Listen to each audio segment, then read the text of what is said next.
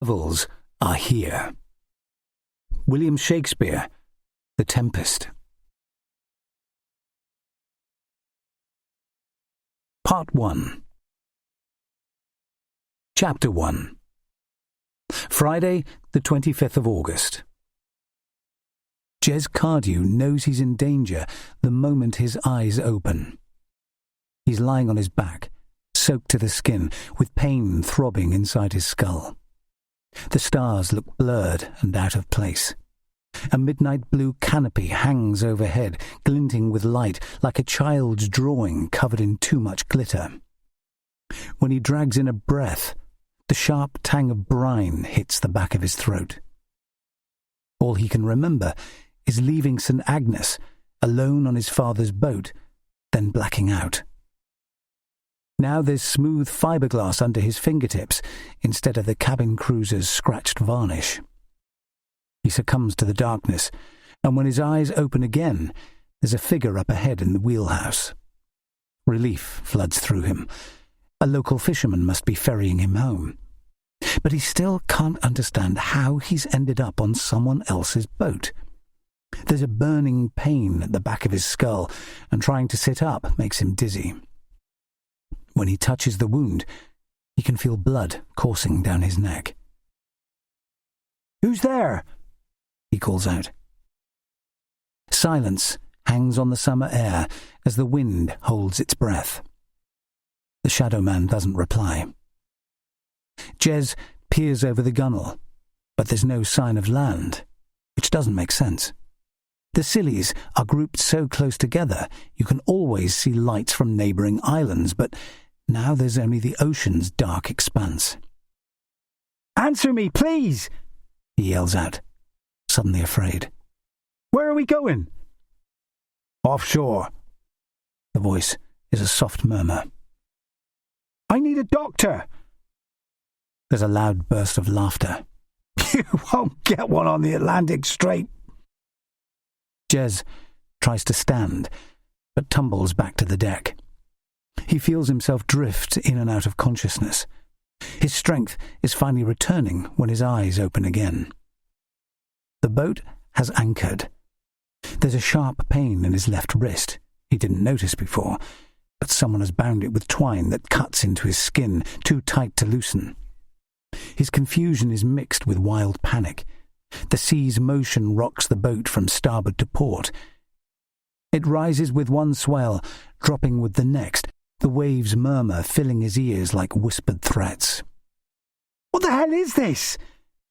He can just reach the pager he always carries in case there's a shout from the lifeboat house, but it's no use to him now. Its only purpose is to signal that a boat is in trouble, but he's the one in need of rescue. Fear surges in his stomach again when the figure in the wheelhouse turns around. It's too dark to see details. He can only listen as the man winds the anchor back up from the seabed, setting the boat adrift. He is dragged to his feet by his free wrist, and he hears another peal of laughter as he hits the gunwale. "Come on, you hero! Show me how brave you are now!" Jez battles hard to stay upright, but he's shoved backwards, plunging into the sea. The brutal cold cancels his pain, and waves roar in his ears. The sound is ugly, like a football crowd jeering. He spits out brine, thrashing his legs to stay afloat. His left wrist is tied to the gunwale, and now the boat's engine is churning. He's dragged along in its wake, fighting to keep his head above water. He can't die like this. Not before he reaches 30, on a calm August night when he's just found his path. The boat comes to a halt again 10 meters ahead. Its lights shine like a beacon promising safety, yet the man on board seems determined to watch him drown. Jez tears at his wrist, but the knot won't shift. His training as a lifeboatman has taught him to conserve energy in a crisis. "Lie on your back and float like a starfish," the trainer said. But instinct makes him tread water to keep the cold at bay. Maybe this is a mate's sick idea of a joke. He manages to drag himself along the rope back to the boat, but when he tries to climb on board, the man kicks him away. Panic saps his strength. There's no land in sight, He keeps hoping for a glimpse of the islands, but he's surrounded by miles of unbroken sea. He cries out for help as the boat speeds away, even though his only witnesses are the waves and sky. A current pulls him under, and pain sears through his wrist. The hymn sung at his grandfather's funeral echoes in his mind. Eternal Father, strong to save, whose arm hath bound the restless wave. The melody plays on, but the words are lost as the boat's engine reaches full power. Black water surges over his head. He struggles to breathe, but the sea's embrace is too powerful to resist. Chapter 2. Saturday the 26th of August. I can think of better ways to spend an off-duty morning in late summer. I'm standing in Janet Fernley's living room in Hughtown, with arms outstretched like a scarecrow while she jabs at me with pins. I should be grateful that Silly's best seamstress is prepared to adjust my wedding suit only a week before the event, but I'd rather be on the beach. My junior colleague from the police, Eddie Nickel, smirks at me from his seat in the corner. He's become a friend since he joined the local force, even though his sunny disposition grates on me occasionally. We share a passion for sea swimming, and have seen even more of each other since we both joined the lifeboat crew. Eddie has agreed to be my best man, because my brother Ian will be cutting it fine, flying in from America hours before our wedding. Eddie's suit fits his slim build so well no changes were required, while I'm the poor sod being stuck with pins. This is the first time he's seen me attempt to look smart, which seems to amuse him no end. The heat only adds to my discomfort. It's just 10 a.m, but the temperature is rocketing, even though the window's wide open. My husband Trevor was an outdoor type like you, Janet says. He always hated being cooped up indoors. Are you planning to do the swimathon again? I've signed up, but there's no time for exercise since Noah came along. How old is he now? 3 months and full of beans. You'll have to teach him to swim. He loves the water already. I watch her hands flying across the fabric. Has the Lifeboat Festival been keeping you busy, Janet? It's taken a while, with events all over Scilly, but it's got off to a great start. I catch sight of a box full of RNLI badges on her table. Did you send me some of those a few days back? I got a packet too, Eddie chips in. Someone had drawn a figure dangling from a yardarm on the note, like a kid playing hangman. I thought it was some kind of joke. Janet looks surprised. Well, that's odd. I got 1,000 made to give away for donations, and no one on the committee mentioned doing a mail shot. Maybe they're meant for kids on the off-islands. I didn't see a note with mine, I reply. It looks like most families are helping the festival one way or another. We're determined to beat last year's festival. You always do. It feels important since losing Trevor. Everyone appreciates the work you do. Janet lost her husband only last year while he was on a sea fishing trip alone on his boat, yet she's finished grieving, in public at least. The woman's over 70, but still making immaculate wedding dresses and suits. She's worn the same steadfast smile for the past half hour while she adjusts my jacket. Janet is a typical Salonian. She's lived on the islands all her life and remains positive through good times and bad. Maybe the classic books on her shelves help her to relax. I can see Paradise Lost, Romeo and Juliet, and several poetry anthologies. When I look out of the window, 3 islanders manning a stall by the side of the road are selling cakes and homemade lemonade as part of the week-long festival. There'll be a play by local kids at the town hall, stand-up comedy and gigs in the pubs, as well as several fetes. I see evidence of Janet's involvement all over her living room, rolled-up posters, raffle prizes and stacks of flyers. Are you looking forward to the wedding, Ben? Not the dressing-up bit. The picnic on the beach is more my style. I hope you're coming. I wouldn't miss it for the world. Nina's dress is a beauty, if I say so myself. She'll make a perfect bride. Janet points at the mirror. Take a look at yourself now, Ben. I don't spend much time gazing at my reflection for obvious reasons. My face proves that sleep deprivation is the new normal, thanks to my son being an early riser. Janet's full-length mirror shows a man pushing 40 with a giant frame, a mess of black hair, dark smudges under his mud-green eyes, and an ugly 5 o'clock shadow. Eddie appears to have sprung from a higher species. He looks tanned and relaxed while I frown at the mirror. "The jacket's great," I say. "Shame about the rest." Janet rolls her eyes. "No false modesty, please. You and Nina should model for bride and groom." "I could pass as a caveman right now." "More like Poldark on a grand scale. 2 more minutes, then you're done." The woman's fingers move at the speed of light, pinning and tucking while I keep my arms raised. I can see my fiancé from the window. Nina stands further along Hughtown Beach with our son in his buggy, her chocolate-brown hair glinting in the morning sun. I watch her stoop down to show Noah some stone or shell she's picked up from the sand. It's a relief to see her looking well. She almost died giving birth to him 3 months ago, but no one would guess it now. Motherhood suits her, and Noah was born content. He wakes at 4 every morning, ready for life's adventures. I can't explain why our family life still feels like a house of cards. Maybe it's because the cardiologist in Penzance insists on seeing Nina every 3 months to check her heart function, even though she appears fit and healthy. I can tell that my wolf dog Shadow is unsettled too. The creature suffers from wanderlust most days, but now he's glued to Nina's side, his pale fur drenched with brine. "It's too quiet out there," I mutter under my breath. "How do you mean?" Janet peers up at me. "Nothing stirring, not even the wind." "It's a lovely summer day. Enjoy it while it lasts."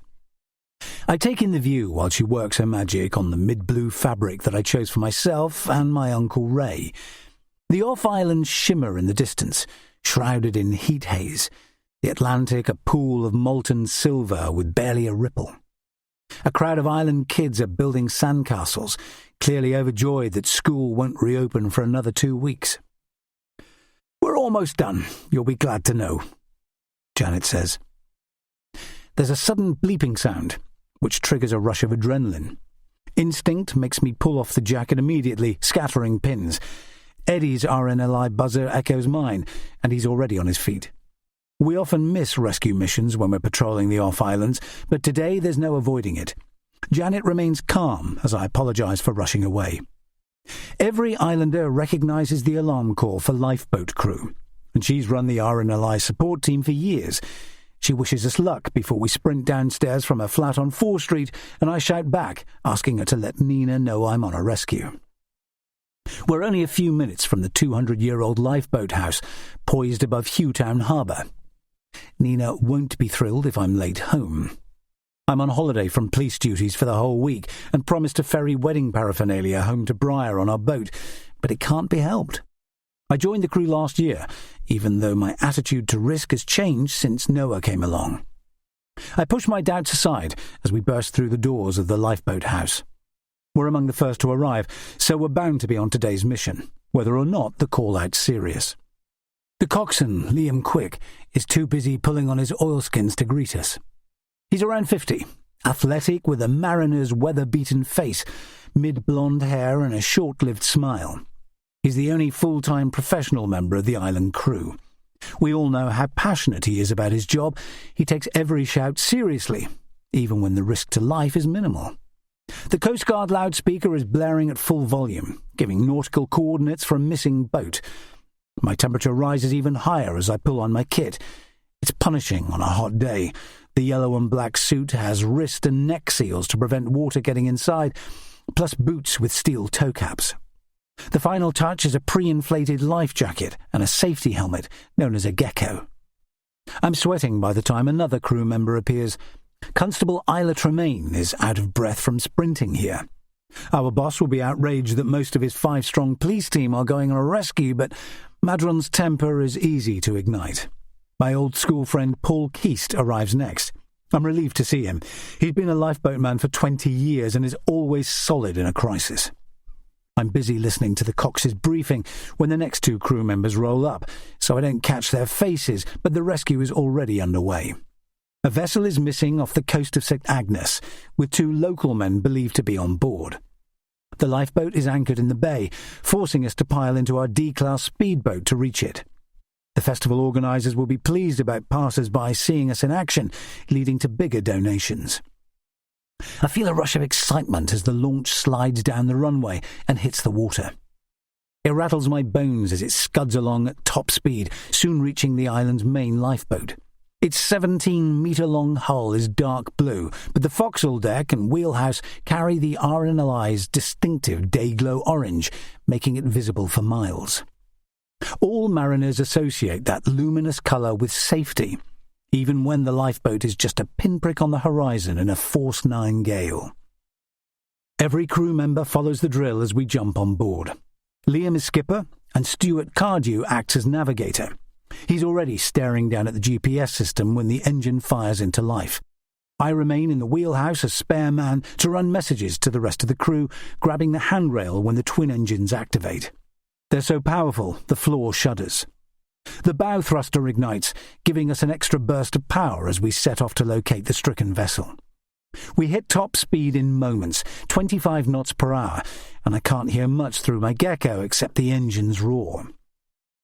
St. Mary's Sound passes in a blur, with the spikes of Bartholomew ledges spearing from the sea like blackened teeth. It's a reminder that the waters around Scilly are full of hazards.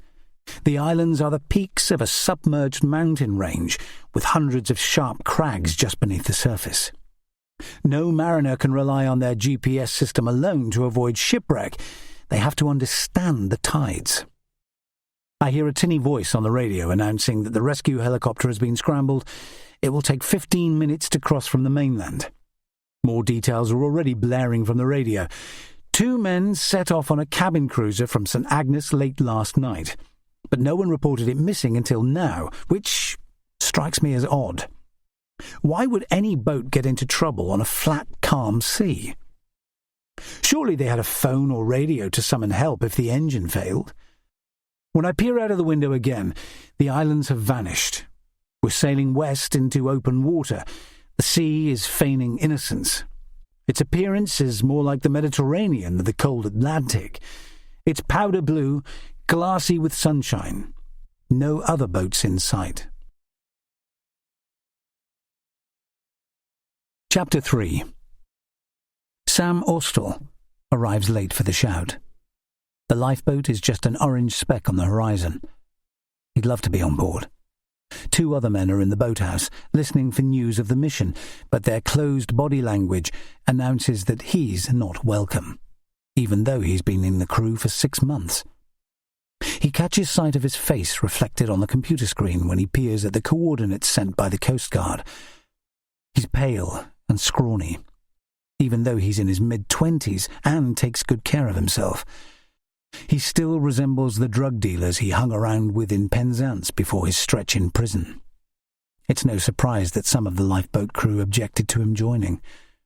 When he glances around, he witnesses reminders that local volunteers have risked their lives at sea for 150 years. The waters here are among the most dangerous in the UK, especially when the Atlantic delivers harsh winter storms to the island shores.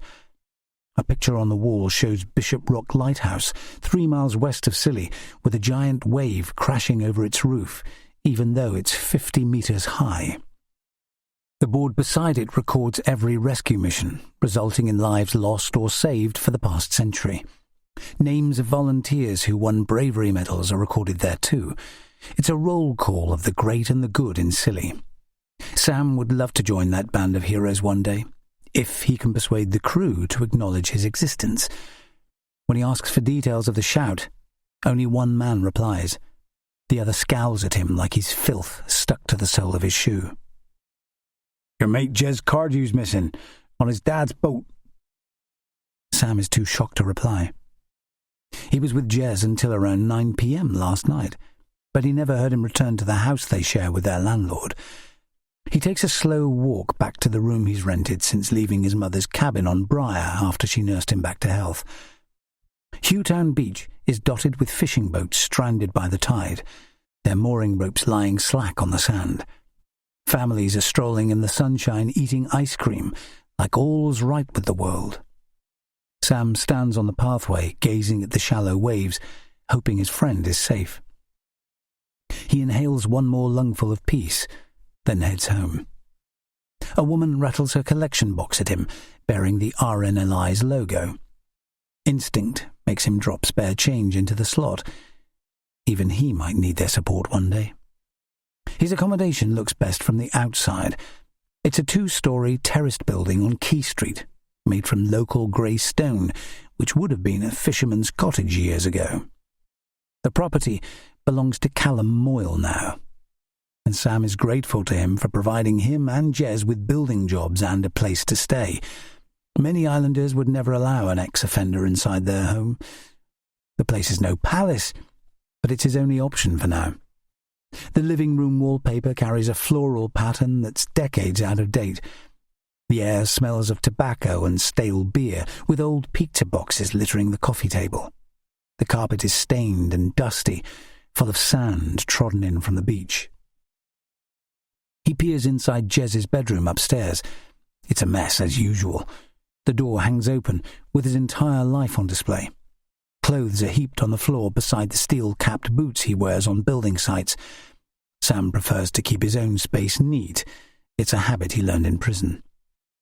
When he enters his room, he notices straight away that something's missing.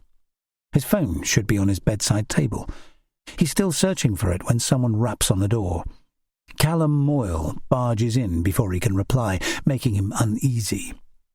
His landlord rarely stands on ceremony, and Sam has noticed tension between him and Jez for months. Moyle is 10 years older than his 2 lodgers, in his late 30s, with a strong build. He's thick-necked and muscular from years of physical labour, his brown hair razored close to his skull. He has few friends due to his abrasive manner. Sam can't understand why a man who owns a property in a small but successful building business always seems fed up. This morning, Moyle's eyes look bloodshot, proving that he spent too long in the pub last night, his smile verging on a sneer. "Where's Loverboy?" he asks. "On his dad's boat somewhere? The lifeboat's searching for him now." "That's shit timing," Moyle says, his grin fading. "It screwed my plans for the day. I want that kitchen finished fast." "He's been missing all night, Callum. He could be in trouble." "I've still got a contract to deliver." "You gave us the weekend off." "Change of plan. We need to keep going. You can have the morning, but be there by 2, all right? Bring his lordship when he gets back from his adventure." Moyle grabs a padded envelope from the table and thrusts it into his hands. "This came for you yesterday. Don't leave your crap lying around, all right?" Moyle struts away, and Sam's sense of helplessness increases. He needs the work, even if that means never getting time off. He still can't believe that Jez is missing, and now his phone's gone too, with his whole life locked inside. He must have dropped it somewhere last night. Sam opens the envelope in his room.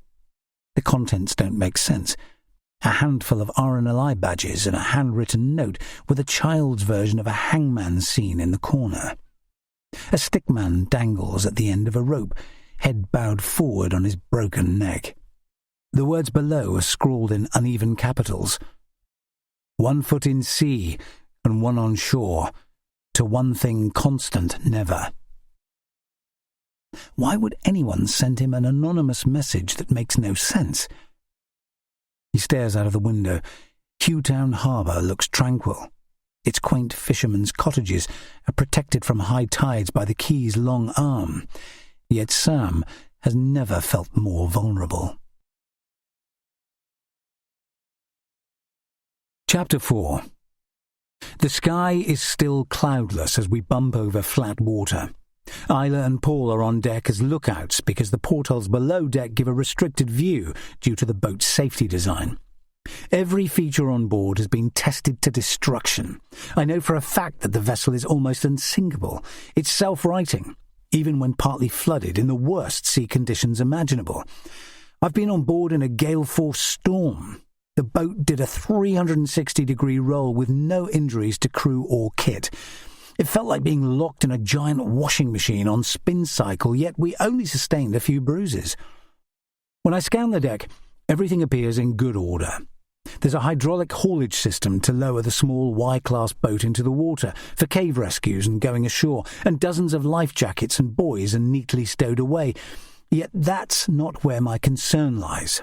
The Coast Guard has told us that 2 young men are missing on a vessel that should have returned to St. Mary's last night, and they may already have come to grief. We're close to the Atlantic shipping lane where any drifting vessel is in danger. Several small craft have been sliced in two by freighters over the past 10 years. Cargo ships are so powerful they take a mile to slow down, and fishing vessels may not be sighted in bad weather. I keep my eyes glued to the ocean surface. Any broken timbers floating past will signal bad news, but so far the water's clear. The rescue helicopter is buzzing overhead already. Its downdraft blows hot air in my face and scatters ripples across the water's surface. The chopper can assist for up to 3 hours over a 200-mile range before having to refuel. The air crew have a better chance of spotting the boat or a casualty than us, using a thermal imaging system that picks up swimmers as red dots on the sea's cold surface. I stare out at the horizon, but it's not long before my eyes start to play tricks. The sun's dazzle makes judging distances a challenge. The smallest wave can look like a body rolling in the water. I go back into the wheelhouse once the speed drops. We're following the course a stricken vessel would have taken last night at the mercy of tidal currents. The skipper keeps both hands on the wheel, gazing straight ahead.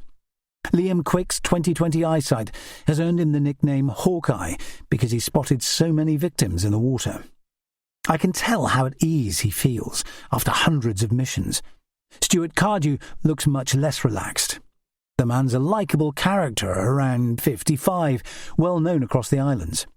He teaches music at Five Islands School and plays folk tunes in a local pub every month. I've listened to him strumming his guitar since I was in my teens. His grey hair is always tied in a ponytail, and his full beard makes him look like Captain Birdseye. There's none of his usual laid-back manner today. His skin is grey as he watches the GPS tracker for blips on the radar. He flinches when I touch his shoulder. "You okay, Stuart?" "I've had better days. The wife doesn't know I'm here. Want me to navigate so you can call her?"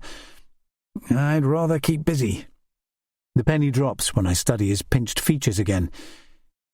"Is it your boat that's missing?" "My son borrowed it for a trip to St. Agnes with Sam Austell." His frown deepens. "He promised to get it back to Hughtown Harbour this morning, but never did. They're not answering their phones." "You sure they didn't stay on St. Agnes overnight?" "I've called people already. The boat's not been seen." "Remember that shout last year when a yacht slipped its moorings? We spent hours searching, but the skipper was having lunch ashore with mates, safe and sound. This'll be the same." "Let's hope you're right. Jez can handle himself at sea, Stuart. He won a medal for it, remember?"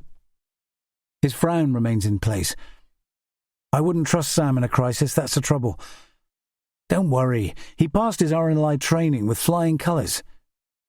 Cardew seems immune to comfort, and reassurance won't help until the boat's found. He remains 100% focused on the satellite's green dots pulsing on the screen, like he's forgotten how to blink. I know how badly the crew would react if 2 of our youngest volunteers were lost. Some members weren't thrilled about Sam Austell joining, but Jez was awarded the RNLI's highest medal for bravery for jumping into a sinking trawler in terrible conditions. Heroism doesn't matter today, though. There's an unspoken bond that unites us. It comes from regular training sessions, shared goals, and dangerous rescue missions all year round. I see the team as an extended family. Jez Cardew is Eddie's cousin, with the same blonde good looks. He's in his late 20s, a builder by trade, and is dedicated to his role as a lifeboatman, like all the other men in his family, even though he seems relaxed about everything else in his life. Sam Austell is a different case entirely. He's always been a troubled soul. His life spun out of control a few years back, and he ended up in prison on the mainland for drug dealing. I had to argue hard for him to be accepted into the crew after he was released, because I knew it would help him reintegrate. They agreed eventually, but some still question the decision. Michael Kerrigan is the first crew member I see down in the hold. He's the island's only Catholic priest, known as Father Mike by the islanders, and trusted by everyone. It helps that he's always approachable. He's in his 50s, but he still referees at local football matches and visits the ship pub most weekends to play darts and enjoy a quiet pint. He told me once that people share their woes over a drink more easily than in a confessional booth. He offers me a gentle smile, then checks his phone like he's still worried about needy parishioners, even though we're miles out at sea. Eddie is standing close to the window, his nose millimetres from the glass. My deputy no longer looks like a bright sixth former hoping for A grades. His shoulders are slumped when he turns to face me. He must have heard the news about his cousin from the radio blaring in the wheelhouse. "I saw Jez with Sam Austell last night at the Turk's Head," he says. "At what time was that?" 8-ish. Me and Michelle took our boat to St Agnes. Jez was there when we arrived. I haven't seen much of him lately, except on shouts. The pair of you always seem close. The kids keep me busy most nights, but Jez is more like a brother than a cousin. His gaze returns to the open sea. We were in the same year at school. I checked GPS for his phone just now. There's no signal coming back. Maybe it's switched off. Did you speak to Sam last night too? He shakes his head. He was in his own world. I think he left after one drink. Track him down, can you, if your phone's still alive? I got hold of Callum Moyle just now. He says Sam got back early, but they haven't seen Jez. Have you told the Cox Sam's on shore? Not yet. I'll let him and Stuart know. Did you see Jez sail away from the pub last night? He shakes his head. We were inside, paying the bill. I'll keep calling people for more info. Eddie grabs his phone. He's always at his best with a task to complete, but there's a shout from above. We both rush up the metal steps from the hold and see Stuart Cardew still looking tense. The anxiety on his face increases when he and the Cox hear that Sam Austell made it home safe, but no one has spotted Jez yet. The helicopter pilot is announcing new coordinates, which blare from the radio. They've sighted a small boat drifting 1 mile to our west. Not in a shipping lane, is it? Eddie asks. Cardew shakes his head. It's too close for my liking. Christ knows why he hasn't sent a mayday. Maybe the radio's buggered. Does Jez often borrow your boat? 2 or 3 nights a week? The Turk's Head on St Agnes is his favourite pub these days. Why the hell did Sam go back home separately if they set off together? We'll find out. They both live with Callum Moyle, don't they? Those two are a bad influence. Callum only cares about money and Sam's a troublemaker. I keep telling Jez to move. Try not to worry. We'll soon track him down. When I go on deck, the lifeboat is gathering speed, with 1/2 mile of wash reeling behind us like a comet's tail. It will only take 2 minutes to reach the cabin cruiser, and tension is lifting from my shoulders already. Chances are Jez will be on deck wearing an embarrassed smile, but help is on hand if he's injured. The helicopter overhead is keeping pace with us. The downdraft spits brine into my eyes, and a paramedic is sitting in the open doorway, dressed in the air ambulance's scarlet uniform. There's no way I'd swap places with him. It takes far more bravery to drop 20 metres onto a shifting boat deck than to sail over a flat sea. I catch sight of the cabin cruiser at last, and my system floods with relief. It looks perfectly intact as it expands on the horizon. The wind's picked up in the last few minutes, but not enough to cause problems. The cruiser is riding each swell with ease. I'm feeling optimistic when Stuart Cardew appears at my side. Can you see him yet, Ben? Maybe he's below deck. Cardew peers through his RNLI binoculars. The hell's he playing at? He must have spotted us by now. I'm holding my breath as we sail closer. The lifeboat keels gently from side to side when we slow to a halt, making conditions tricky for the skipper as he brings us alongside. 1 minute the boats are almost touching, then the current widens the gap to 3 metres. This is the moment when most accidents happen. during a transfer onto a stricken vessel, so the RNLI has strict safety protocols. If you fall between two boats, it's easy to lose a limb or get crushed to death. I'm about to volunteer to jump when Cardew suddenly heaves himself over the barrier, vaulting the gap without even a safety line. It's not a clean landing either. He almost falls as he drags himself over the handrail, but I can't blame him for his impatience. I'd do the same if Noah was stranded on a boat drifting towards the shipping lane. I can see the cruiser's name on its prow, written in faded black paint. Happy Days. My Uncle Ray owned one just like it when I was young. My brother and I would somersault backwards off the bow to impress girls on summer days like this, but there's no sign of joy when Stuart Cardew reappears from the hold. He raises his palms to the sky like he's checking for rain. The boat is empty, for no good reason, and the detective in me needs to know why. I follow the safety protocol this time, throwing a line to Cardew, bringing the two boats parallel. There's shock on his face when I jump on board. His skin is so white, I make him sit on the bench by the wheelhouse before checking the vessel fully. The mooring rope is still coiled in a neat circle on deck, the anchor clipped to the prow. My fears for Jez Cardew increase when I ask Stuart to check if any life jackets are missing. 4 are still strapped to the wall on deck, which means he's unprotected if he fell into the sea. Whatever happened last night must have caught him unawares. When I twist the key in the ignition, the outboard motor fires into life immediately. There's no shortage of fuel or any problem with the radio. The boat is in good working order, but when I enter the cabin below deck, there's no trace of Jez, only the hot reek of boat diesel lingering on the air. The chopper is already spinning in a new direction, churning the waves to foam around us. Our rescue mission has suddenly picked up speed. We're no longer looking for a vessel adrift on open sea with a young lifeboatman at the helm. We're hunting for a lone swimmer, fighting to keep his head above water. Chapter 5. Sam has tasks to complete before work, so he makes a quick exit to collect his mother's medication in time for visiting her tomorrow. It's a relief to escape his landlord's voice echoing up the stairwell while he makes endless phone calls. Moyle's loud tone comes from working on building sites, making himself heard over drills and concrete mixers. His statements often sound like taunts, which sets Sam's teeth on edge. He prefers peace and quiet since he gave up drugs and booze. Life is beginning to feel normal again after years of exaggerated highs and lows, but he's a long way from calm. Last night's trip to the pub was his first since leaving prison. He still jumps out of his skin if a door slams like someone's fired a starter gun. He stops by the quay, wishing he had time to hunt for his phone.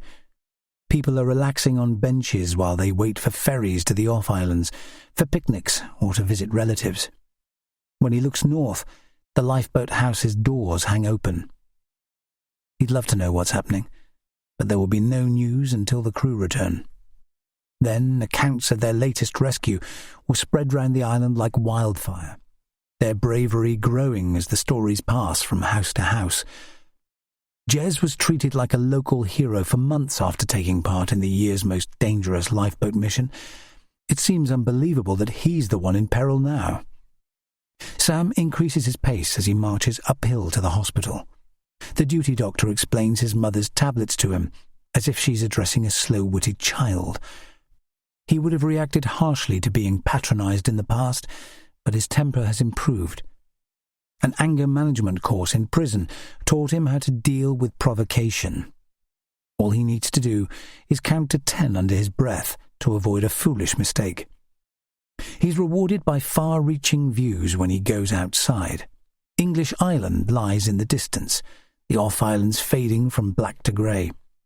It seems strange that he once dreamed of escaping this landscape, even though it's hardwired in his DNA. All he needs now is to stay on course, to put his life back together. His next port of call is the library on Porthcressa Beach. It's one of the few places where he never feels judged. He's enjoyed visiting it since his mother took him as a kid to borrow picture books. Little has changed since then. It still lies on one of St. Mary's prettiest bays, an unassuming building full of treasures. The place looks empty when he walks inside, until he spots the head librarian, Linda Thomas, a lithe, white-haired figure. She's in the distance, stacking books on shelves, giving him a cheery wave. If she judges him for his past, there's no sign of it. He's about to head over for a chat when another woman enters the reception area. His breath catches in his chest as she takes her place behind the counter. It's Danielle Quick, the lifeboat coxswain's daughter. She'd got wavy, dark hair cut in a bob and a pretty heart-shaped face that caught his attention years ago when they were at school. He's seen more of her since she joined the lifeboat crew, which is one of the biggest perks of the role, but no one told him she'd found work at the library. "Hi, Sam," she says, smiling. "Did you miss the shout?" "By the skin of my teeth." "Me too, but it's just as well. Linda's teaching me the catalogue system this afternoon." "Did you hear that it's Jez who's missing?" She looks shocked. "That's awful news." "Your dad will bring him home safe, don't worry." He watches her smile slowly revive. "I didn't know you wanted to be a librarian." "It's my first week. I love it, especially the kids. They ask the funniest questions." She looks embarrassed. "Sorry, it's so new, I can't help gushing." "You'll be great here. I got sick of slaving in a hotel kitchen.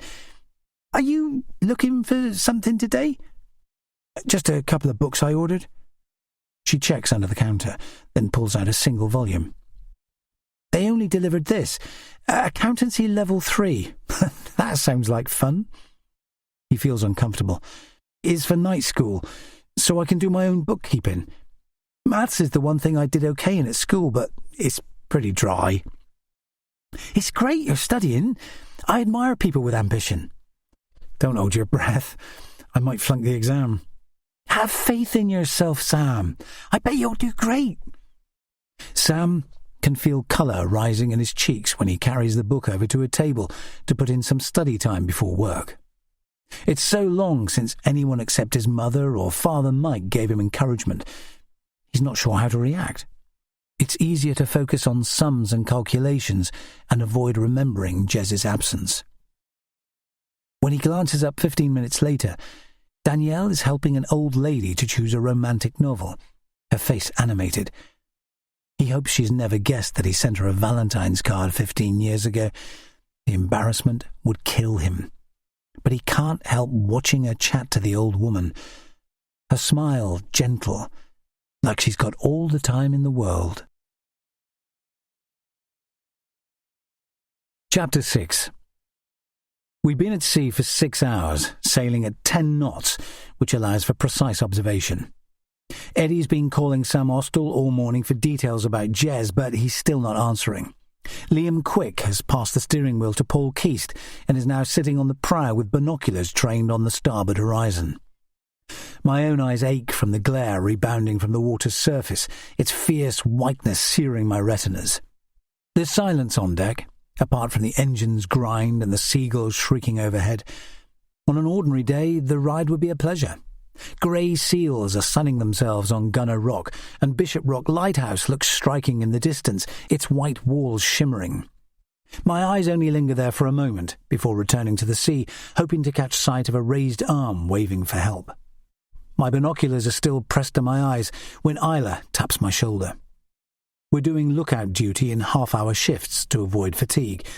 None of us would forgive ourselves if we missed a sign that Jez had swum this way after a freak accident carried him overboard. Isla looks keen to get to work.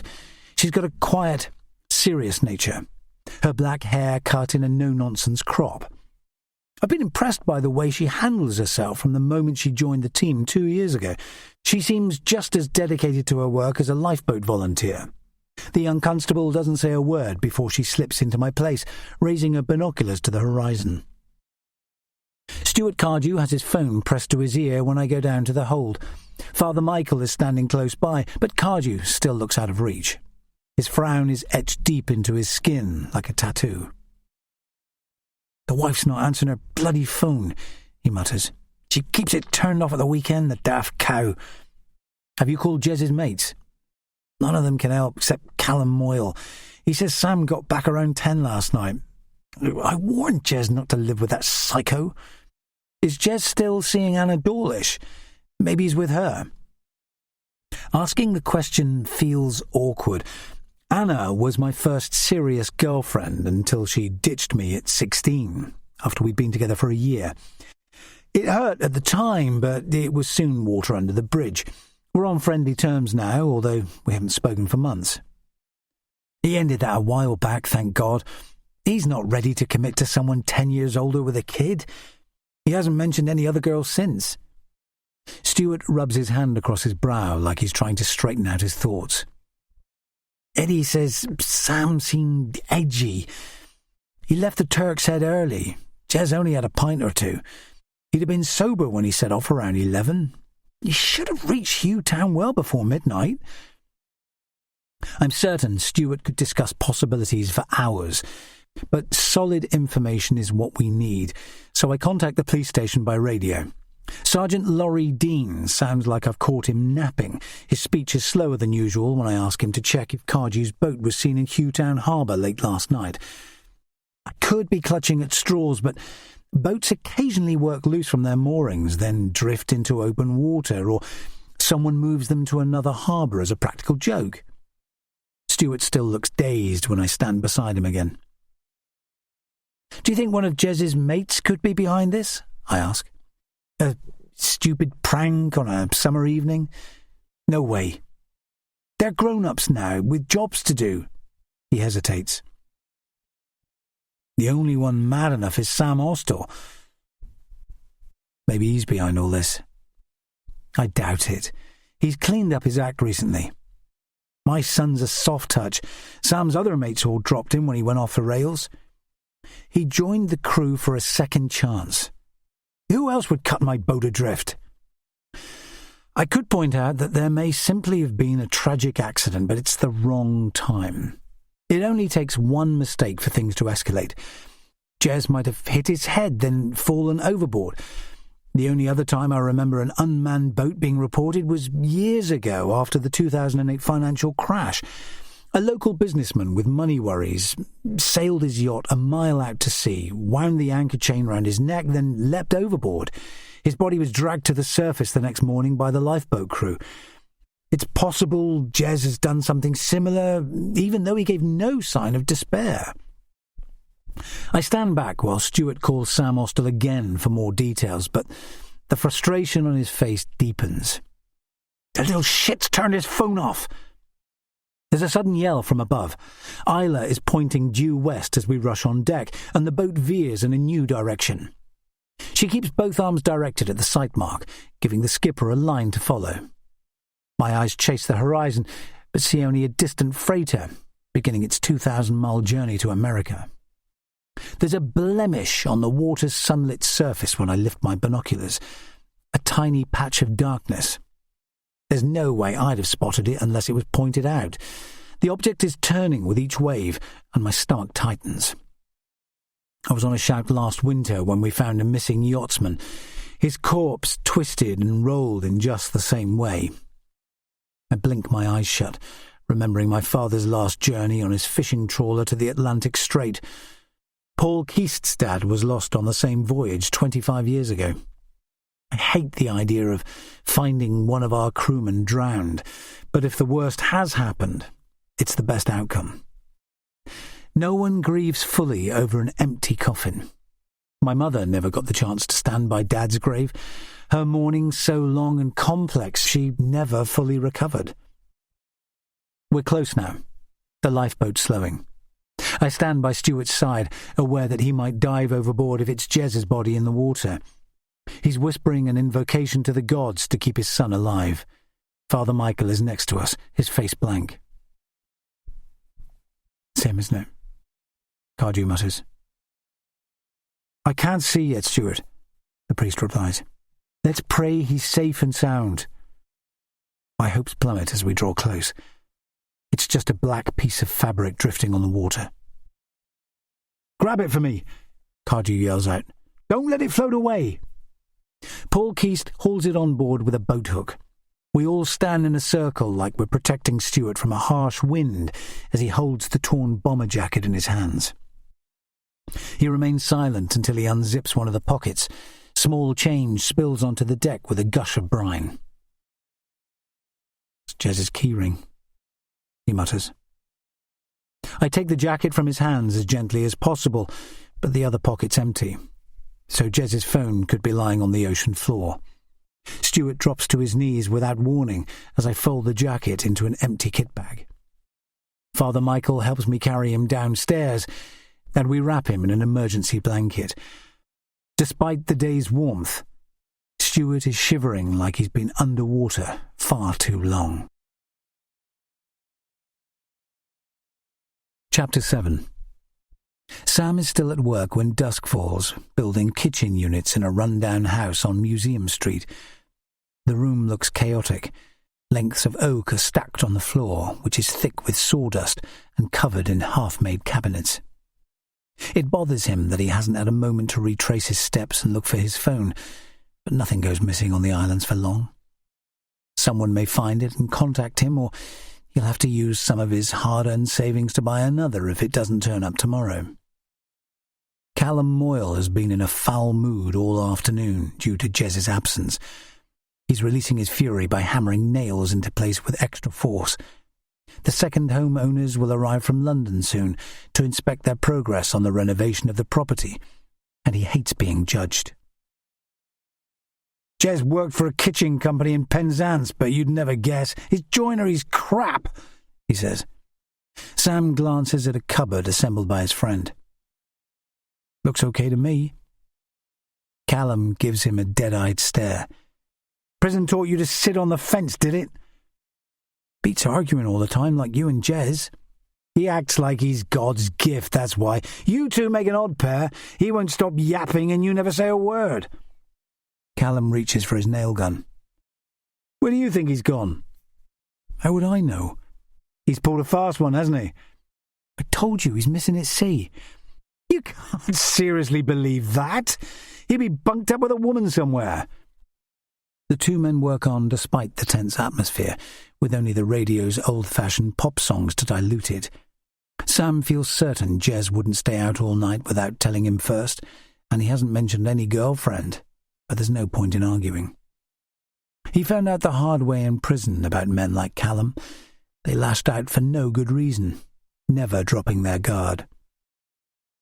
"We'll have to go flat out to finish this job," Callum snaps, while Jez is off enjoying himself. Sam carries on with his joinery in silence. It's a skill he learned in prison, and he enjoys the craftsmanship, even with Callum peering over his shoulder. He loves feeling the wood's grain in his hands and inhaling its musky, resinous smell. Every piece of furniture feels like an achievement. "You need to speed up," Callum says, "but at least you're thorough." Sam acknowledges the half-compliment with a nod. He's still focused on his work when his RNLI buzzer sounds in the pocket of his jeans. "I have to go," he says, jumping to his feet. "They'll need more crew." Callum blocks his exit. "Stay here or you're fired. I expect loyalty, all right? I don't give a shit about that lifeboat." Sam's instinct tells him to barge past and run to the harbour, but he can't afford to lose his job, even though his fears are rising. Jez has been secretive for months, but he's not the kind to land himself in danger. If the worst has happened, someone else must be to blame. Chapter 8. We return to St. Mary's as night-time settles over the water. There's so little light pollution here. The stars dazzle like fireworks, but I've never felt less celebratory. Cardew's boat is trailing behind us on a tow line with Paul Keast and Isla steering it home. It feels wrong to go back with nothing to show for our day-long search except the empty vessel. The crew remains silent when Hewtown's lights appear on the horizon. I keep picturing Jez clinging to a rock somewhere, and Stuart's posture reveals a similar state of mind. He's slumped in a corner of the hold, folded in on himself like a collapsed building. Father Michael sits beside him, offering words of comfort. The coxswain appears undeterred, despite our exhausting search. I can tell he's got no intention of giving up. He crouches beside Stuart to explain the next stage, but the man's eyes are empty, like blank sheets of glass. His expression worries me. There's an odd fixity in his gaze, like he's blinded himself by staring too long at the sun. "Let someone else take over, Liam. You're exhausted," I say. "This is just the start," Quick says, ignoring my comment. "We'll refuel, then try again with a fresh crew." Stuart grabs his arm. "Let me come along. I can't stay at home knowing he's out there." "Not this time, mate. You're needed at home," the cox replies. "Ben's taking you, in the police van." "What do I tell the wife?" he whispers. "Let Ben do the talking for now." Stuart turns in my direction. "Delia will blame me for all this." "Of course she won't," I say, shepherding him to a seat. "I was mad to lend Jez our boat with that idiot on board." His face holds guilt as well as anger, even though no one will blame him for letting his grown-up son borrow his boat. Islanders make the same short journey thousands of times each year, in good weather and bad. Something else appears to be troubling him, but it's the wrong time for questions. The whole team is focused on practicalities when we drop anchor near the quay, where a fresh set of volunteers will replace us. The coxswain shakes his head when I suggest again that an experienced crew member should skipper the boat in his place. His movements are rapid, masking his tiredness, even though my own head's pounding with eye strain from staring at the water. The man's commitment is a double-edged sword. It strikes me as obsessive, but his tenacity is admirable, and I'm not his boss. I'm powerless to detain him on land. The lifeboat house feels like paradise after so long at sea. It's not just warm and dry. Support team volunteers are making us hot drinks and handing out food. They're led by Janet Fernley, whose commitment to her role seems to have doubled since becoming a widow. She reminds me of my godmother, Maggie, who loves supporting her community. I grab a sandwich from Janet's tray, telling her she's a lifesaver, and swig down my coffee. Everyone looks worn out, yet we're all unwilling to give up our search for Jez. The new crew is assembling while the boat refuels. There's a mix of experienced and novice volunteers. Liam is keen to get back to work. Eddie is also staying on board for the next phase.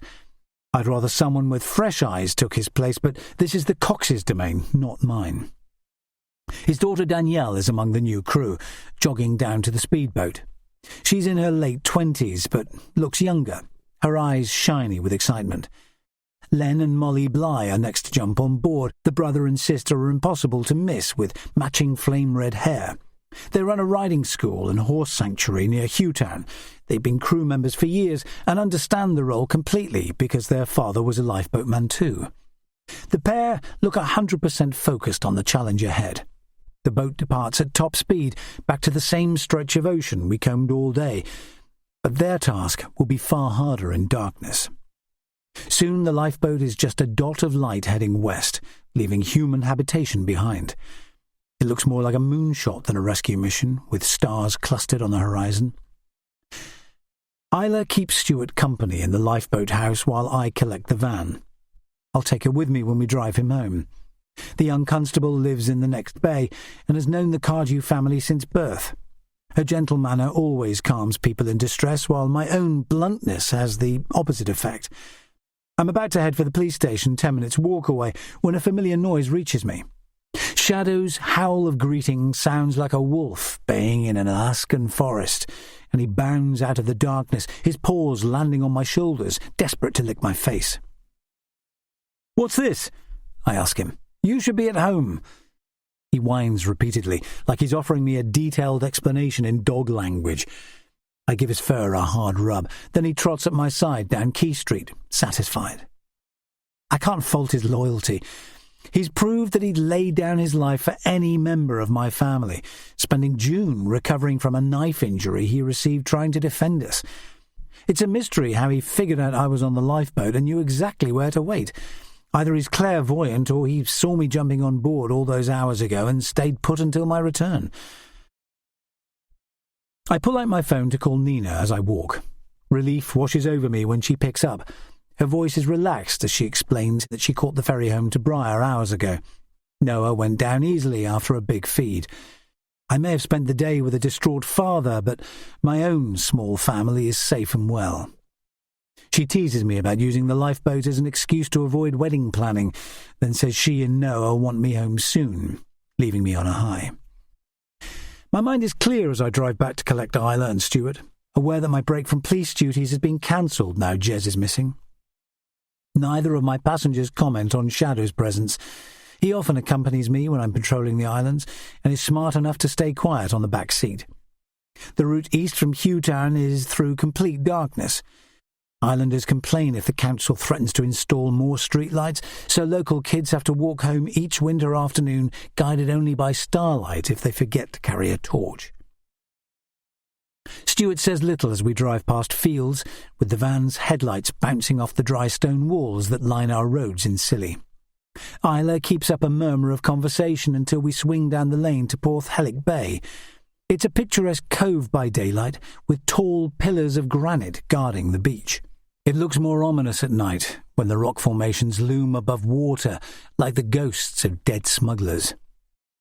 The Cardew's house is the only one lit up when we arrive. It stands above the bay, by a sign for the plant nursery Delia runs. Her large greenhouse shines in the darkness. My hands have been clenched around the wheel so tightly they feel numb when I switch off the engine. There's no good way to tell a mother that her only son is missing at sea. Stuart is staring at the ground. I'm not even sure he hears me curse when Shadow escapes from the van and shoots towards the Cardew's home like an arrow. The dog pays no attention to my calls, and I'm assuming he's found a rabbit to kill when Delia Cardew appears on the pathway. She's a tall, slender woman with grey hair clipped back from a face that usually looks serene. She reminds me of a gardener from one of those TV makeover programs where someone's messy backyard is transformed into an oasis in a couple of days with minimum fuss.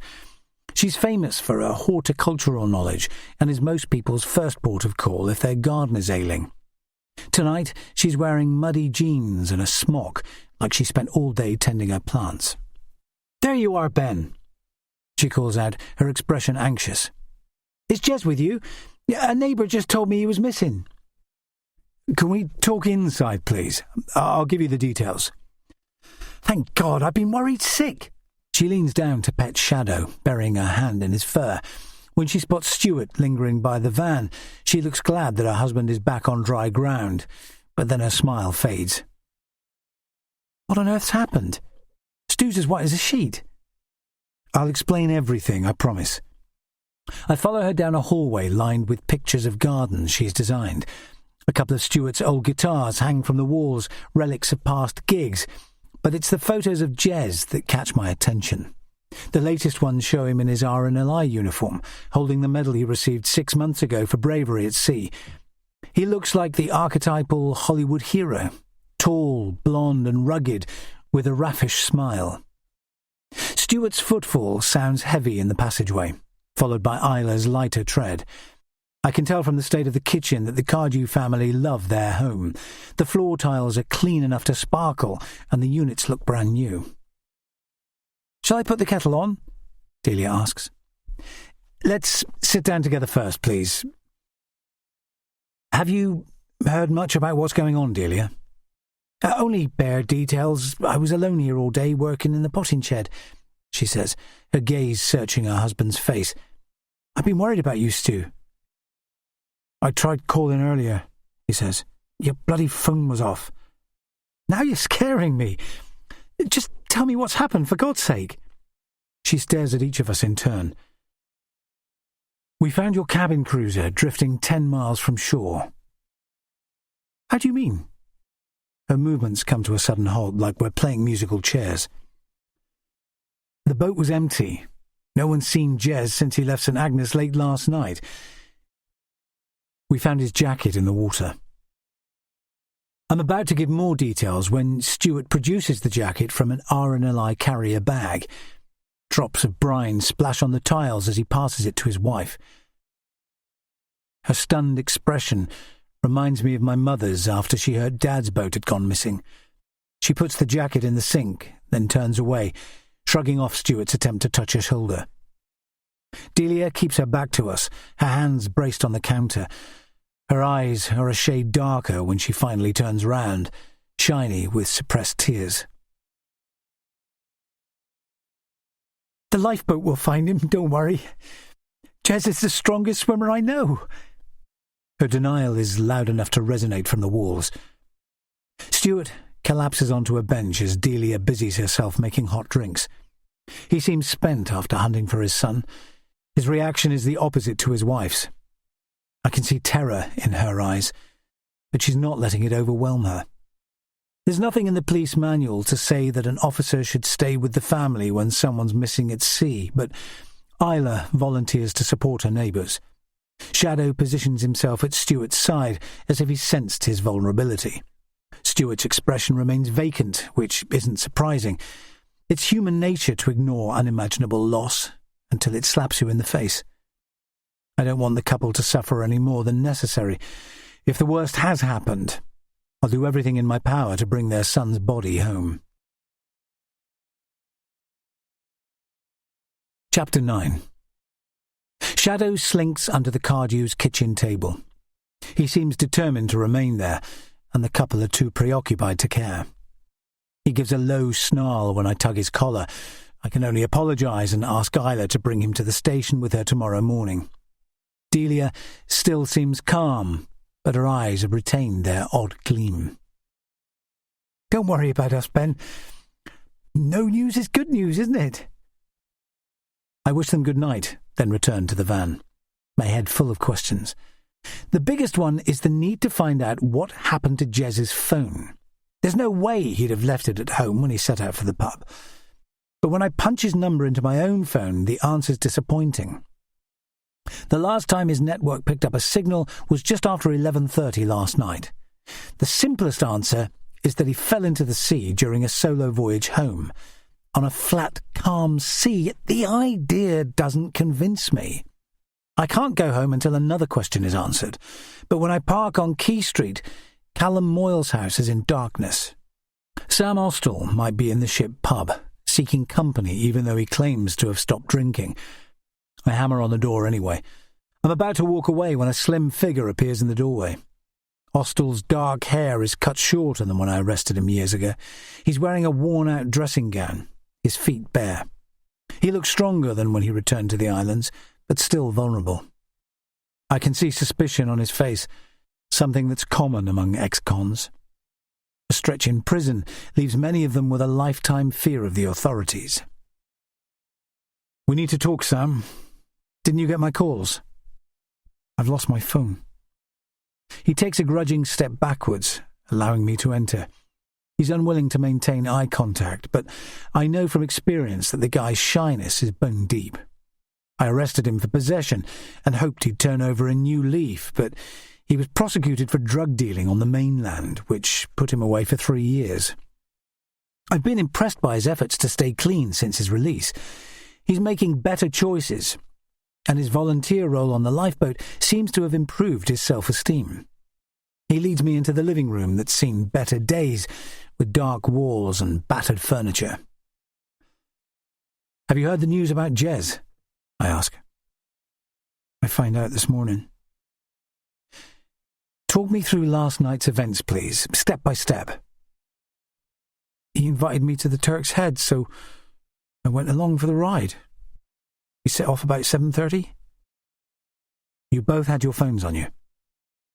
He gives a rapid nod. "Jez moored up on the jetty and I joined him in the pub for an hour. He stayed there after I left." "How come you went so early?" "I was testing my willpower." He looks uncomfortable. "I was tempted to have a beer, so I got out fast. I gave up booze months ago." "Where did you go after that?" "For a stroll round the island." I've taken that walk myself after a night at the pub. You often see grey seals on the rocks basking in the moonlight, and razorbills nesting among the outcrops, silent for once instead of releasing their piercing cries. St. Agnes is so small you can circle its perimeter in less than an hour. "Then what?" Sam looks away. I sat on the quay, hoping for a lift. Why didn't you wait outside the pub for Jez? He always comes home late. I hear the front door at 2 or 3 in the morning several times a week. Is he seeing someone on St Agnes? Jez told me. He's private about stuff like that. Sam's gaze is steady now. I'm almost certainly speaking the truth. A couple took me back to St Mary's. Their yacht was moored in the harbour. Who are they? Retired holiday makers. I've forgotten their names. What's their boat called? I didn't notice. I stare back at him.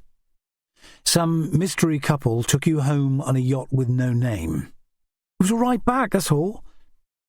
I drag in a breath and hold it until calmness returns. Stuart Cardew might dislike Austell, but I remember him as a kid growing up on Briar, with a mother some islanders treated as a social outcast. Listen to me, Sam. People will say you and Jez went drinking together on St Agnes, then had a fight.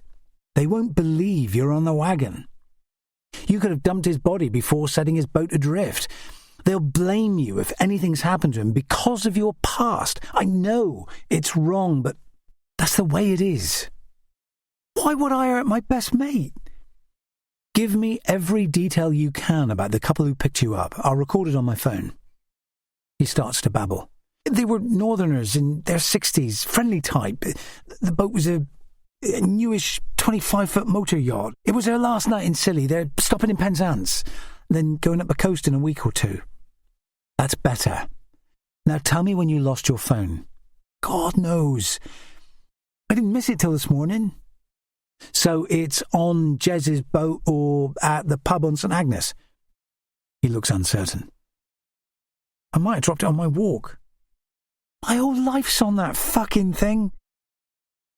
Someone will find it. Come to the station tomorrow morning for a formal interview. Jez's family need information about the evening, and it'll stop people jumping to the wrong conclusion. Be there by 10, please. Can I bring Father Mike? He's been supporting me since I got back. Of course, but you're not under arrest, remember? I just need to record details. The tension on his face increases when footsteps thud on the path outside and the front door creaks open. Callum Moyle has been drinking. The hot reek of brandy reaches me the minute he enters, his movements twitchy. I don't know much about him except for his reputation as a decent builder.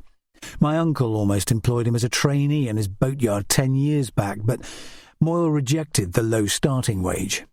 He's shorter than Sam, but looks more like an ex-con with a thuggish face, razor-cut hair and bloodshot eyes.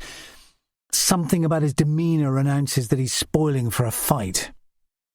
"This is a rare pleasure, D.I. Kitto," he says with a fake grin. "Has my lodger been causing you trouble?" "Not to my knowledge." "Good, or he'll be out on his ear." He gives Austell a long stare. "Is this about Jez? I can't believe anything bad's happened to him. He leads a charmed life. We call him Lover Boy around here." "How come?" "He gets more women than he deserves." Well, that's no surprise, is it? Jez is seen as a hero since winning that lifeboat medal. "He's got flaws like the rest of us. I bet he's buggered off to the mainland with some bird." "What are you talking about? It's possible he's drowned. Jez would never leave his dad's boat adrift." "Maybe he's got debts he can't pay." "Rent, you mean?" "And the rest. He borrowed cash off me last month." I can't pinpoint my dislike for Callum Moyle, but he's always struck me as fake. His animosity towards his housemates seems strange, especially when he's Jez and Sam's employer as well as their landlord. Maybe he enjoys the power. He carries himself like a boxer, but can't disguise his refined public school accent. Sam looks uncomfortable as I prepare to leave, while Moyle scowls. "Good night, both of you." "See you tomorrow, Sam." Moyle sniggers, like he's heard a first-class joke, but only he gets the punchline. The visit has given me little new information apart from proving that Callum Moyle likes to drink, his manner arrogant. Tomorrow I'll need to track down the yacht Sam mentioned to check his story adds up. It's almost 1 a.m. when I reach my bowrider speedboat, Morvoran, in Hewtown Harbour. Boats take the place of cars in Scilly. The waters between St Mary's and the off-islands are called the Street by locals, with the marine thoroughfare in constant use. Kids are ferried over to Five Islands School, and many of the island's 2,000 residents commute to work by sailing for 20 minutes each day.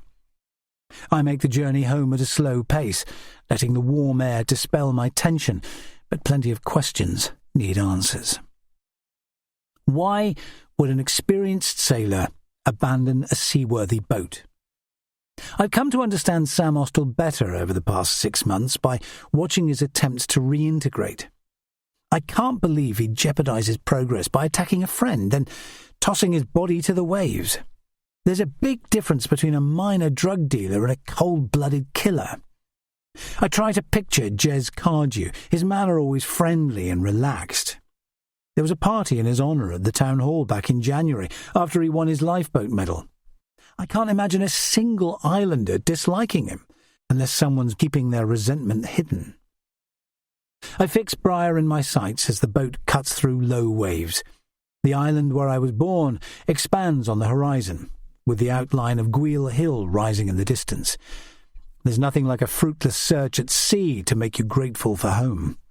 The lights are out in the flat above the boatyard when I dock on Church Quay.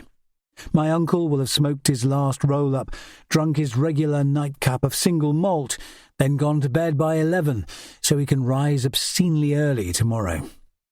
A fresh surge of energy hits me suddenly, making me break into a jog as I follow the path home. I know it so intimately, every bump and rabbit hole is familiar. I'm sprinting by the time I reach Hell Bay, then hurry across the shingle to the stone cottage my grandfather built.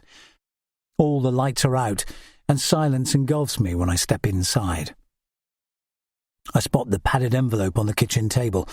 When I glance at the postmark, I see it was sent from Hewtown, St Mary's. There's a note inside that I didn't notice, along with a dozen RNLI badges. The hangman Eddie described is scrawled in the top corner, showing a fragile stickman dangling from a rope.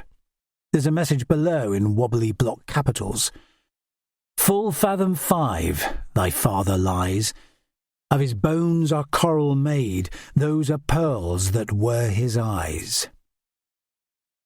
It takes me a moment to decipher the words, then I drop the paper like it's hot enough to burn.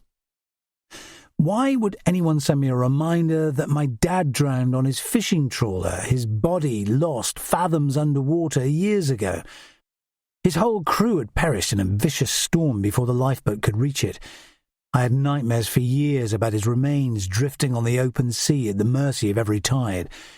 When I do a search on my phone, I discover it's a quote from a Shakespeare play, The Tempest. Some idiot's trying to be clever. I take a deep breath, then stuff the note back into the envelope. Instinct makes me lock the front door and the windows, even though no one bothers with security out here. Noah is fast asleep in his cot when I enter his small nursery, where moonlight pours through a gap in the curtains. He's flat on his back, hands raised above his head, his minute breaths too quiet to hear. I stand in the doorway until my anxiety ebbs away. I could stay here for hours watching him shift in the darkness like a swimmer doing backstroke as he reaches for shore. Chapter 10. Panic sets in once Sam is alone. None of it makes sense. He sits on the edge of his bed with his hands clasped in his lap, trying to recall details. The pub's interior lingers in his memory. It was his first time in a boozer since leaving prison. The air smelled of wine, beer, and home-cooked food. Jez melted into the crowd immediately, always at ease amongst people. Sam sat in a corner while Jez spoke first to his cousin Eddie, then to the landlord, who looked angry for some reason. The place bored him after half an hour, even though bars had been his favourite environment before his life fell apart. He clenches his hands more tightly, glad that he stuck to his plan and never touched a drop.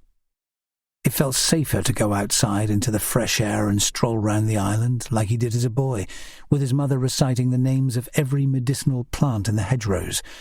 Feverfew, witch hazel, samphire, He falls asleep soon after he lies down, exhausted by the week's labour.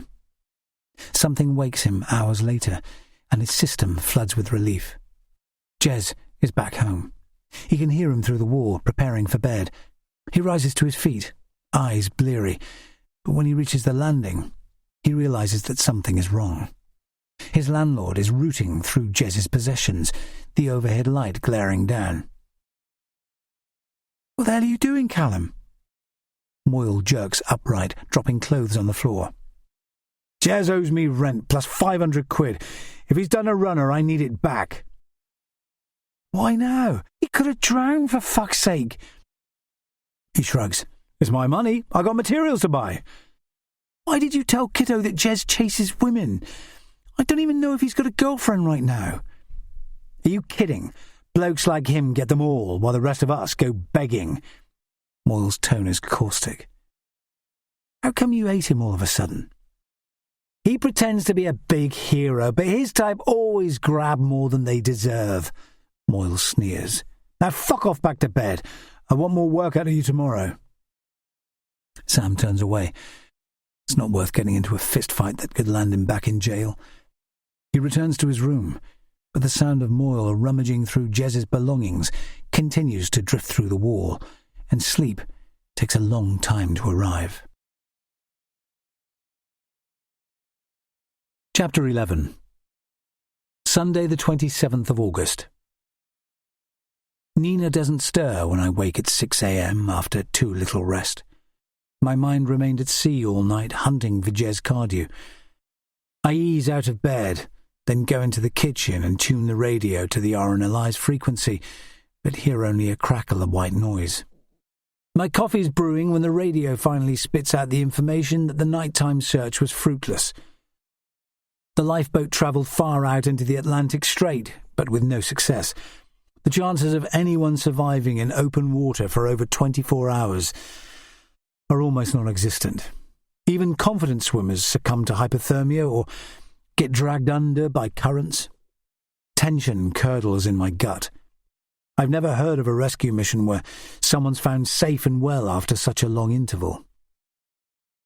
I can hear Noah waking up as I move around the kitchen.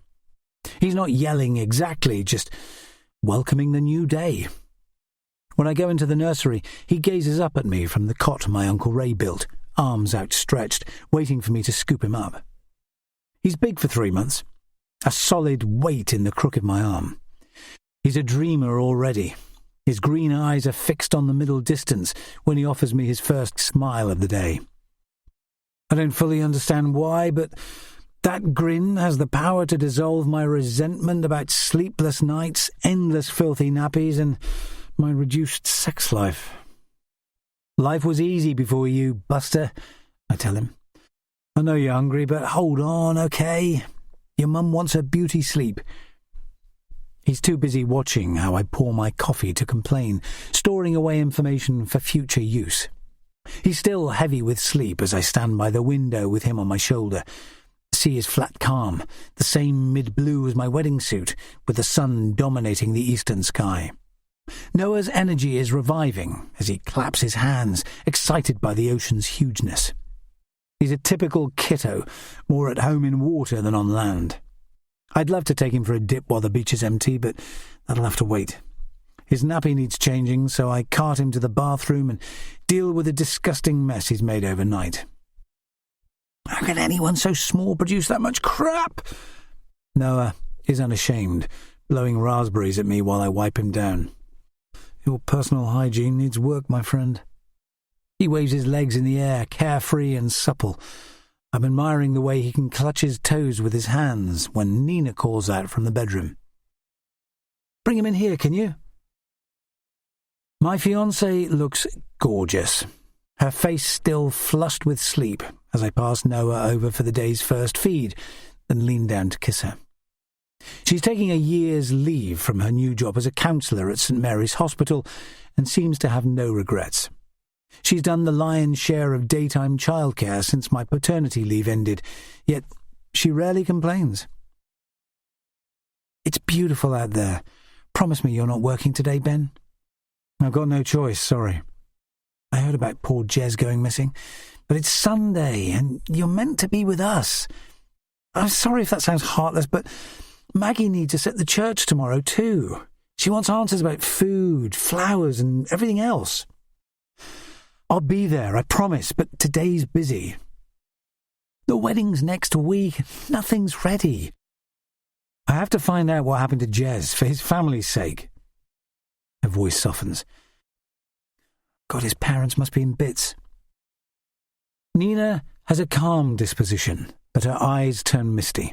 The idea of Jez's mum and dad losing their only son hits a raw nerve for me too. I rest against the pillows while she nurses Noah and count my blessings. We distract ourselves with chat about everyday stuff while Noah's belly swells with milk. Nina spoke to my older brother yesterday. Ian plans to fly his whole family over to Scilly, arriving just before our wedding, but seeing is believing. He ran off to America straight after his medical training when I was 25. If he gets here, it will be his first time on home soil since our mother's funeral years ago. I've almost persuaded Ray to give a speech, Nina says. You must have magic powers. My uncle is quiet by nature. I've always enjoyed his company, but he's fonder of boats than human beings. Ray becomes gentler in Nina's company and more inclined to laugh. Do you need any wedding stuff done today? I ask. Loads, but most of it's covered, she says. Ray picked up the serviettes and wine glasses yesterday. Just promise to get a haircut. You look like Tarzan, and not in a good way. I'll sort it, don't worry. Thank God, or the photos will be ruined. Can you take Noah while I jump in the shower? She dumps him on my lap, leaving me to rub his back, his small body squirming. After 10 minutes, she emerges from the bathroom wearing shorts, which reveal legs that go on for miles, and a white linen top, her dark hair almost touching her shoulders. She's still beautiful enough to twist my stomach into knots. You could have had any bloke you fancied, Nina. How come you picked me? She leans down to kiss my cheek. Idris Elba's taken, so I settled for you. Too late now. Don't overdo it today, will you? I'll take Noah for a paddle, then check the florist as our bouquet's ready for the church. Maggie says 300 people will come to the picnic. We'll go bankrupt at this rate. My parents will cover most of it. Nina hefts our son over her shoulder. Zoe's still promising to sing, but she seems low. Can you go and see her today if you get the chance? I'll call by tonight. When I look north from our porch, Hell Bay Hotel is visible at the far end of the bay, its white walls gleaming in the early sunlight. My friend Zoe was born there, and her family still own it. We used to communicate via semaphore and Morse code when we were kids, and she was my favourite partner in crime. She's flown back from India for my wedding, but finding out why she left her husband behind will have to wait. I need to visit the Turk's Head before interviewing Sam Austell again. I stuff the envelope containing the badges in my pocket before setting off. It's only 7:30 when I cross Shipman Head down, with Watch Hill ahead of me. Early morning is my favourite time on Briar, when the landscape's empty and the air is clean enough to dazzle. There's evidence of prehistoric inhabitants everywhere I look, with Puckle's Cairn lying due south. No one knows why they piled rocks into towers that rise 12 or 15 feet high, or how they managed to position huge slabs of granite over mass graves to protect ancestral spirits. The only thing missing is Shadow, but I've grown used to his independence. He worships my family, but enjoys trying other households on for size, especially if someone's in trouble. He seems to believe it's his duty to safeguard the whole population. I'm not surprised to find my uncle working when I reach Church Quay, even on a Sunday. The doors to his boatyard hang open, with the sound of hammer blows ringing out. The noise makes me nostalgic. I loved spending summer holidays there, helping him turn raw wood into seaworthy vessels. Ray raises his hand in greeting when he spots me, but there's no time for a mug of his ultra-strong coffee today. If I'd agreed to be his apprentice 20 years ago, my life would be simpler. But I was desperate to see the world. The sea is yellow with sunlight as I steer the bow rider Ray helped me build through New Grimsby Sound. St Agnes is 20 minutes away, but Samson appears first. The ghostly island has known plenty of sadness. It was home to a thriving community until 200 years ago, when the well ran dry. The deserted homes still look habitable from this distance, even though their windows shattered a lifetime ago. It's 8:30 a.m. when I moor below the Turk's Head on St Agnes. The pub's motor yacht, Seal Watcher, is already at harbour, and a familiar boat is approaching from the south. It's an old trawler, customised to hold 2 horse boxes on deck. Molly Bly's vivid red hair shines in the sun, a wild cloud of ringlets flying in the breeze. She was on the second search mission last night looking for Jez, and must be tired from the hunt. I wait on the jetty until she throws me her mooring rope. She's a tall, strong-looking woman, around 30, with a serene air. Molly's a key member of our lifeboat crew and volunteers as a lifeguard each summer, but I've never seen her look so exhausted. "You okay, Molly?" I call out. "When did you get back?" "Just now. I haven't slept yet, but we're looking after some ponies out here. I feed and check on them every day. Couldn't someone else do it for you just once?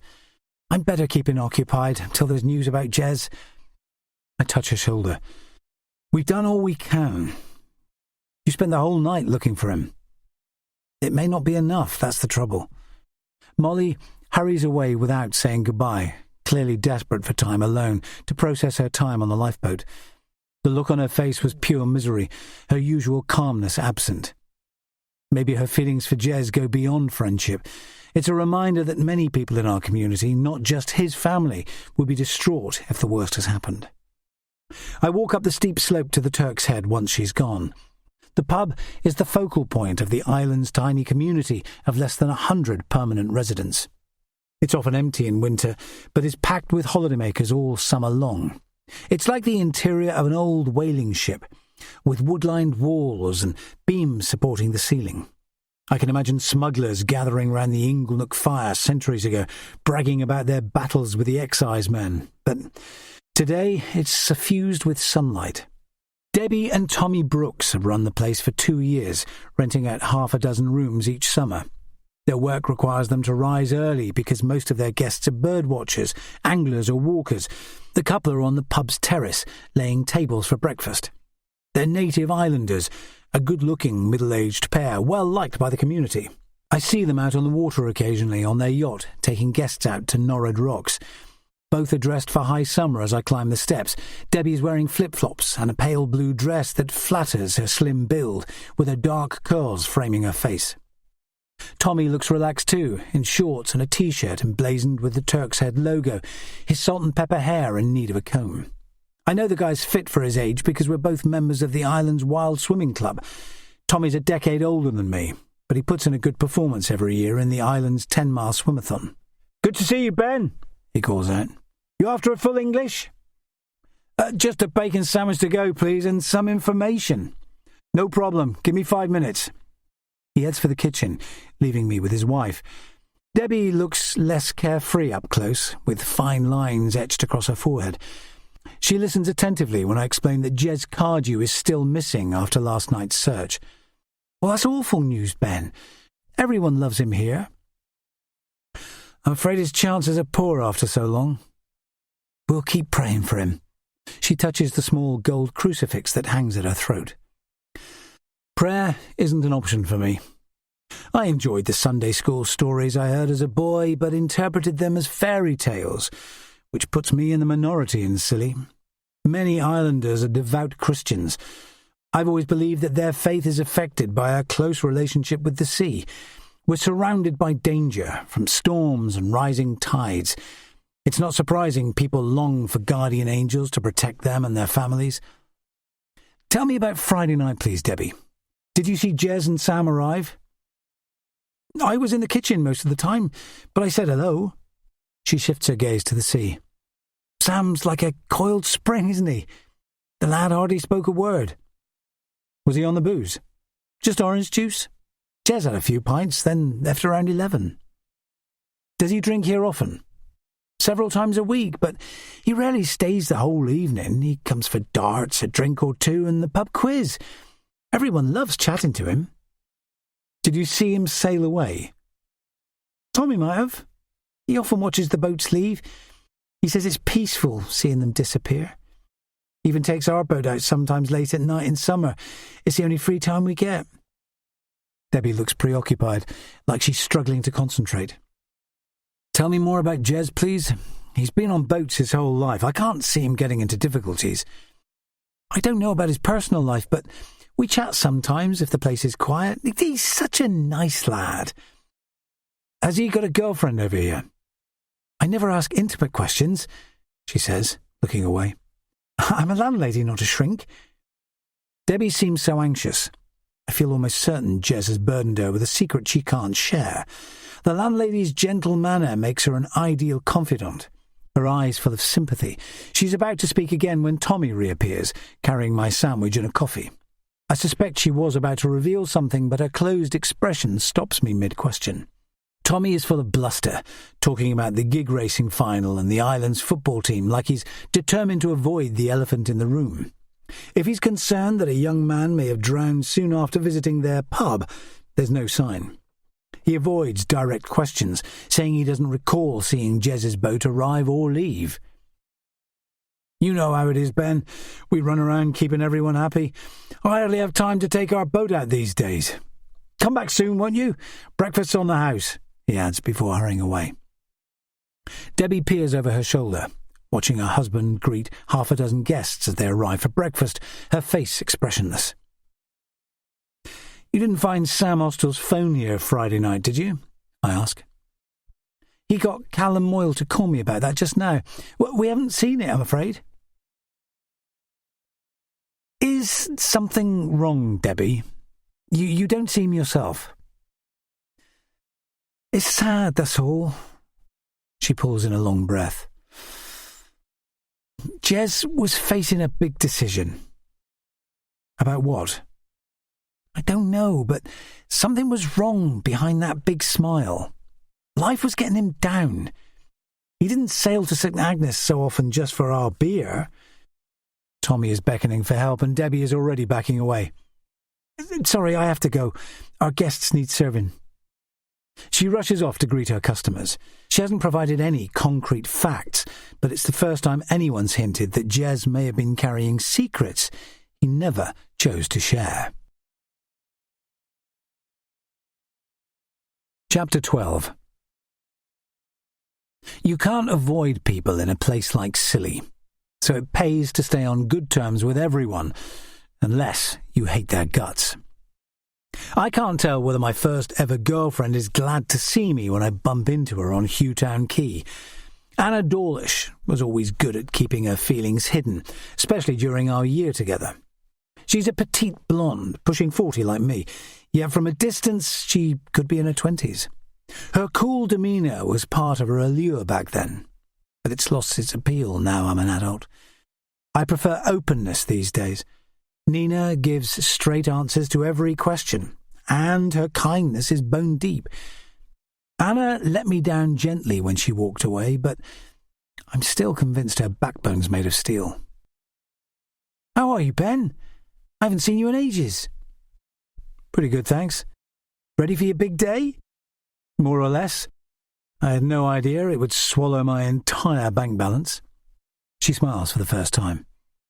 It'll be worth it, I bet. Sorry to rush off. I've got a housekeeping job over on St. Martin's. Anna's already backing away as the ferry pulls into harbour. It won't leave for 10 minutes, but commuters still pile on board early.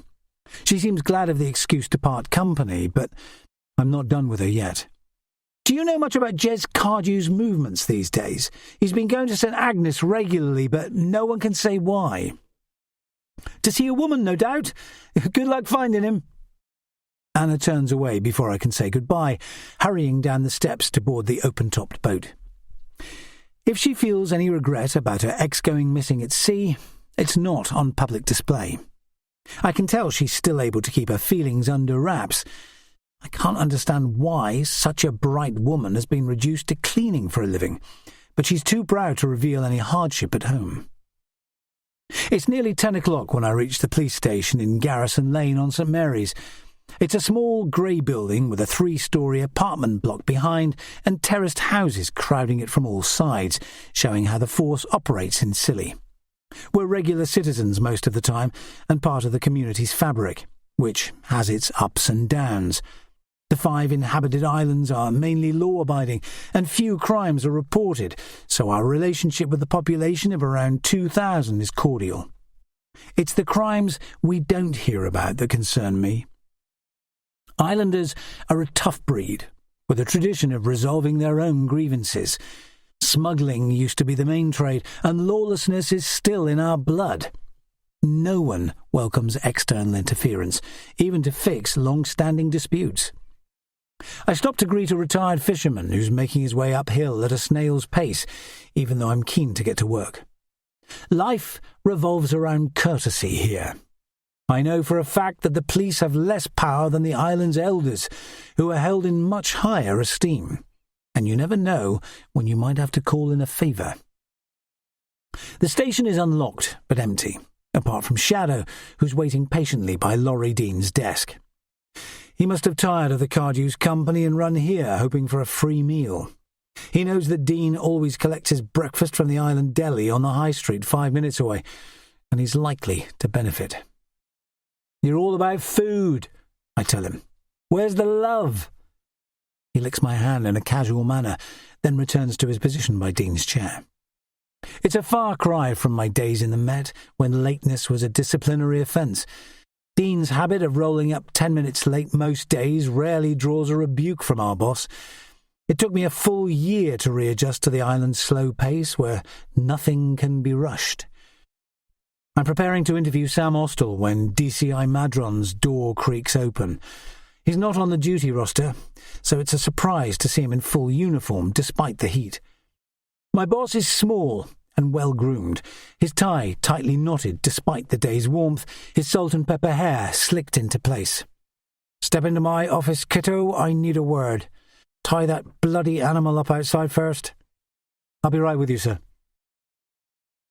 Madron is behind his desk when I enter. His office is a monument to obsessive tidiness, with no documents cluttering his in-tray, and everything alphabetically filed. I've learned to expect disapproval from him, even when nothing's wrong. His grey eyes have narrowed to slits as he orders me to sit down. I may be a foot taller with a 4-stone weight advantage, but it still feels like I'm facing the headmaster for a dressing down. "How many times have I told you to leave Shadow at home?" "Plenty, sir, but he doesn't follow orders. Just like his master. You're meant to be on leave, remember? Jez Cardew's still missing. We need answers for his parents' sake. I'll have to reschedule my holiday." He gives a curt nod. "Tell me about yesterday's lifeboat operation." "I was on the first chat with Isla and Eddie. Jez is still missing, so Eddie did a double shift." "Very heroic, I'm sure, but it can't happen again." "How do you mean, sir?" "It's irresponsible in the extreme. What if you'd capsized? Scilly would lose half its police team in an instant, with no permanent replacements for months. It's our duty to answer every shout if we're free. Did it even cross your mind that the lifeboat festival needs policing? There was a party on Porthloo Beach while you were all at sea. Luckily, it passed without incident, but I had to call on volunteer stewards. Eddie and Isla should have been there overseeing it. Jez Cardew was our first priority. Your biggest obligation is to the force. I won't allow more than one officer at a time on that boat in future, even if you're off duty. Do you understand?"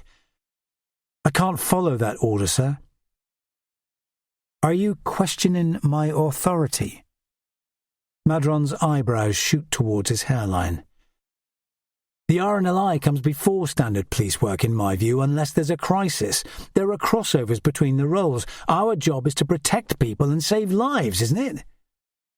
"Don't argue, kiddo. We police the land, they take care of the sea. I told you not to sign up, and yesterday proves why. We were badly short-staffed." "I need to investigate why Cardew's boat was found empty. He's a skilled navigator and knows the local waters like the back of his hand." "You think there was foul play?" "I want to know exactly what happened on that boat. I'm interviewing Sam Austell here this morning to check if he saw changes in Jez's behaviour. I pulled the envelope from my pocket. Someone sent me this package in the post with RNLI badges inside. Eddie got one too, with a similar message. I want to find out if Jez received one too. Show me the note. Madron peers at the scribbled drawing and the message. That line's from Shakespeare, isn't it? But it doesn't prove anything, kiddo. Must be some kind of joke. I still need to find the source. People drown every year in Scilly. It's a fact of life, especially when they sail after a drinking session, the DCI snaps. The seas here are capricious, as you well know. I won't have you wasting police time. You can't make me leave the RNLI. I don't like your tone, kiddo, but you're excused this once. I know your family history. No child should lose their father, but you can't fight the sea or save every single islander from drowning. Do you understand? I'm too irritated to reply politely, so I keep my mouth shut. Now get out there and police these islands without that wretched dog. He points at the door, banishing me, and there's no point in arguing. Madron rarely accepts that he's wrong, which is a trait we share, although I hate to admit it. He loves the routine of domestic policing, but panics in a crisis, yet he's touched a raw nerve. I've had a love-hate relationship with the sea since my dad drowned. I joined the lifeboat crew to save other families from experiencing the same loss. The sight of Jez Cardew's boat adrift on the tide will stay with me until I learn what happened. Madron could be right about me resenting the sea's ability to steal people's lives, but that won't change. If it's not my duty to solve the mystery, who else will answer the Cardew's questions? Laurie Dean has arrived by the time I'm back in reception. "Did you get the hairdryer treatment?" he whispers. "More or less. The bloke's an idiot. Manning that lifeboat trumps everything we do here." Dean will have heard my whole exchange with Madron because the walls are paper-thin. He gives me a look of sympathy, then offers me a croissant from a large paper bag. He throws one to Shadow, too, who retreats to a corner to enjoy his prize. The sergeant has grown on me over the years after a bumpy start. He may look like a stout, red-haired curmudgeon approaching 60, his skin pockmarked by childhood acne, but appearances are deceiving. He's travelled all over the world and speaks 3 languages. He's covered for me many times when I've broken Madron's rules. I'm still smarting when Sam Austell arrives with Father Michael in tow. They could almost be father and son with the same wiry build. The priest gives me an awkward smile, like he'd rather not be playing chaperone. The young man seems like a different character from the one I arrested years ago. He was so drug-addled then he could barely string a sentence together, and his clothes were filthy and threadbare. Now his hair is neater than mine. His shirt's been ironed, and his jeans look brand new. Even his trainers are spotless. The only trait I recognise from the old days is his anxiety. His hand movements jittery when the interview starts. "Thanks for coming, both of you. I hear you've been helping Sam since he got back, Father. We meet for coffee each week, that's all." The priest's voice is mild. "I can't take any credit for Sam turning his life around. He did that for himself." "I'm glad to hear it," I say, turning to Sam. "But we need clear information about Jez. Have the two of you been getting on well recently?" "Nothing's changed. We've always been close, ever since school." "Yet he doesn't share secrets with you. He's been spending a lot of time on St. Agnes, so he's probably met someone there. Do you know who he's been seeing?" Austell shifts in his chair. "He hasn't said a word, but he might be keeping it private. Jez's split with Anna Dawlish at the start of the year was a nightmare." "Why's that?" "Check his phone record. She bombarded him with messages and calls, even hassling him in the street." I stare back at him in surprise. The description doesn't match how Anna looked today, self-possessed and fully in control. She's the last person on these islands I'd expect to have a meltdown over a breakup. Had Jez fallen out with anyone else? The only other ex he mentioned is Molly Bly, but that ended years ago. They're still mates. I've never seen him argue with anyone. The news about Molly interests me. It chimes with my sense that she's been knocked sideways by Jez going missing when we bumped into each other on St. Agnes. Let's talk about life at home for a minute, Sam. How did you end up lodging with Callum Moyle? Jez wrote to me in jail saying he'd help. His voice slows to a halt. Most people walked away, but he twisted Callum's arm to give me work and a place to stay. Moyle acted like he can't stand Jez last night. How come they're sharing a house? They rub each other up the wrong way, that's all. Callum's pissed off that Jez owes him rent. I saw him going through his things last night. Looking for what? Money, I suppose. That's always top of his list. Him and Jez were a pally until he started getting on Callum's nerves. I shake my head. Callum Moyle must be heartless if he went rooting through his lodger's belongings while the search continued at sea. Can you think of anyone else who dislikes Jez? He hesitates. No one except Anna? Winning that lifeboat medal for bravery makes everyone else treat him with respect. I'm suddenly aware that Sam could have hidden on Jez's boat, then attacked him for reasons unknown, reverting to old form. Do you ever envy his popularity? Course not, he says, swallowing a deep breath. Jez earned the whole community's respect, fair and square. Not many people would jump into a sinking boat in a force-9 gale. I nod to acknowledge his point. Have you found your phone yet? I have to buy a new one today. What time did you get home from St. Agnes exactly? 10ish, I think. Callum was already there. You saw him before going to bed? Sam shakes his head. I heard him playing music in his room. I can see his discomfort growing until Father Michael speaks again. Is there anything else, Ben? Sam went to a pub with a friend and got a lift home from someone else. That's not a crime, is it? I need to check everyone's actions on St. Agnes on Friday night, and timings matter. A man like Jez wouldn't fall overboard on a flat sea. I reach across the desk to hand Sam my card. Get a new phone today and call me if you remember anything else. Do you think he'd be found alive? His gaze lingers on my face. It feels wrong to snuff out the hope flickering in his eyes, but the situation is bleaker than last night. I'm sorry, but his chances are falling all the time. People rarely survive this long in open water. I can see how badly the thought of losing his friend has affected him when he rises to his feet. His gait is so unsteady it looks like he's drunk vodka for breakfast, and the priest has to steer him towards the exit. I want to advise him to sit down again and take a few breaths, but the fresh air should help his recovery. My job now is to make sure his alibi stacks up, because the islanders will already be making up stories to explain Jez's disappearance. If anyone believes Sam harmed Jez, it's possible they'll punish or ostracize him, even though he's trying to change his ways. I call the Coast Guard first, then the coxswain of the Penzance lifeboat, who agrees to check every boat in the harbour there to find out who gave Ostel a lift between the islands. Eddie Nickel rushes in before I have a chance to start ringing Jez's friends. His fresh-faced appearance has vanished overnight. I've never seen him unshaven until now, with bags under his eyes. He must have come straight from the lifeboat station. I got new information, boss. His voice is gruff with tiredness. A woman just rang me. She was sitting at a table outside the pub and saw Jez leave Port Conger Harbour on St. Agnes just before last orders. According to her, he was alone. His boat sailed west at speed, making for open water.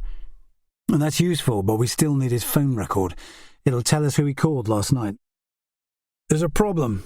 Apparently the network went down for almost the whole night. There's a problem with the mast on St. Mary's. Just what we need. Get them to send us anything they've got, okay?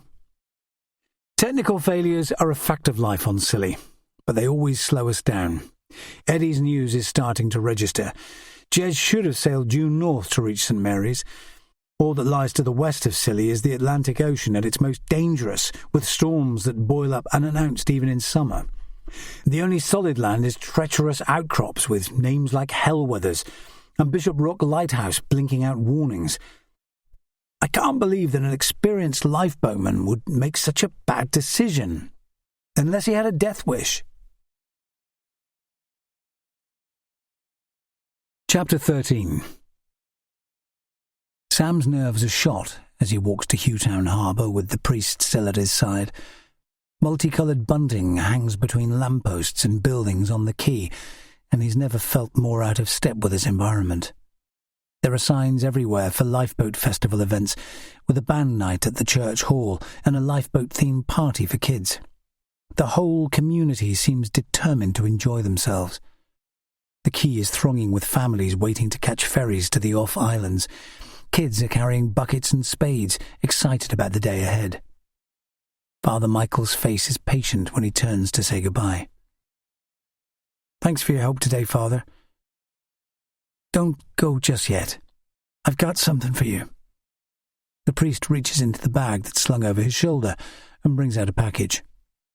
"I knew you'd want this." Sam looks inside. A brand new phone. "It's too much. I can't accept it." "Call it a reward, from one friend to another," Father Michael says. "You've made so much progress. I'm proud of you. I'll pay you back, I promise. No need. And remember, you can always talk to me. Your friend Jez did several times this year. You know where I am." He gives Sam's arm a light tap, then heads away into the sunshine. Sam feels grateful but confused. Jez never mentioned visiting the priest, even though he knew that Sam was seeing him. He can't imagine someone so confident needing advice, and it seems strange that he wouldn't say anything. It takes effort to bring his mind back to the family duty that lies ahead. He finds a seat on the boat to Tresco and Briar. The open-topped ferry can carry 50 passengers, seated on benches nailed to the deck. It's filling with day trippers and locals going to see relatives or birdwatch on Shipman Head Down. Sam is still processing the conversation at the police station. He's managed to steer clear of the building since being released. His only contact with the police has been when he bumps into D.I. Kitto. The bloke seems decent, and it's thanks to him that he won a place in the lifeboat crew. But his questions this morning made him feel vulnerable. There are plenty of islanders who could jump to the wrong conclusion about his presence on Jez's boat before he went missing, and use it to force him off the islands. His thoughts keep flitting back to his friend. Jez has never been in trouble until now. Girls love his relaxed banter, and blokes respect him too. When he finally lifts his gaze, even the sight of Danielle Quick boarding the ferry fails to lighten his mood. As she squeezes into the one remaining seat beside him, it feels like something's blocking his throat. He inhales the citrus scent of her perfume, but he's too embarrassed to speak. She's one of the prettiest girls on the islands, in her summer dress covered in flowers, yet her smile is hesitant. It helps to see that she's shy too, and his courage slowly returns. "Are you okay, Danielle? You look upset." "I was on the search for Jez last night. I didn't get much sleep." "Me neither. I won't relax till we know what happened." The ferry leaves the harbour, heading north to Tresco. They remain quiet as the boat ploughs through shallow waves into a warm breeze. Tresco is only a mile away, its hills already expanding to fill the horizon. "Jez was such a golden boy, wasn't he?" Danielle says, breaking the silence. I remember how close you two were at school." Sam can tell her sympathy is genuine. "He's the only mate who stuck by me when I was in prison." "Everyone deserves a second chance. That's still true whatever happens to Jez. Lots of people are impressed by how well you've knuckled down." Her voice is so gentle, it feels like she's throwing him a lifeline. "Where are you off to today?" he asks. "I visit my gran every weekend. You?" "Just seeing Mum." "That's sweet. I bet she can't wait." The boat is already docking on Tresco's New Grimsby Quay, the 15-minute journey passing in a flash. "I'll keep my fingers crossed for Jez." Sam is about to say goodbye when she drops a light kiss on his cheek, leaving him astonished. When she disappears into the gaggle of day trippers on the quay, it feels like he should pinch himself just to prove the gesture was real. Chapter 14. I'm sitting in the office I share with the rest of the police team, mulling over the new information. One of the regulars from the pub is sure that Jez Cardew's boat sailed west from St Agnes, and I trust her judgment. She's a local woman with a good knowledge of the waters. It hits me for the first time that Jez might have taken his own life, even though his behaviour never signalled distress. Maybe it's hard to admit you're struggling psychologically if your whole community views you as a hero. Debbie Brooks implied he might be facing some sort of secret crisis, which could have been emotional or financial. It could have seemed easier to sail out to deep water and dive overboard than face his problems. I'll have to pick my time to broach the subject with Eddie. He was close to his cousin. I'm almost certain he'd have guessed if Jez was seriously troubled. It can wait, though. I can tell he's running on empty. Yet even though he's gone 24 hours without sleep, he shows no sign of giving up. What should we do next, boss? You need some rest. I'll check Jez's boat again, then visit your aunt and uncle. They're family. Let me do it, please.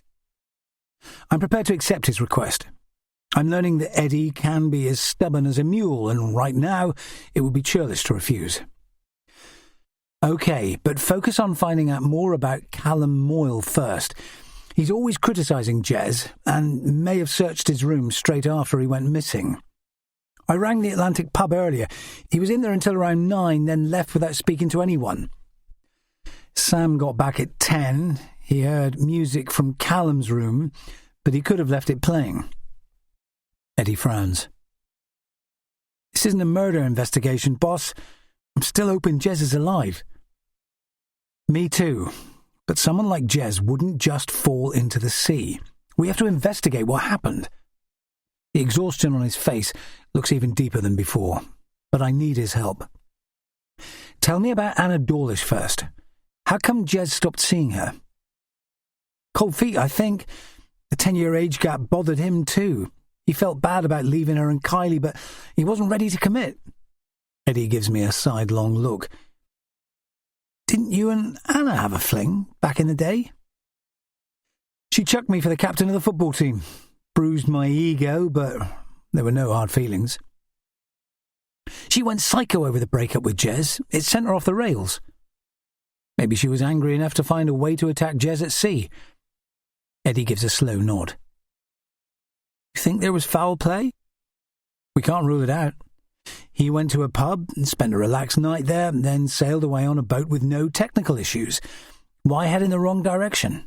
Could he have been meeting someone at sea or in one of the coves? It might have been a smuggling deal gone wrong. Jez isn't that stupid. Your idea about Anna's got me thinking. She locks her feelings away, and that causes trouble, doesn't it? Things can fester. His eyes look glassy. Eat something before you keel over.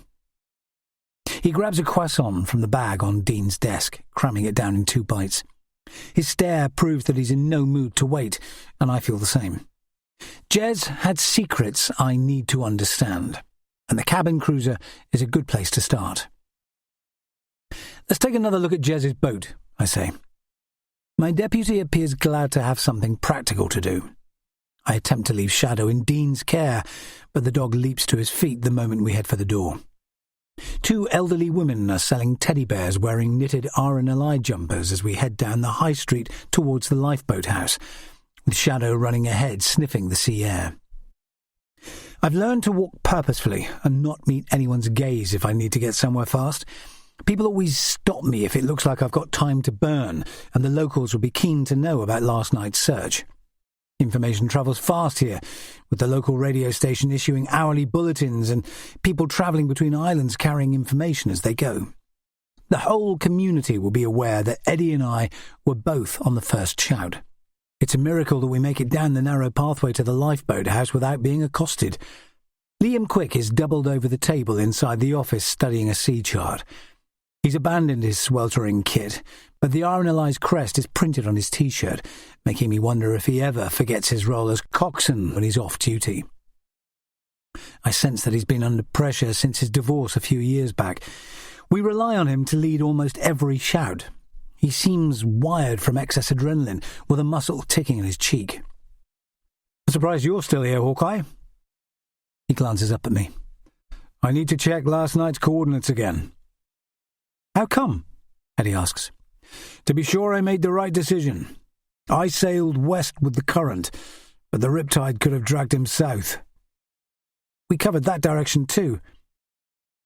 "Maybe we should have started there." His voice is flat with exhaustion. "Jazz has been on more shouts with me than any other crew member last year. The lad's a natural. I was planning to train him as a navigator so he could work here full-time." "Was he keen?" "It was his idea. We were just waiting for headquarters to agree funding for the position." "He never said a word," Eddie says. "I told him not to jinx it before the RNLI finalised their decision." Liam seems relieved to hear that we're going to search Jez's boat again. His gaze returns to the map, his fingertips poring over the pale blue arrows that indicate tidal flow. He appears to be fighting a private battle about last night's search, which I can understand. There's always the nagging belief that acting differently on a mission could have kept everyone safe. I spent years replaying the day my father left on his last fishing trip, wishing I'd persuaded him to wait for calmer weather. I turn to Eddie as we head down the slipway, where the Cardew's boat is moored.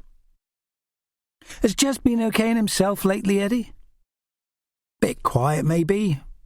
Why do you ask?" "Just gathering background information." He comes to a sudden halt. "Jez wouldn't kill himself if that's where you're going. He's the bravest man I know. We have to consider all angles.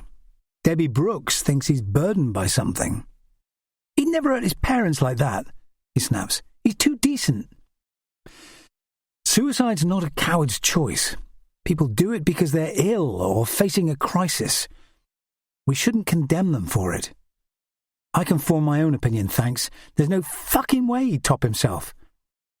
"Calm down, Eddie," I say, staring back at him. "If you can't handle intimate questions about Jez's lifestyle, I'll have to replace you with an officer from the mainland. There's no shame in standing down, but if you're working on the case, keep a clear head." "That won't be a problem." His tone is so sharp, I keep my thoughts private. The missing man is more like a brother to him than a cousin, and I'll have to tread carefully.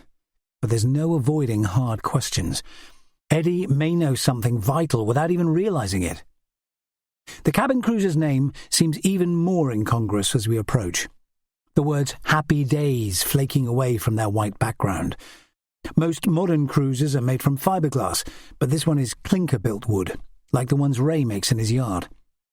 I stand on the slipway, taking in every detail of the 20-foot vessel. The radio and VHF antenna project from the wheelhouse roof, both intact and operational.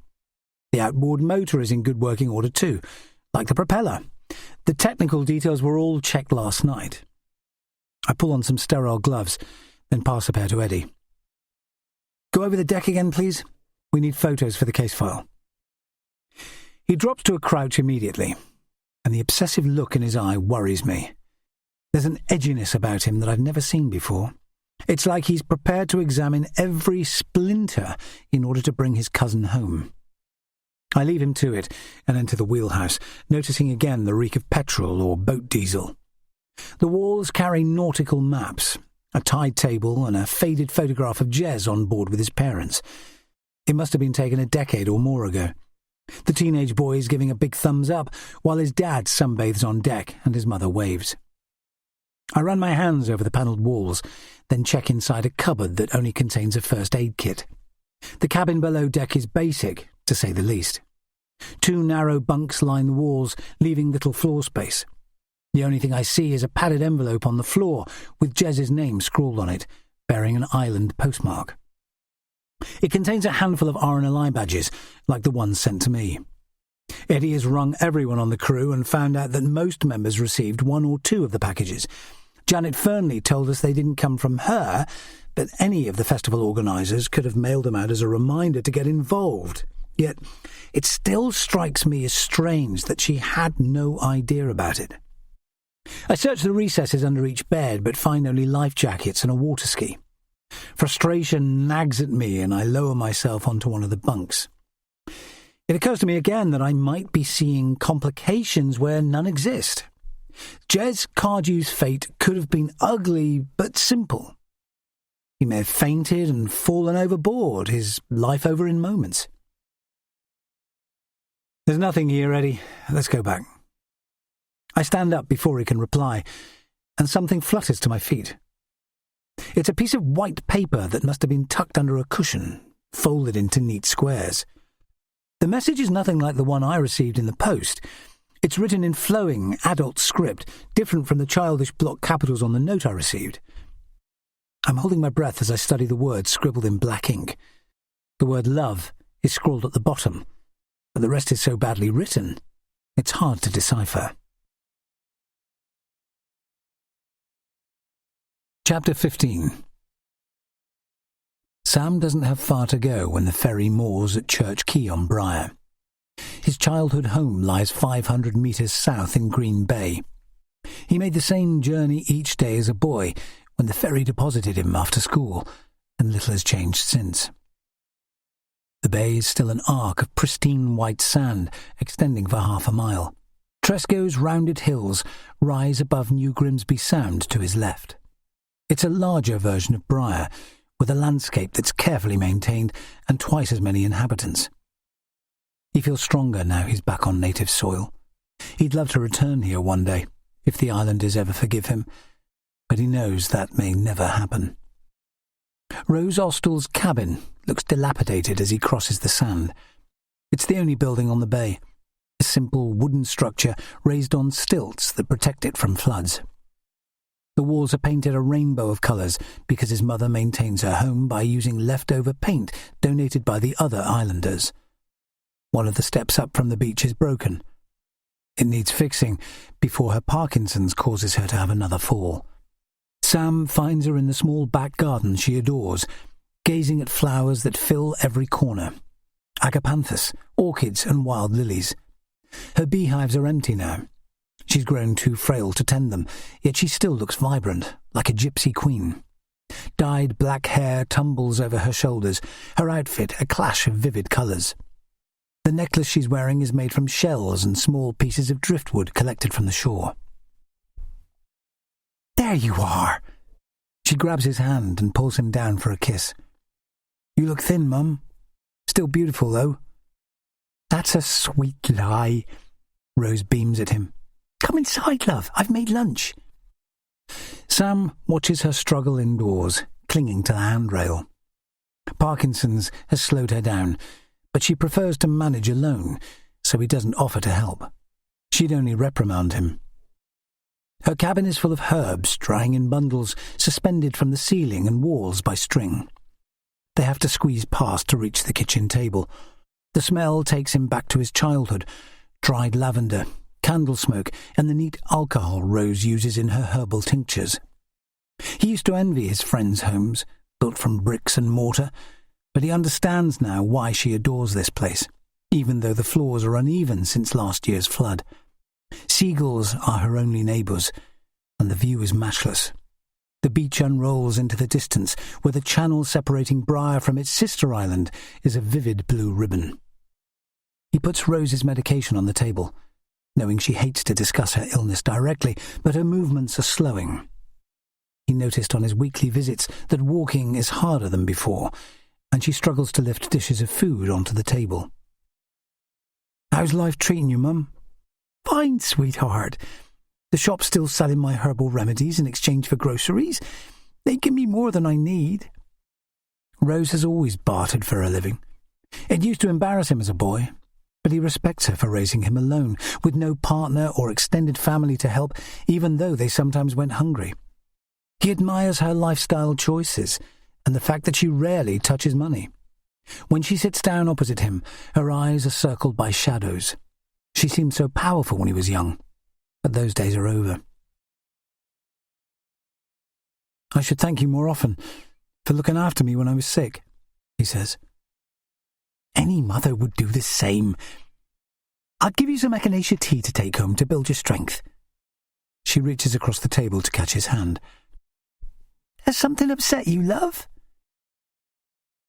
I should be living here, on Briar, helping you. There's something else.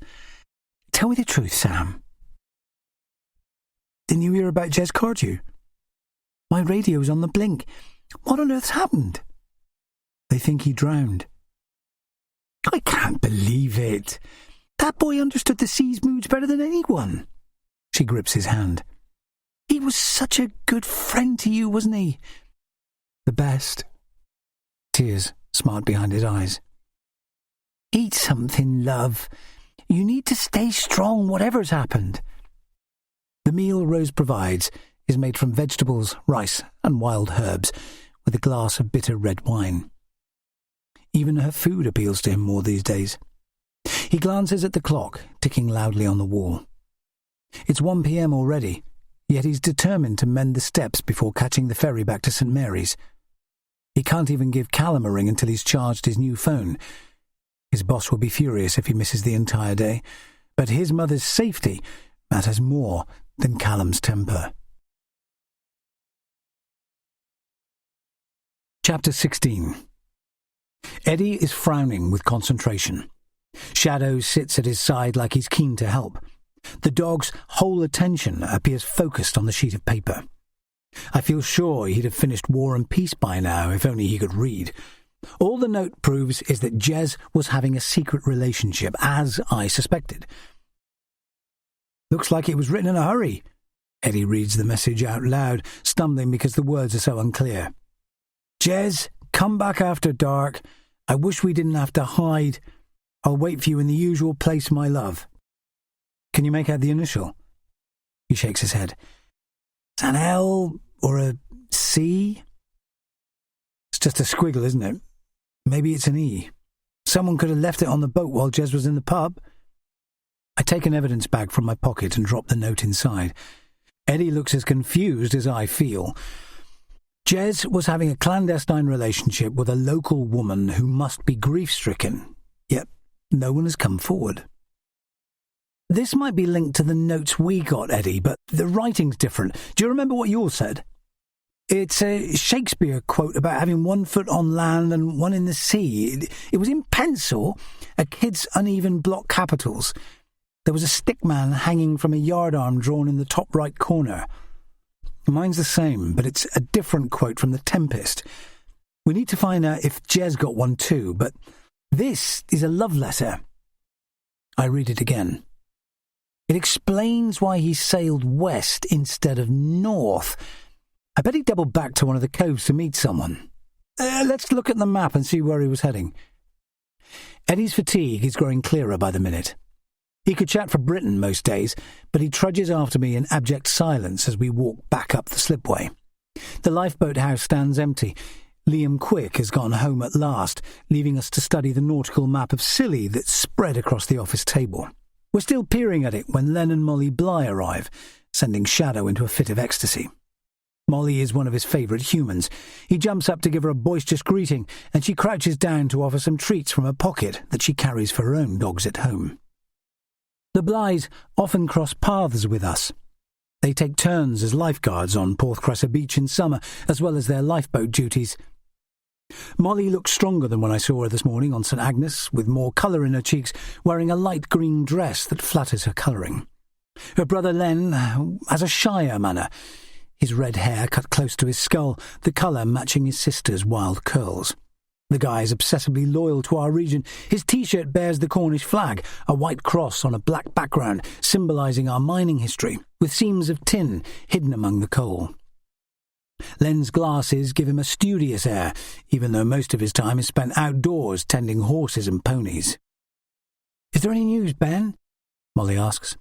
"We came by to check." "Nothing, I'm afraid. The chopper's going out one last time this afternoon." She blinks rapidly. "I was planning to resign from the crew, but this clinches it." "Don't rush your decision, Molly. We need you on board. You're a cool head when things are rough." "I've already told Liam. I felt bad, but he understood. I can't face another shout. Tears glisten in her eyes. The sea gives nothing in return for the risks we take. Fishermen can't even make a living from it these days. Grief is a strange emotion. Its flat sound resonates in her voice like a broken bell. I can't pressure her to stay in the crew while we're discussing Jez going missing in the present tense. How well do you two know Jez? Len shunts his glasses back under the bridge of his nose.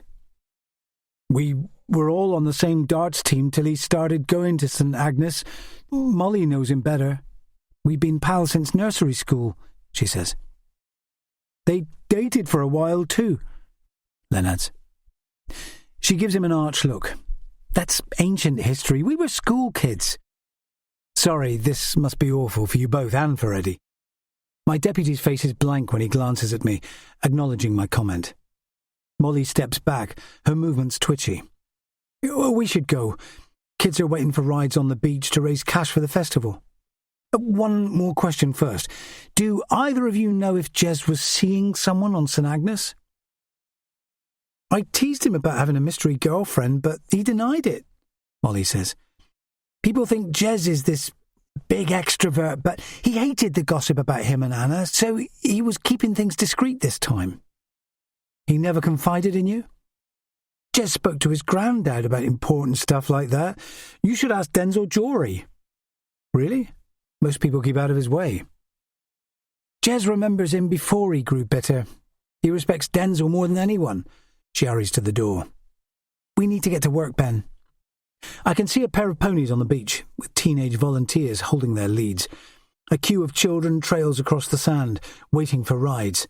It's a good way of raising funds for the RNLI, but Molly still has tears in her eyes, and Len's face is ashen. We could cancel it if you like, I suggest. No way. The kids would be heartbroken, Molly says. The ponies love it too. My dog howls in disappointment after she gives him a final stroke, and the Blythes disappear as quietly as they arrived. I know you prefer girls, but she's busy, I tell him, then turn to Eddie. Did you know about Molly and Jez dating? It's nothing. They were about 13, I think. First love cuts deep sometimes, doesn't it? What are you saying, boss? Molly wouldn't hurt a fly. Shadow slinks off to a corner to doze, leaving me to reflect on Molly's announcement while Eddie continues, forensically studying the map. The lifeboat crew will be a lot weaker if she resigns. Her serene manner balances everyone on board, and her presence encourages more women to get involved. Eddie continues forensically studying the map. I'm still amazed that Denzel Jory might be the only islander that knows Jez's secret.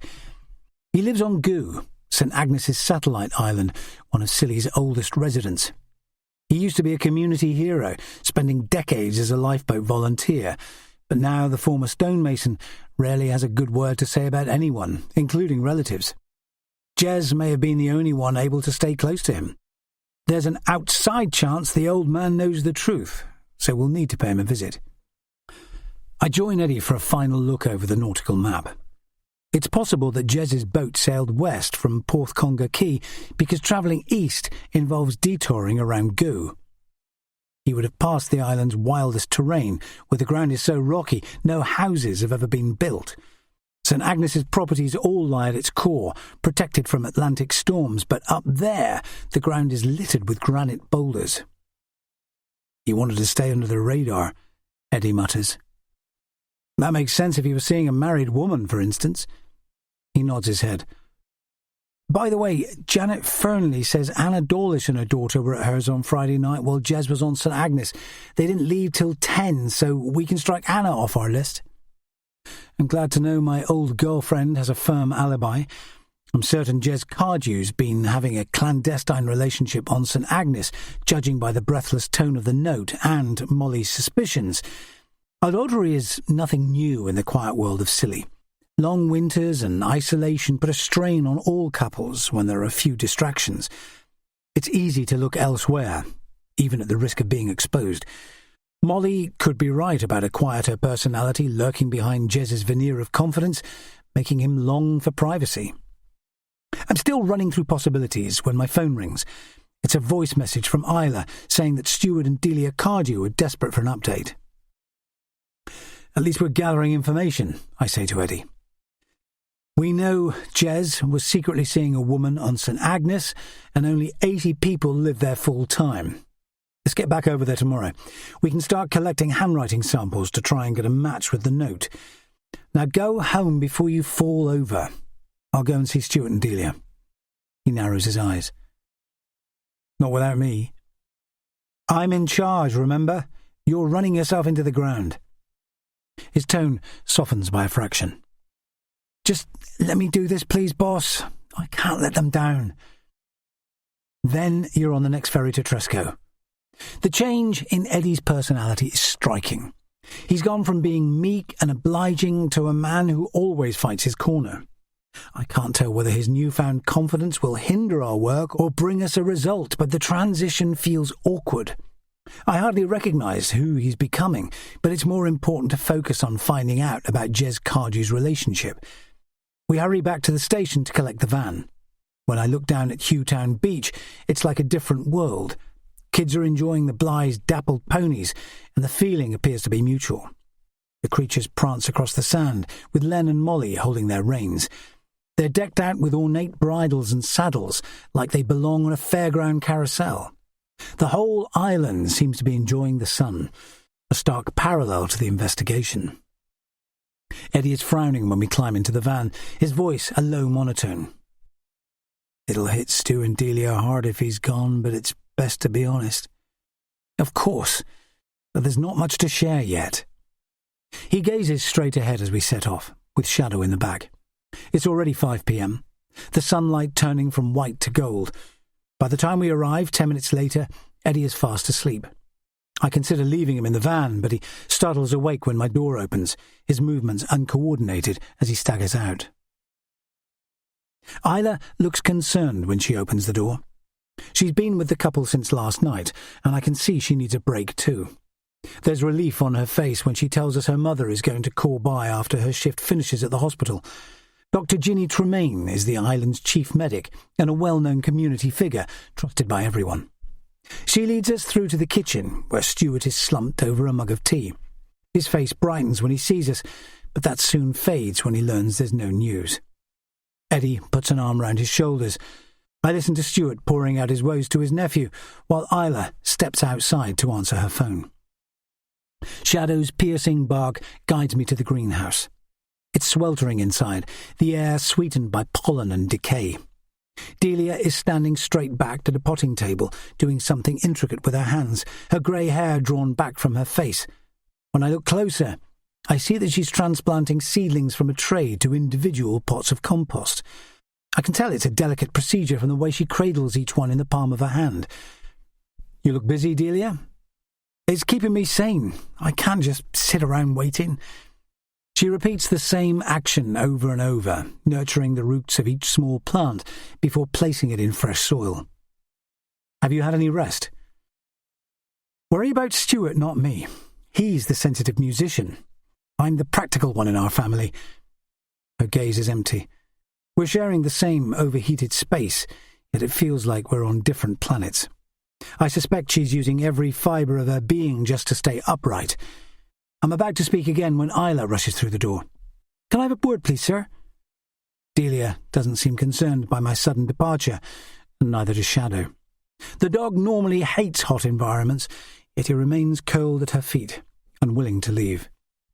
Isla's face is tense when I get outside. Father Mike just called from Bar Point. He's found something on the beach. What exactly? I don't know. He asked us to get there fast, then hung up. Let's take the van. Eddie can stay here. My nerves are on edge as we set off. It's never good news when a witness finds something that's too ugly to name. Chapter 17. Sam is still on Briar as the afternoon unfolds. The phone signal's down, so we couldn't call Callum Moyle from his mum's phone, but the steps outside her cabin have taken hours to fix. He's replaced each tread, and the handrail too, while Rose showers him with compliments. Lovely work, son. You're a real master craftsman. Sam smiles, but knows she's biased. There are plenty of carpenters with better skills on the islands. If he leaves Moyle, he'll need to take any work he can find to earn a living wage. His dream of building furniture in his own workshop and managing his own finances seems far out of reach. "I have to go, Mum. I'm late for work. Callum was expecting me hours ago." "Sunday should be a day of rest." Rose peers up at him. "Don't let Callum Moyle push you around. Stay here with me if it gives you trouble." "I can handle him. He seems like a bully to me." "Don't worry about it. I'll call you soon, I promise." Sam hurries back to Church Quay. He manages to board the 4 p.m. ferry back to St. Mary's just as it's departing, and his mood has already soured. The sea is calm and featureless, a jade-green expanse with no end in sight. His eyes blink shut as he thinks of Jez fighting to stay afloat. When they open again, Hewtown Harbour is straight ahead. He's on autopilot as he jogs along the quay. It's past 4:30 when he finally reaches the house that Callum is renovating. He peers through the letterbox because no one answers his knock, even though the hall is still full of tools. He's still crouching there when a hand grabs his shoulder, making him spin round, and he's slammed against the wall. Instinct makes him raise his fists.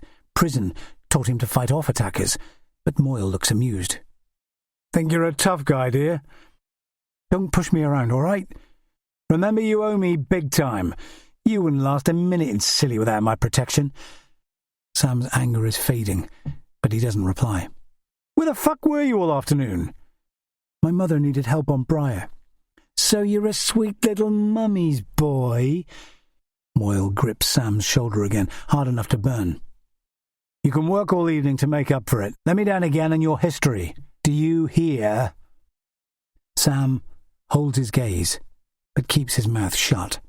The house resonates with tension as he reaches for his tools. Chapter 18. The police van hurtles north, with Isla at the wheel. It gives me time to call Nina and explain that I'm running late. She sounds concerned, while Noah coos in the background. I feel guilty for not being around all day with so much wedding stuff to do, yet she doesn't complain. I'll have to stop at the shop and buy her some chocolate if the place is still open when I get back. The island's lanes make speeding impossible, unless you want to plough into an unlit bicycle, a stray goat, or a crumbling dry stone wall. But Isla's testing the limits. St. Mary's is only 5 miles long, but it can take 20 minutes to drive from end to end. We have to slow down by the woods at Holy Vale to let a gaggle of birdwatchers cross the road. The sunlight is fading into dusk, so they'll hear the chiff-chaffs and nightjars starting to call. History dominates the landscape we're travelling through. When I look out of the window, I see Halangi Down. Covered in standing stones and cairns, it's the remains of a Neolithic village that runs down to the sea. The island's military past greets us as at Bar Point. Bant's Khan Battery lies to the west, and there's a 19th century pillbox on the beach to protect lookouts from invaders. There's no modern-day threat to the huge spit of sand except the encroaching tides. The sea is so far out, the beach looks endless, turning from gold to silver as the stars emerge. Despite the idyllic view, my sense of foreboding is rising all the time. I see the priest's thin figure up ahead as we leave the car, his hand waving like a metronome set at top speed. I flash my torch a few times, then break into a jog, even though it's pointless. If Jez Cardew's body is washed up on the shore, it's too late to do anything except break his parents' hearts. There's shock on Michael's face, his hands trembling as he clutches his dog's lead. I'll need to send him straight home after he's answered basic questions. His black Labrador appears unaffected by the find, standing on her hind legs to greet us like she's loving the adventure. "Thanks for phoning us, Mike. What time did you get here?" "Half an hour ago. I often bring Sheba to this beach for a last stroll." "Can you show us what you found?" I can tell from the way his gaze slips from mine that he's reluctant to see it again. "Sheba uncovered it. I had to drag her away." "Just point us in the right direction, please." "It's over there, under a plastic bag." He drops his gaze like he's struggling to say something. I should have mentioned this sooner, but it didn't feel right on the lifeboat. Jez came to see me recently to share his troubles. Like what, Mike? Some type of crisis. He seemed scared, but exhilarated too. I got the sense he was planning to leave Silly. Jez hated the idea of letting people down. Let's discuss it after we've checked the scene. Wait by the car, will you? The priest's pupils are dilated when my torch illuminates his face, but he's alert enough to nod in agreement. Isla jogs at my side until we reach a blue carrier bag held in place by stones. When I crouch down to peel it back, I hear her gasp. A human hand lies palm down on the sand. The skin is bleached and waterlogged, a tangle of veins and arteries dangling from its severed wrist. I can't prove it's Jez Cardew's, but the theory makes sense. I shut my eyes and picture Jez Cardew's body smashing against the rocks beyond St. Mary's Sound until it broke apart. When I open them again, I notice something is bound to the index finger, a gold disc attached to a frayed blue ribbon. I use my torch to look more closely. It's an RNLI medallion, engraved with the figures of lifeboat men on a raging sea, finely etched waves threatening to overwhelm their vessel. They seem unconcerned for their own safety, working together to pull a drowning boy from the water. I've never paid much attention to the words circling the edge until now. Let not the deep swallow me up. It's from Jez, isn't it? Isla's voice is a raw whisper. We'll need a DNA test to find out. He was my age, boss. I've known him all my life. When I turn around, she's swaying on her feet. Take a breath, Isla. That's it. And another. You okay? Sorry.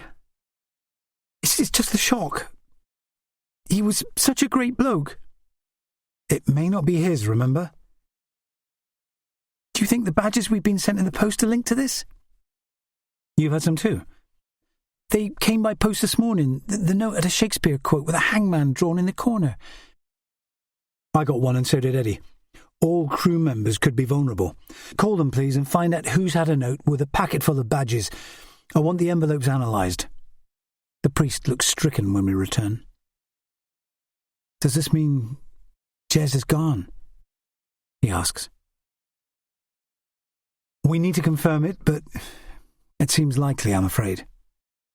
Please keep it to yourself until we make an announcement. He looks so affected, I reach out to touch his shoulder. Have you been sent any RNLI badges this week with a written message? Not so far. It's good news, Mike. Just out of interest, do you know where the quote on the RNLI medals comes from? Let not the deep swallow me up? It's biblical. Psalm 69, verse 15, a prayer for salvation and forgiveness of sin. Someone's got a sick mindset to link such a pure idea to this. I turn to call for Isla. Drive Father Mike and Sheba home, please. I'll wait here for Gareth Keeler. The young constable leaves as darkness thickens. Her voice echoes across the beach, carried by the breeze, calm and reassuring, as she leads the priest and his dog away. I pull in a breath before covering the hand again. Then I ring the island's only consultant pathologist. I could put the grim find in an evidence bag and deliver it to the hospital, leaving it safe in the morgue's refrigerator until morning. But I want Keeler's opinion about it in situ. He may be past retirement age, but he never misses a trick. I drop onto the sand to gaze at the sea ahead, littered with crags and outcrops. The lights of St. Martin's and Tresco glitter in the distance. The night air is still warm, and my head is buzzing with questions. It's almost certain that the ugly remnant belonged to Jez Cardew, the rest of his body stolen by the waves. My curiosity goes into overdrive as I consider why he would pitch overboard from his dad's boat. Why would anyone bear a grudge against a young man who delighted in having fun while being brave enough to face the sea at its worst? I feel certain it's linked to the scrawled love letter I found on his boat. I'm still obsessing about it when an arc of light sweeps the beach and Keeler's Audi crunches across the shingle. I've never understood why so many of St. Mary's inhabitants buy expensive new cars when most places lie within walking distance, but I'm grateful he got here fast. Gareth Keeler looks younger than his years as he trots towards me, medical bag in hand. It's only when he gets closer that the lines on his face show in my torch beam, his scant grey hair unsettled by the breeze. He peers at me through horn-rimmed spectacles. "My wife's not thrilled, Ben. I've been doing an online cookery course. Tonight's burned offering was chicken madras." "This won't take long, I promise." "You've found Jez Cardew?" "Part of him, maybe." He grimaces. "This is a bleak bit of coast. Wreckers used to lure boats onto reefs here in the old days of smuggling. Body parts washed up here for days after a hard storm. The rocks are that savage. If you beat anything against granite for long enough, it won't survive." Keeler mumbles to himself when I point my torch at the sand. It sounds like he's whispering a prayer as he takes torchlit photographs with his phone, then pulls on sterile gloves. I've always admired his way of handling the dead, treating them like they're still alive, and tonight is no exception. Even though it's just a fragment, Keeler manipulates each finger gently, like he's trying to avoid causing pain, then takes a photo with his phone before shaking his head in disgust. "It's a male's left hand, judging by the size. No distinguishing features except a vascular birthmark and a historic scar on his palm. The recent wounds are more interesting. Can you see that red line crossing his wrist?" I crouch beside him. The line is about a centimetre wide. "That's a ligature bind. It was tight enough to slice through skin and soft tissue." "What are you saying, Gareth?" "The victim could have been tied to a rock or the handrail of a boat with a strong twine. I can't say yet whether the limb was hacked from his body by a propeller or the tide smashing him against the rocks. Someone attached that medallion to his finger with cheese wire, so tightly even the sea couldn't loosen it. They wanted to see him drown." My thoughts shift into focus at last. I knew from the start that a skilled sailor like Jez wouldn't topple from his boat for no reason. Our hunt for a man missing at sea has become a murder investigation at last.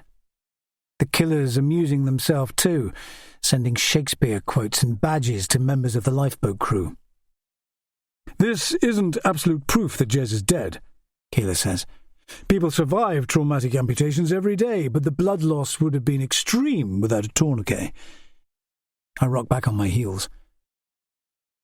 There's an outside chance that someone intervened to save his life after a murderous attack, but surely he'd be in hospital by now. My mind is blank when I study the hand again. Could Jez's parents identify this as their son's? "DNA testing would be kinder." I'll offer them both options after I take this to the hospital. "Go home and finish your meal." "My wife's a sensible woman, Ben. She'll have chucked my curry out and opted for frozen pizza instead." He gives a narrow smile. "Tonight's find has killed my appetite anyway. Hop in the car, I'll give you a lift." Darkness has settled over the island so completely we have to rely on my torch beam to reach Keeler's Audi, and its appeal registers once we're inside. The interior smells of leather, peppermints, and safety. Keeler drives south through the island's winding lanes, while a young man's hand rests on my lap, with palm outstretched, like it's begging for mercy. Chapter 19. Shadow must have read my mind. I'm about to set off home from Hughtown when he races down the quay and leaps on board, clearly tired of the Cardew's company. My Uncle Ray is awake when I get back to Briar, with Shadow standing on the prow. Yellow light burns in his living room window. Chances are he's alone, watching some ancient documentary. I'd like to know whether his on-off relationship with the island's registrar is still going, but Ray would prefer flying to the moon than discussing his private life. That's why his flat over the boatyard was a sanctuary for me as a kid whenever I wanted peace and quiet. The man is so monosyllabic. It was easy to spend time there without saying a word. But tonight, I need information, not silence. It's no surprise when Shadow runs up the steps to the flat. Even though Ray expects 100% obedience from all canines, which my dog rarely achieves. I find my uncle sprawled in his favourite armchair in his sparsely furnished living room, while John Wayne fires at a moving target. Ray loves classic westerns, but this one can't be very entertaining.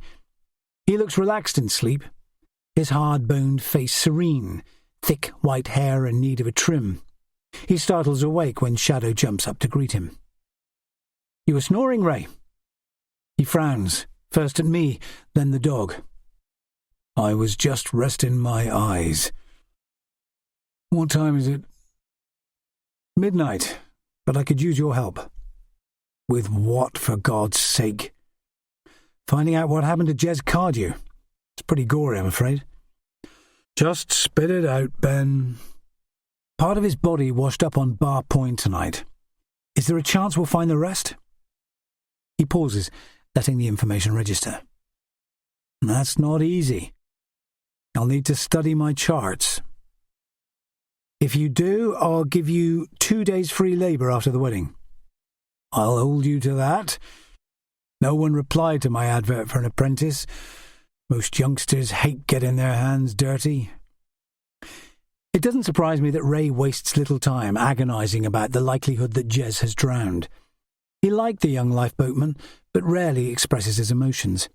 He's already rooting through maps in the plan chest he built himself. Ray's an expert on local tides. He can predict the weather with greater accuracy than any meteorologist just by observing sea conditions. He hunches over a nautical chart of Scilly, which is covered in faint arrows illustrating tidal flow at different times of day. He scribbles numbers on a scrap of paper, then returns to his chart before making his pronouncement. "There's a fierce southern current for the rest of this lunar month. The water moves in circles because of the eddies around Kettle Point. Most objects get carried down New Grimsby Strait at this time of year. His body may have travelled as far as St Agnes or Bartholomew Ledges, but it's more likely to wash up near here." "How sure are you, Ray?" 50%, 60 at most. The sea's unpredictable." "Thanks for trying." I hesitate before turning away. "Nina tells me you're giving a speech at our wedding." "I haven't made a decision." "Her dad's saying a few words. It would be great if you did the same." "The situation's different, Ben. I'm not your father." "Aren't you?" I gaze back at him. It feels like I had two. I never realised at the time, but it's clear to me now. You stepped up after Dad died, and I was lucky to have you as his grandfather. "We'll have to see about that." He looks down at his gnarled hands. "Don't forget, you're helping me in the yard. I've got a bow rider to finish." "I promised you, didn't I?" There are questions in Ray's eyes, but he never asks about my police work as a matter of principle. I'm about to leave when I spot a notebook open on his table, the word marriage scribbled at the top of the page. Nina must have hypnotised him if the island's quietest man really plans to address a crowd, but I'll believe it when I see it. I'm dead on my feet when I leave the boatyard, with Shadow traipsing behind. I feel certain the hand Father Mike found belongs to Jez Cardew, because no other mariners have been reported missing. Madron won't be able to claim that it was a simple drowning, what with the ligature and the medallion bound to his finger. I'd like to know how the killer managed to get hold of one, making me wonder if they own any more RNLI memorabilia. I trudge across the island without switching on my torch. The shingle path is so familiar, I can follow it blind, while clouds race overhead, obscuring the stars. I'm halfway down the path to Hell Bay when Shadow howls, then sets off like a rocket. A light is flickering from Hell Bay Hotel, and time is slipping backwards as I try to understand Zoe's message, just like when I was a boy. Her SOS keeps on repeating, and adrenaline gives me a sudden boost of energy. I set off fast, but my cart horse build works better in water than on land, and it takes me 5 minutes to cover the distance, then race up the fire escape to my friend's flat, where the front door is ajar. I'm looking for signs of blood or disaster, but all I see is Zoe clutching a flashlight. She's tall and statuesque, her blonde hair tousled, wearing an uncertain smile. What's the emergency? I ask. I didn't want to ring and wake Noah. I just hoped you'd see the light. You're the only person who'll understand. It's okay, Zoe. Tell me what's wrong. Can you handle a complex story, big man? They're the best kind, but feed me first. I'm starving. I haven't seen Zoe for months, but our friendship always clicks back into place no matter how long we've been apart. She hugs me, then hurries into the kitchen where she dumps her fridge's entire contents onto a tray.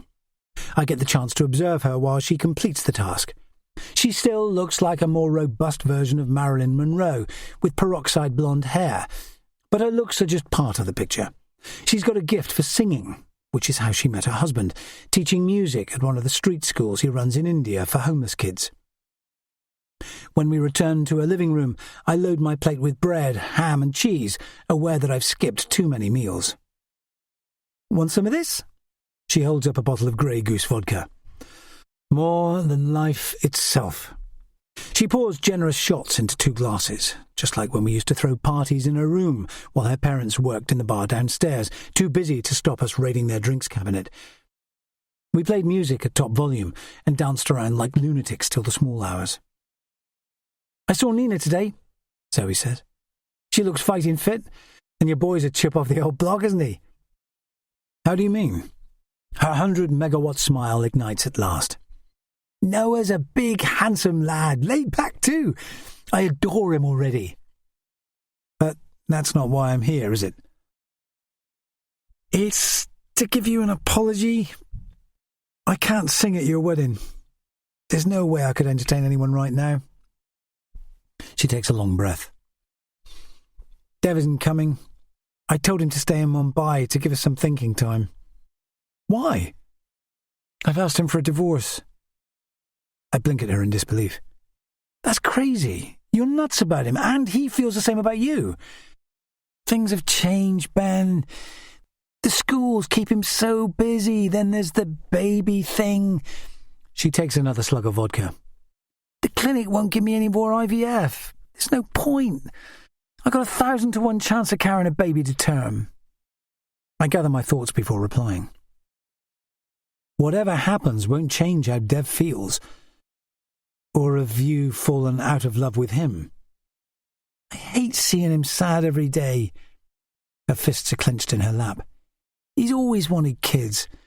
It's fairer to get the hell out and set him free. What about adoption or surrogacy? It wouldn't work. The kid has to carry your genes or nothing.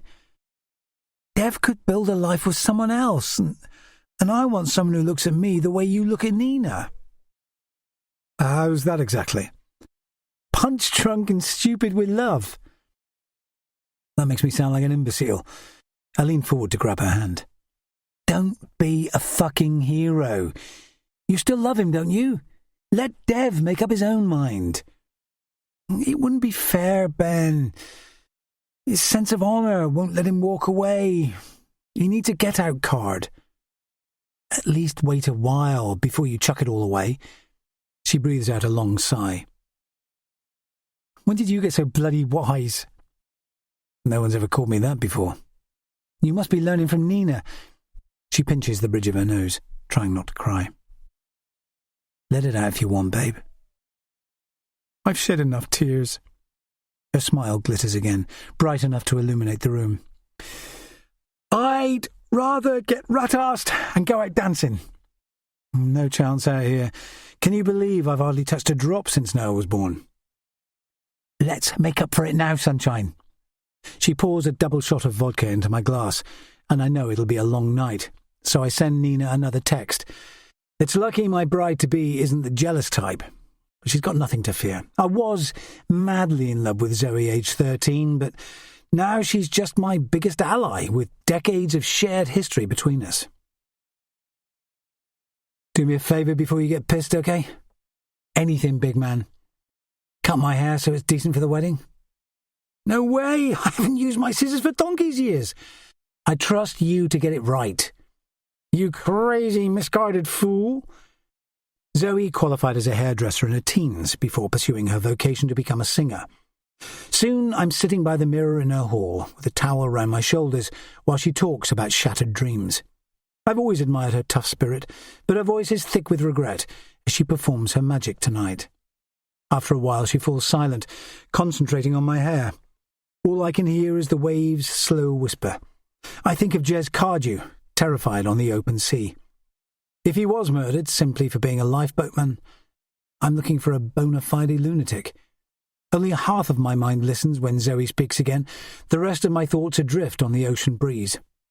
When I look in the mirror, my hair's shorter than it's been for years, and a younger, more vulnerable version of myself is staring back at me. My face still looks haunted, despite the booze. Chapter 20. Sam is powerless to help as Jez flails in the water. His friend is far from the lifeboat, hands outstretched, too weak to catch the rope he's thrown. Sam hangs from the side of the boat while the waves splash higher. Terror rises in his chest as he dives overboard, desperate to reach Jez, but it's too late. He startles awake, his eyes jacked wide. He's had the same vicious nightmare since Jez went missing, leaving him struggling for breath. He knows it will take ages for his thoughts to settle. His best bet is to go for a walk, so he rises to put on his clothes. Sam hears a new sound as he dresses. Someone is talking in a murmur. It can't be his landlord, who always yells, but it's coming from downstairs. Curiosity makes him follow the sound, taking care not to make any noise. Light spills from the living room as he stands in the hall, the door open a crack. When he peers inside, Moyle is almost unrecognizable. His chest is hunched over his knees, the look on his face tortured. He showed no regret when Jez went missing, but maybe that was just an act. His bravado has been wiped away, misery spilling out in a slow, anguished chant. Instinct stops Sam from barging in to ask what's wrong. Man would never give him an honest answer, so he lingers by the door, listening. When Moyle lurches to his feet suddenly, he backs away, then out of the front door, taking care to shut it quietly. His landlord would pick a fight immediately if he knew his moment of weakness had been observed. Sam still feels wired when he reaches the street, like he did in prison. His only choice then was to march up and down his cell, 3 paces in each direction, until the panic faded. He walks through Hewtown's quiet lane, the pubs and cafes all shut. It's only when he follows a narrow alley leading to the quay that he hears footsteps. Suddenly a shadow looms at him, and he's shouldered into a doorway. He catches sight of the man in the moonlight. It's Stuart Cardew, his face taut with anger. "You attacked my son, didn't you?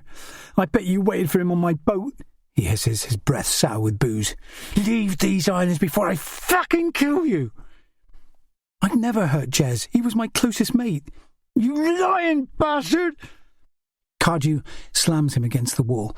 He lands 3 hard punches on Sam's ribcage, then strides away. Sam doubles over, struggling to catch his breath. A spasm of pain making him so dizzy he drops to a crouch. His hands shake as the burning in his gut worsens, but he can't report the attack. Who would believe him over a popular man who served on the lifeboat for 20 years? Minutes pass before he's strong enough to rise to his feet again. He cowers in the doorway, his bruised ribs still aching, then finds a bench on the quay, hoping that the harbour's calm will soothe the pain.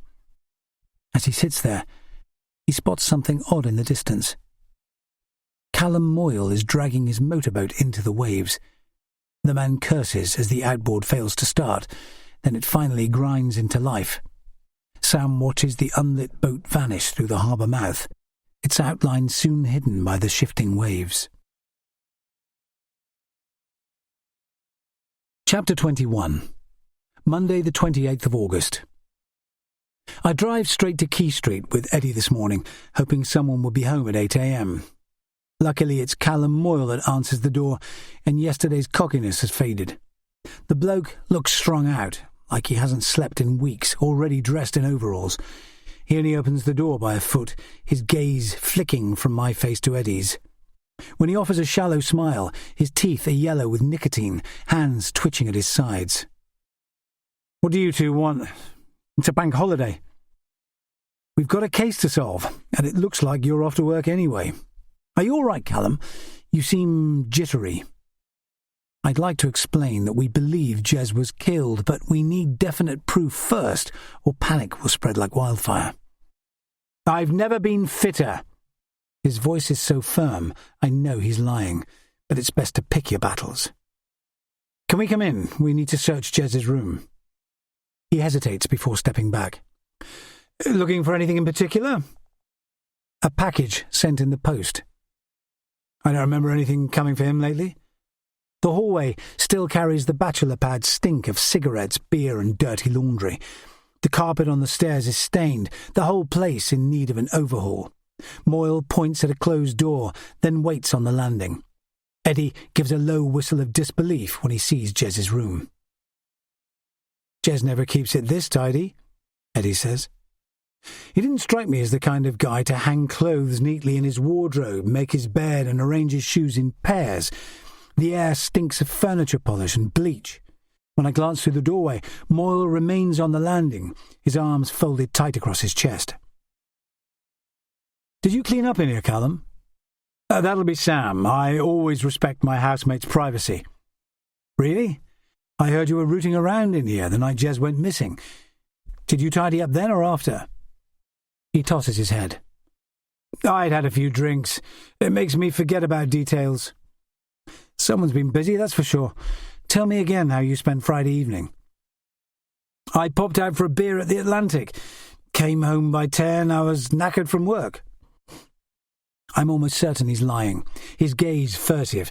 It's possible he sailed out to St Agnes to kill the housemate he'd begun to loathe. You own a 2-berth boat, don't you, Callum? The motor's buggered right now. You've got a speedboat too, Eddie says. I've seen you on it. That's just for fishing in my spare time. How do you pay your employees, Callum? I ask. Their wage goes direct to their banks. It's paid from a timesheet, then they give me their rent. Ask my accountant if you like. She keeps the records. Text me her number, please.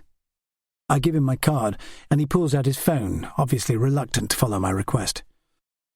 There you go. Now, if you'll excuse me, I've got work to do. Shut the door behind you when you leave. Arsehole. Eddie hisses the word after Moyle trots downstairs, then slams the front door.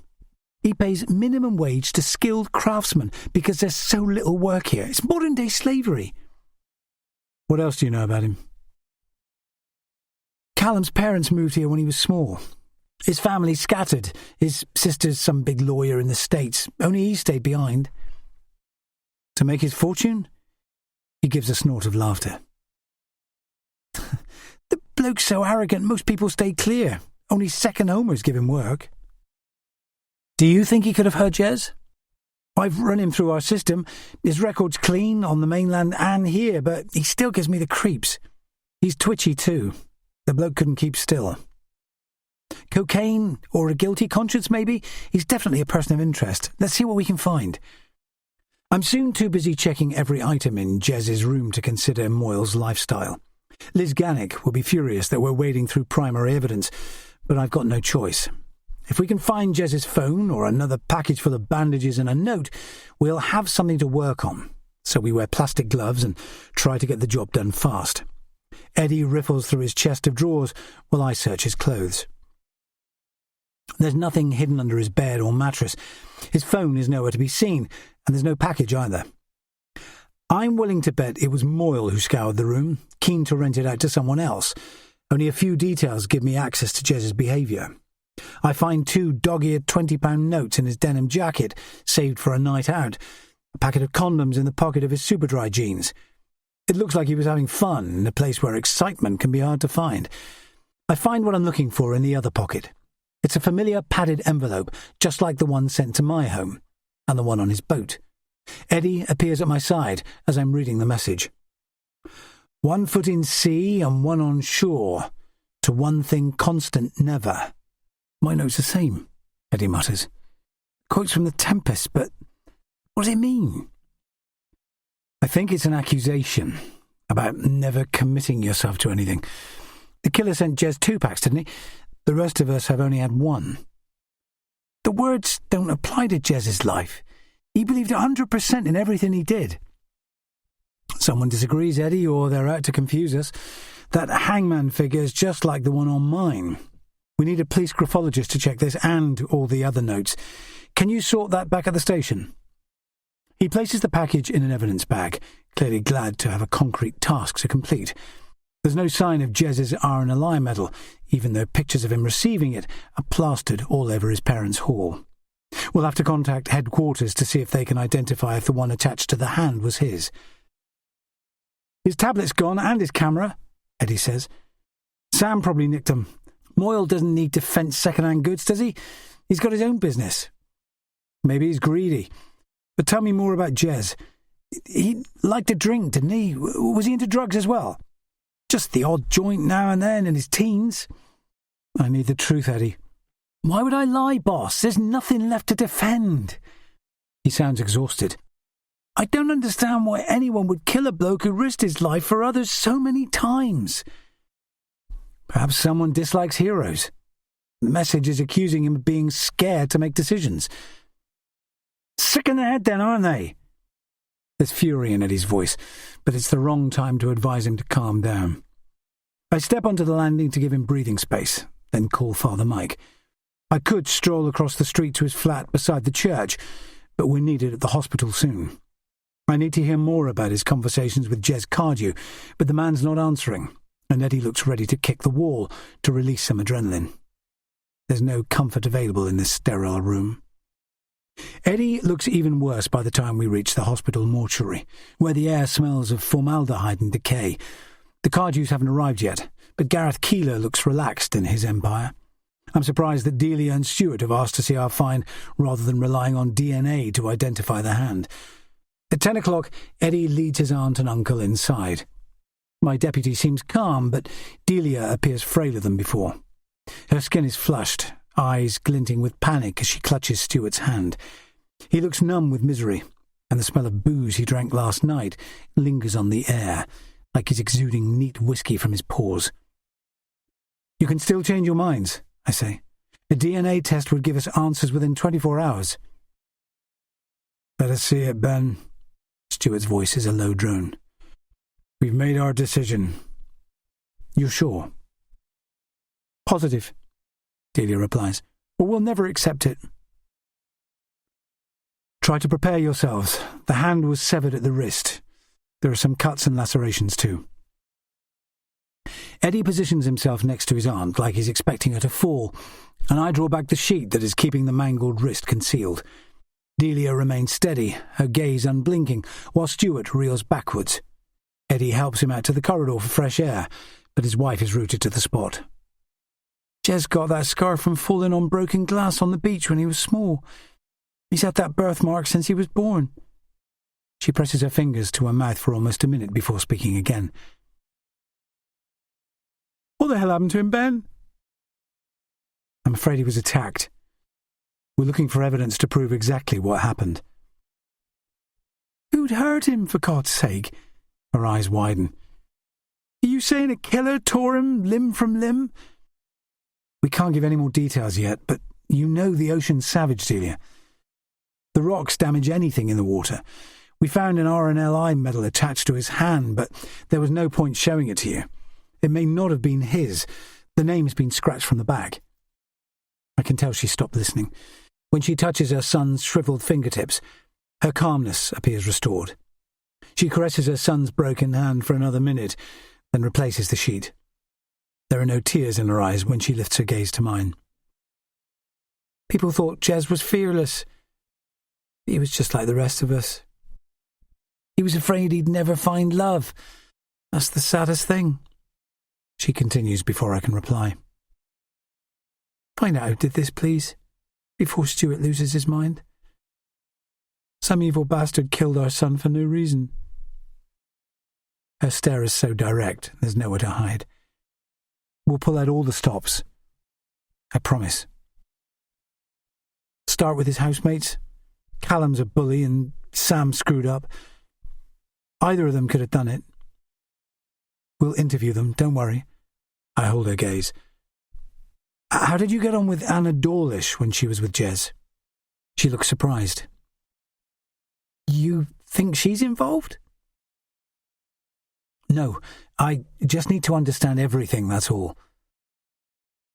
We liked her at first, and her daughter's a sweetheart, but Anna held on so tight. Jez felt smothered until he had to get away. I'm trying to think of people he'd confide in. Would he speak about his relationships to your father? Molly Bly says they were close. Delia frowns. Dad's a toxic force these days. Everyone knows it, but Jez still adored him. Age has made him spiteful. He only accepted Jez after he joined the lifeboat crew. I need to pay him a visit. Don't expect a welcome. When I took him a food parcel last week, he sent me packing without so much as a thank you. One more thing, Delia. Do you know if Stuart got an envelope through the post recently with RNLI badges inside? She shakes her head. I collect the post each morning. He said nothing like that. Why do you ask? Some of the other crew members got one, including Jez. We think he had two. I'm about to leave when she grabs my arm. Keep me involved, please. Don't lock us out. You'll get regular updates, I promise. I hope you never have to feel like this, Ben. My world's broken now Jez is gone. She turns away, leaving me shaken. Gareth Keeler enters the room again after waiting outside to give the Cardew's privacy. I can tell he's glad that his job involves corpses and tissue samples rather than the chaos of human emotions. I watch him examine the hand again. The stark morning light shows extensive damage, with deep bruises and several broken fingers, but it's the ligature marks that hold my gaze. Someone tied a 29-year-old man to a rock or the handrail of a boat, intent on seeing him drown. The sea's rocky outcrops may have done the rest. Current smashed his body against razor-sharp granite until his arm gave way. I'm about to leave when Keeler drops a transparent evidence bag into my hand. It contains the medal that was tied to Jez's finger. It's a delicate gold circle, and the familiar words inscribed on it describes exactly what Jez must have felt as he drowned. Let not the deep swallow me up. The ribbon is badly frayed, but the medal itself is so glossy it could be brand new. I'll need to find out if there's any way to check if it belonged to Jez from the RNLI. It's nothing like the crude badges I received in the post, in ugly day-glow orange, but it proves the killer enjoys any form of symbolism linking his crimes to the lifeboat service. I drop the bag into my pocket, then meet Keeler's eyes again. Remind me how it was attached to his hand exactly? With cheese wire. It's unbreakable without a knife or scissors, Keeler says, assessing me over the top of his glasses. Someone looped it round his finger, then twisted it so tight it bit deep into his skin. But that was the least of his worries. If Jez was thrown into the sea, a cut finger would barely register. I'll get my pathology report done today, Ben. Call me if I can do anything else. Thanks for your help, Gareth. I return to the empty corridor. There's no sign of Eddie, but Delia's floral scent hangs on the air, the fragrance too sweet for the occasion. I hope I'm never in her shoes. No one should have to identify their only child by a single limb under the clinical lights of a hospital mortuary. The police van stands empty outside.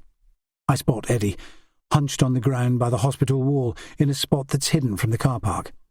It crosses my mind to leave him in peace.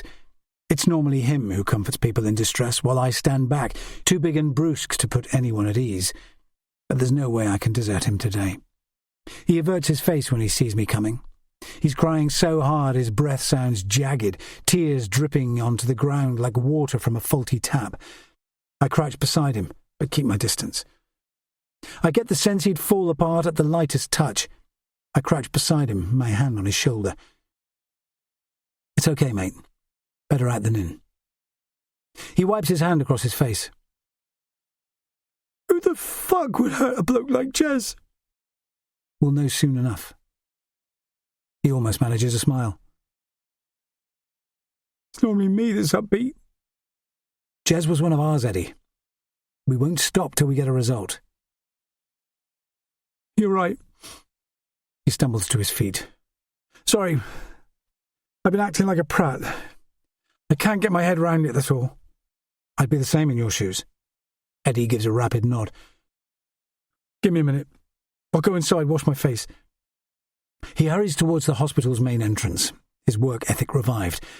I keep remembering the look in Delia Cardew's eyes when she begged me to find Jez's killer. We're going to need expert help. No one answers when I ring the police forensics lab in Penzance, forcing me to leave a message. This is for Professor Liz Gannick. It's D.I. Ben Kitto here. Can you fly over pronto, please? Don't send me a junior. I need the best this time. Our victim's a local hero. Eddie is already jogging back to the van, and it dawns on me that he's no longer a raw recruit.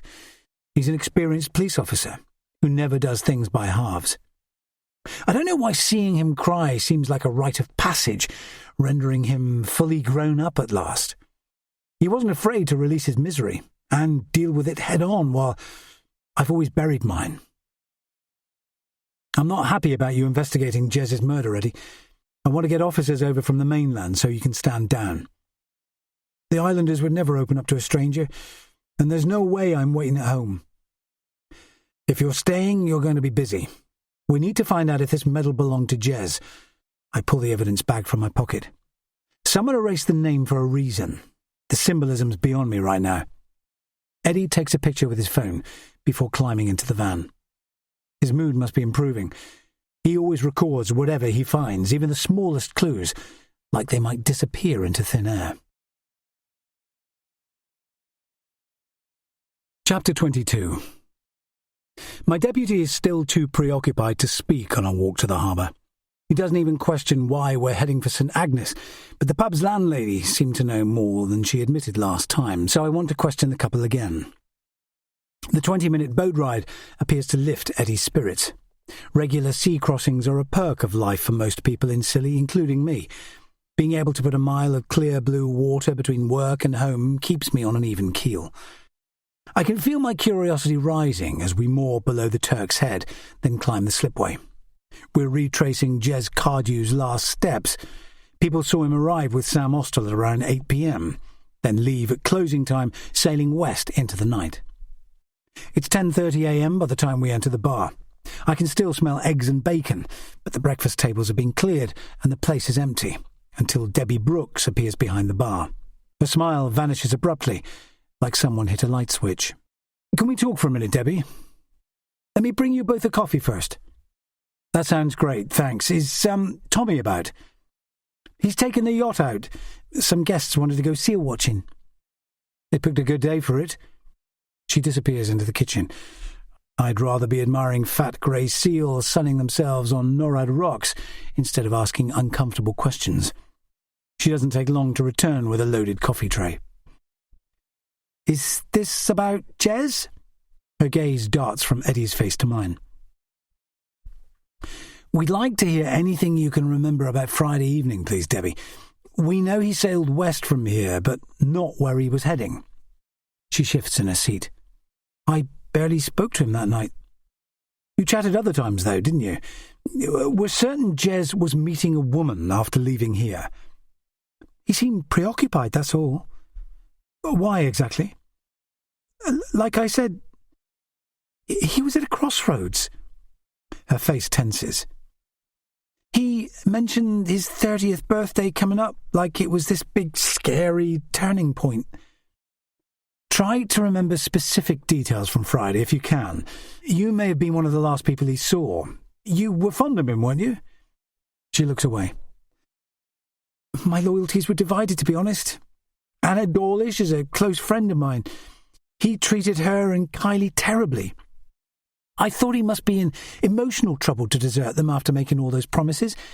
He seemed too sweet-natured to act like that without any reason.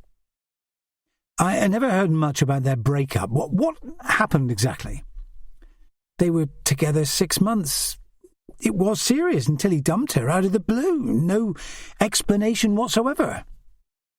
Doesn't sound like him. I suggested he talk to Father Mike if he was struggling. It's helped me a lot in the past. She pushes her hair back from her face. Jez said he was facing a life-changing decision. He asked whether I'd walk away or follow my instinct in his shoes. What did you say? Nothing. I just listened. Something that big had to be his choice alone. Can you think of anyone he liked especially on the island? Not really. It's mostly retired couples and young families out here. Her voice trails away. But you've got suspicions. His granddad's the best one to ask about personal stuff. Jez worshipped him. Molly Bly said the same, but he's switched off his phone. The woman Jez was seeing must be here on St. Agnes, Debbie. Her hands jitter on the table. I've seen him chatting to Sharon Cosgrove, here and at the shop, but only when her husband's away. If they were having a fling, it would cause one hell of a mess. How about mates he saw recently? I think he was friendly with Lewis Marlin, the guy who bought the old pottery last year. He keeps himself busy. I haven't seen him all week. That's a long time on a small island. Lewis prefers making pots to human company by all accounts. Her gaze searches my face again, checking I'm trustworthy. Don't quote me about Sharon, please. I can't afford enemies. We'll be subtle. Don't worry, Eddie says. Thanks for the coffee. I'm feeling better when we get back outside. We've uncovered our first scraps of useful information. There must be a reason why Jez sailed here so often in the past year, and a young woman with an absent husband sounds like a fair place to start. We head for the Cosgroves' house first. It lies at the western edge of Lower Town, the same direction Jez sailed in the night he vanished. Damien Cosgrove is a local boy around 30. His wife is Scottish. I rarely see her out and about unless they're together. We pass the lighthouse that still dominates the island from its central position, even though it was decommissioned years ago. The tower is part of a private residence now, but the couple who own it are generous. They invite kids from Five Islands School to visit their home each year, explaining how the keepers tended the light 24 hours a day. We leave the tall, white building behind us, then it's 5 more minutes to Lower Town.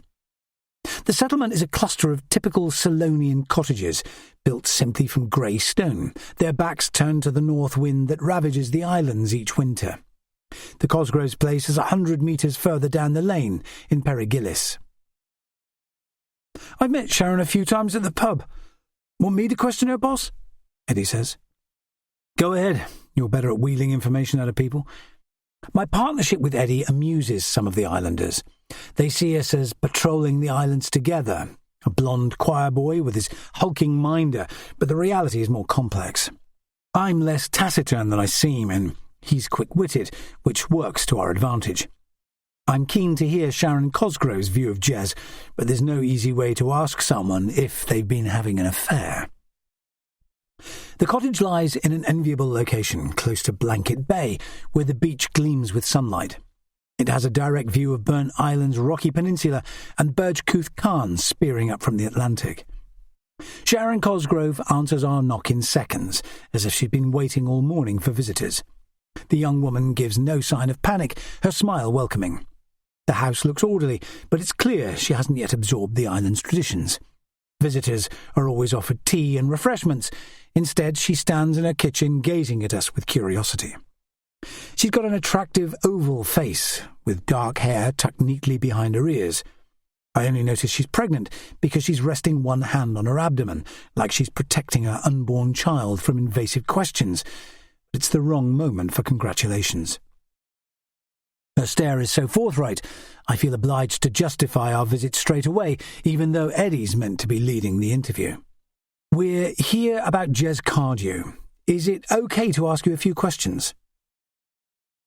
The sea's vicious this time of year. Her voice has a soft Scottish lilt, tinged with sadness. There are some things we don't understand, Eddie says. Did you know him at all? Just as an acquaintance. We're trying to understand why he'd been visiting St. Agnes. How long have you lived here, Sharon? Almost a year. You've settled in okay? Eddie gives his best smile. It's going well, thanks. I grew up in Orkney, so the lifestyle's similar, but the weather's kinder. I like working at the post office half the week. Did you meet Damien on Orkney? He stayed in my family's B&B while he was on the regs. He's a mechanic at Newquay Airport now. Week on, week off.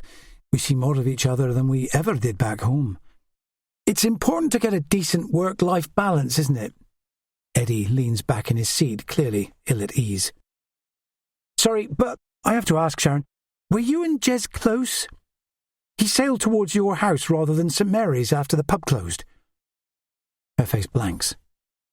What do you mean? You've been seen talking to him recently. And a few conversations means we're having a fling? The warmth has left her voice. You're way off track. I can't even chat to a stranger out here without people jumping to conclusions. Eddie's normally great on interpersonal skills, but losing Jez seems to have blunted his empathy. I'll have to intervene before he makes matters worse. We just need to know where you were on Friday night, Sharon, I say. There's nothing more to it.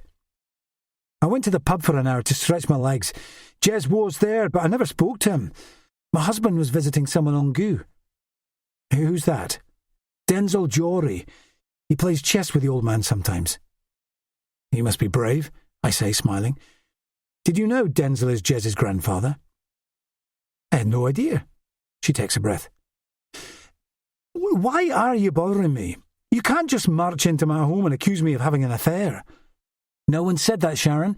We just need his friends to share information to help us find out why he died. We found a note on his boat. He was definitely seeing someone on St. Agnes. It's important we find out who. And I'm top of your list, she snaps. Is that because I'm pregnant or a newcomer? We're obliged to investigate Jez's death. It's our job. I've never sent him a note or laid one finger on him, okay? We'll be calling at every household on St. Agnes. You're not being singled out. Jez didn't just fall into the sea. We know there was foul play. She gives a brittle laugh. Who'd hurt him in a place like this? People feel jealous the world over, and life can be hard on a small island where everyone knows your business. We think he was seeing a married woman. I'm sorry if our questions felt invasive, but we need to take a handwriting sample from you, please. The woman says nothing when I produce some blank paper and a biro. I dictate a few words in a jumbled sentence, making sure to include the ones used in the note found on Jez's boat. Once she's finished, she thrusts the paper back at me, her expression hostile. The locals sent you, didn't they? They took against me the minute I arrived. This isn't about you, Sharon. They'll be chatting about your visit, passing the word round. Forgive me, but you sound a bit paranoid. We're investigating a man's death, not your standing in the community. You're accusing me of sleeping with a man I barely knew, she says, rising to her feet. Get out before my husband finds you here. Call us, please, if you think of anything else. I hold out my card, but she ignores it, so I leave it on her kitchen table. Thanks for your time. The front door snaps shut at our heels. Eddie waits until we reach the lane before giving a low whistle of disbelief. The young woman hasn't done herself any favours by acting so defensive. Her rudeness could be a form of grief, but we'll need to do more digging before making assumptions. Sharon knows how life operates on a small island, having come from Orkney. Once a reputation's made, the stain is likely to be permanent. When I glance back at her house, she's standing in the picture window, arms folded, clearly willing us to leave. Chapter 23. Sam isn't at his best this morning. Last night's attack has left a rainbow of bruises on his torso, but he can't rest in bed. He looks into Jez's room before leaving for work, noticing that his valuables have gone. His camera, laptop and tablet. Moyle must have taken them to sell. He should report the theft to Ben Kitto, but he knows he'll end up homeless if he blows the whistle.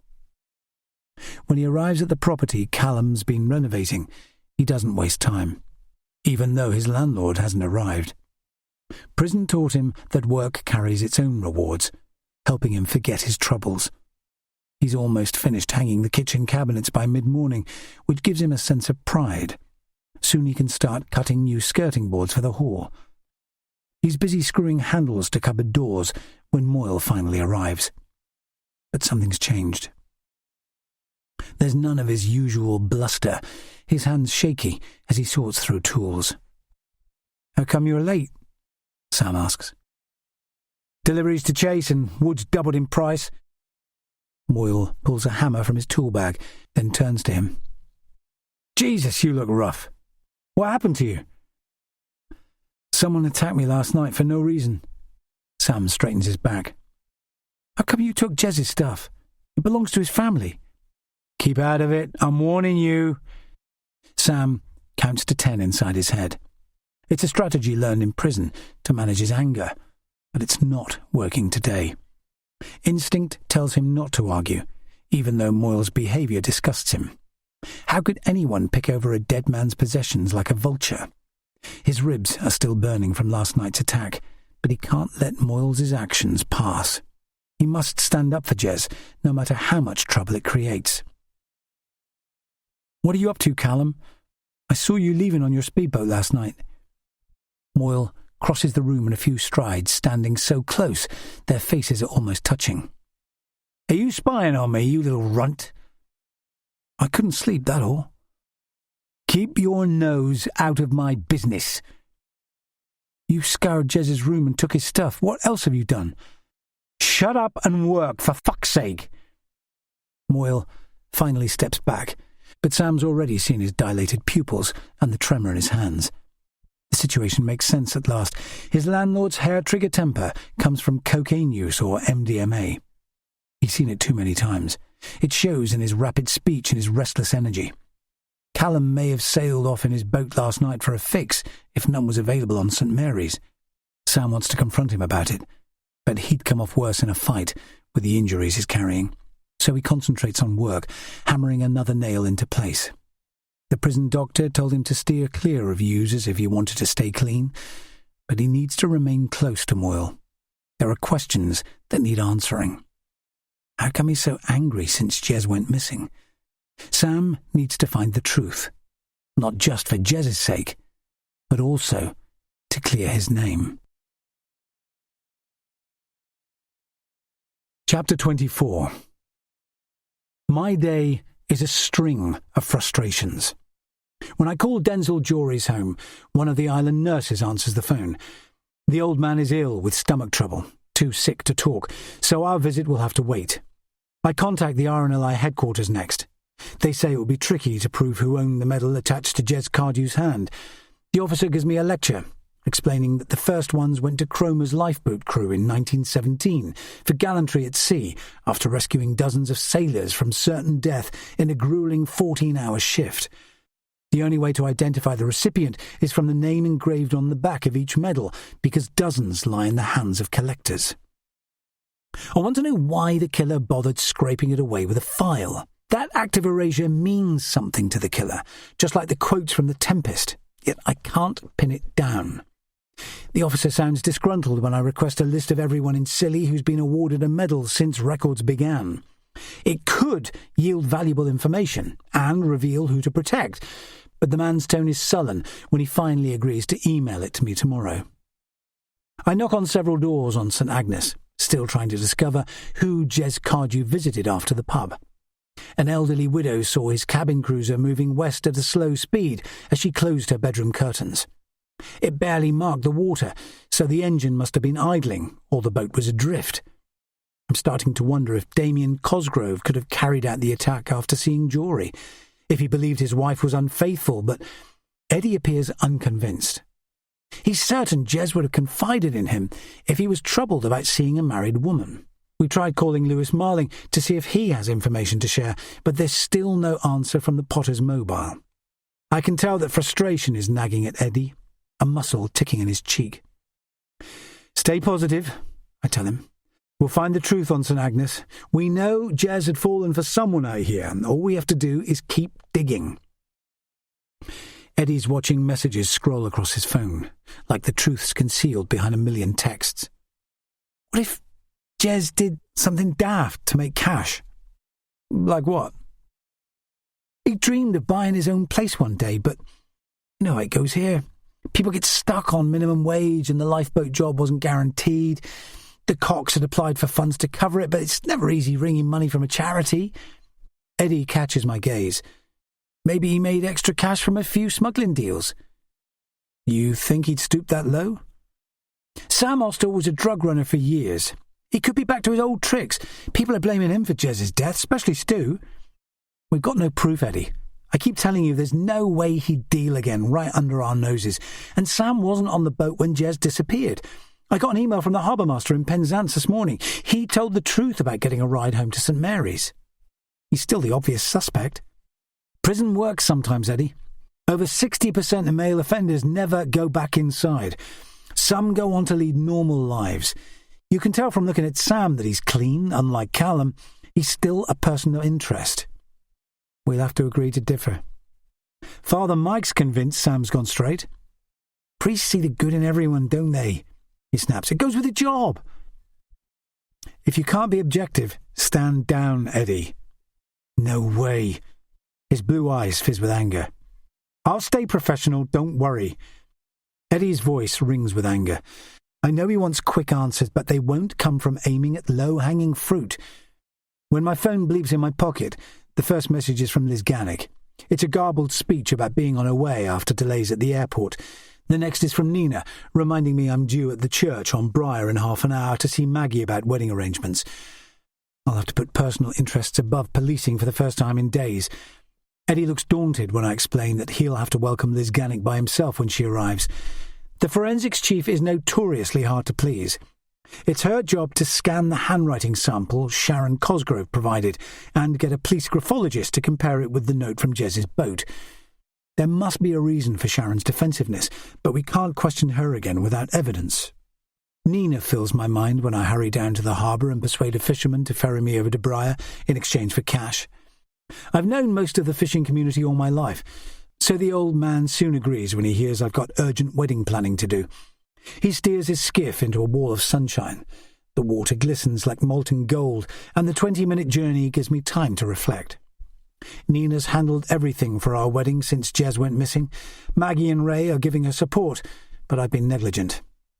I look out at Samson as we pass the island's deserted village, where ruined houses stare at me in blank-eyed judgment through windows that shattered decades ago. I thank the fisherman when he moors on Briar. He protests when I press a tenner into his hand, insisting on paying for his diesel, but there's no time to argue. I jog uphill from the quay to find Shadow waiting on the path.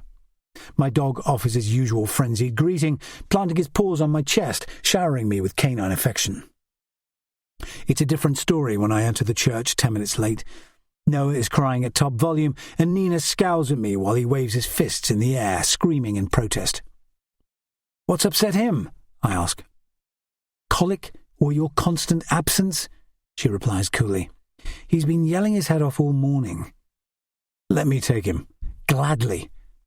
She looks thrilled to dump him in my arms. Our son's still bawling, his face sticky with tears. No one likes a screamer, I tell him, then hum someone to watch over me in his ear until his cries reduce to a murmur. That pisses me off so much, Nina says. He's been inconsolable for hours, then you rock up late and he's putty in your hands. Sorry, Listen to me, Ben. You promised to help, then you vanished. Your work always comes first. That's not true. Don't bullshit me, I'm sick of it. We're still glaring at each other when my godmother breezes inside. Maggie Nan Caro has run Briar's only pub all her working life. She's in her 60s, but unwilling to slow down. The woman is small, but indomitable. I can tell she's assessing the situation when she dumps a picnic bag on the church's stone floor, then seizes Noah from my arms. Maggie jiggles him on her hip, coaxing a smile. I can see him relaxing at last, now that he's in expert hands. She grins back at him in delight, even when he yanks at her cloud of grey ringlets. I brought your sample menu, Maggie says. Go outside and taste each dish for me, can you? If it's okay, we'll run with it at the picnic. There's still time for a few small tweaks. You're amazing, Nina says. I was about to murder Ben. Wedding stress hits everyone's sweetheart. Find some sunshine outside. I'll show Noah this old place, then we'll chat about flowers. We leave her pointing at the stained glass windows while our son reaches for the tinted sunlight like he could grasp it in his hand. Nina remains silent as we settle on a church bench with Shadow close by. He's acting as referee, or just hoping that good behaviour will result in food.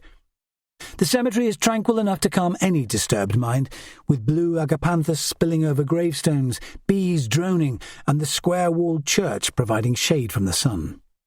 We peer at the menu Maggie's dreamed up, printed on a card: barbecued salmon, miniature Cornish pasties, potato salad, couscous with local tomatoes and herbs, followed by strawberry tart made with fruit straight from St. Martin's Fields.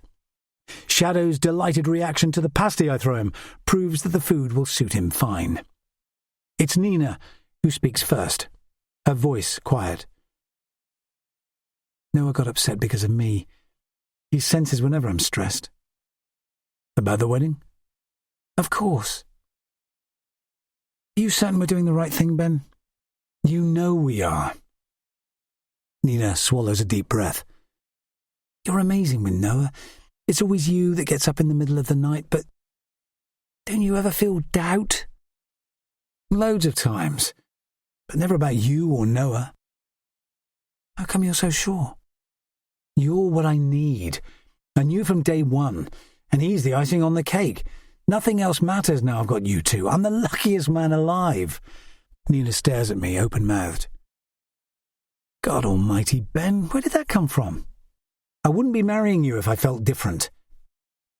Days pass without you expressing your emotions, then I get your whole manifesto. I know you've been making an effort, but life would be so much easier if you shared your feelings more often. I thought I'd nailed it by now. She smiles at last. You're getting there, and I love hearing it from you each time. It's a change of mindset, that's all. It cuts both ways, Nina. I need reassurance too sometimes. Don't I give it to you? Not that often. I'll do better. Sorry.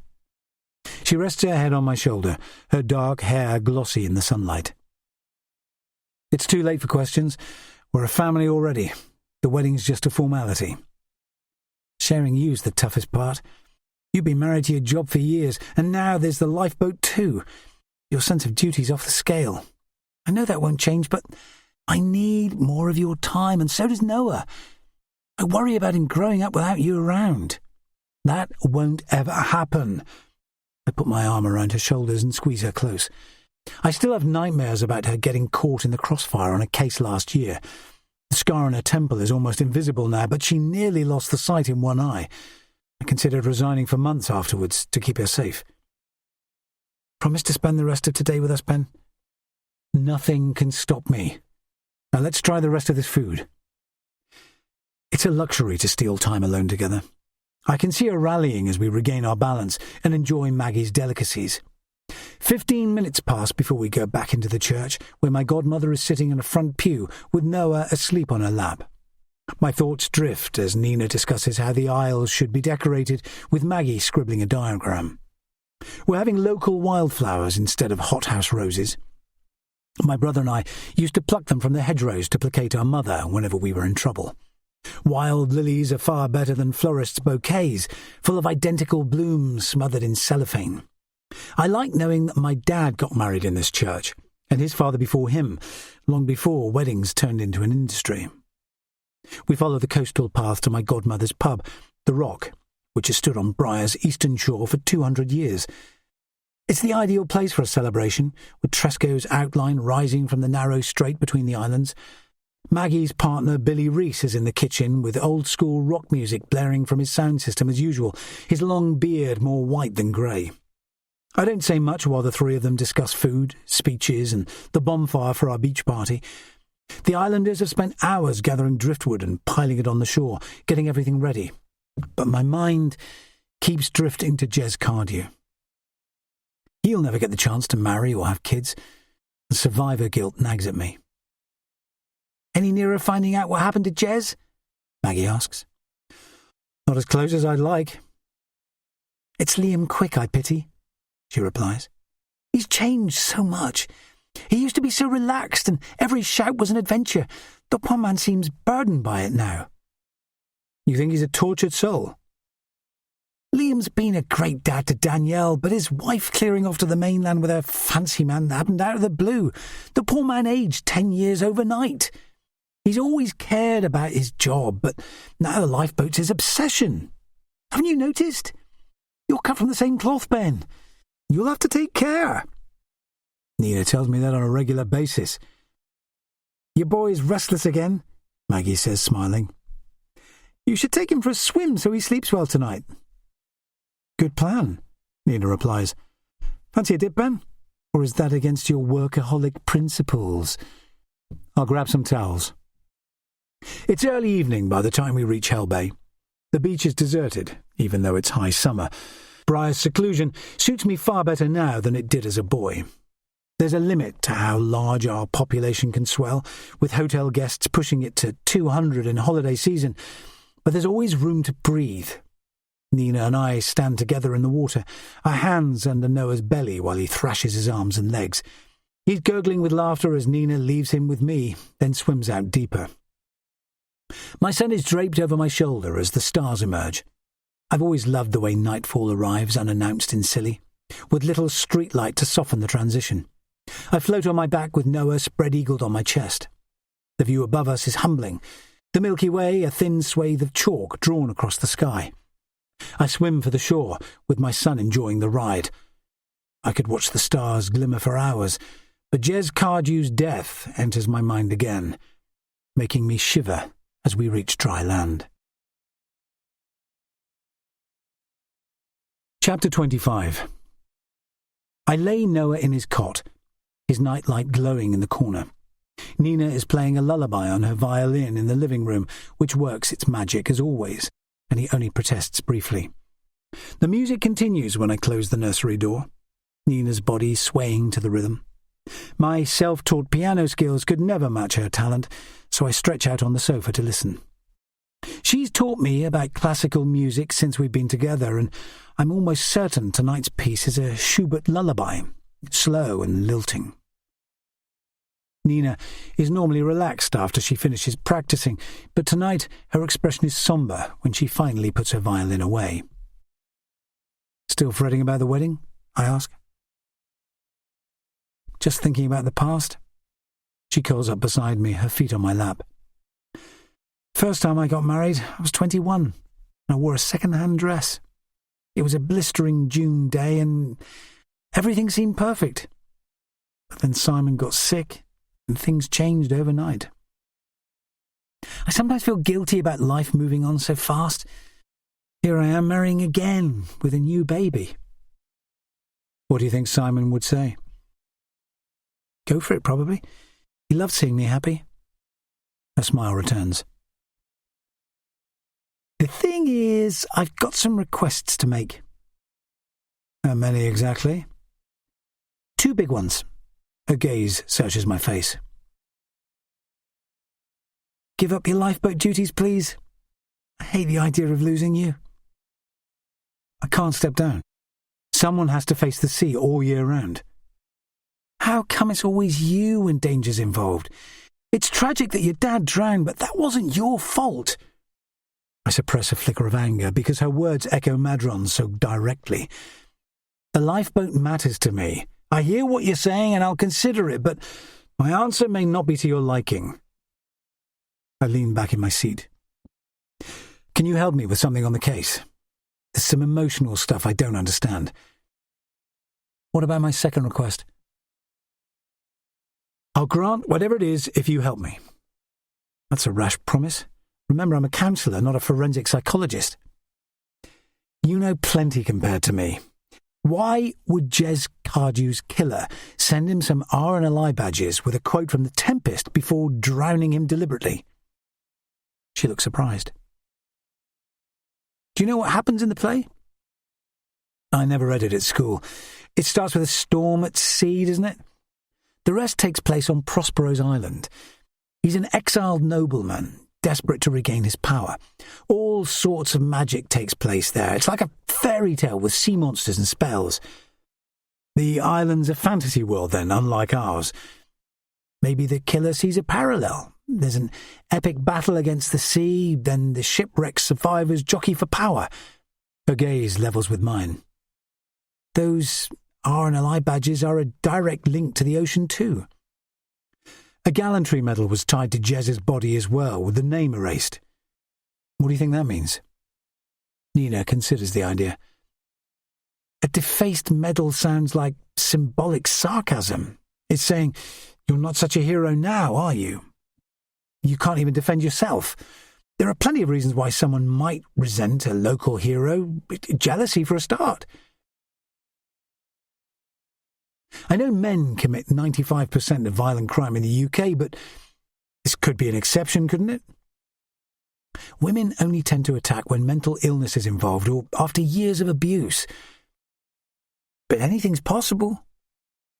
So it could be someone who hates anyone that's treated like a hero. It could explain why most of the lifeboat crew got sent badges and messages telling us we're flawed. Please don't tell me you're in danger. I can't handle any more worry on top of the wedding. She suddenly looks tired. You had 2 requests, Nina. What's the other? Remember, you promised to say yes? She leans forwards, touching my hand. I'd like another baby. Soon. Why take the risk? I did 3 years medical training, remember? I'll need close monitoring in my final trimester, that's all. You almost died the first time. It scared the shit out of me. The tone softens. That's natural, but I hated being an only child. Noah deserves a sibling near his age. You'll have all the island's kids as playmates. It's a gamble worth taking. You must be crazy. We have to make a decision together, but it's my body. Noah deserves a bigger family. Blood doesn't mean anything.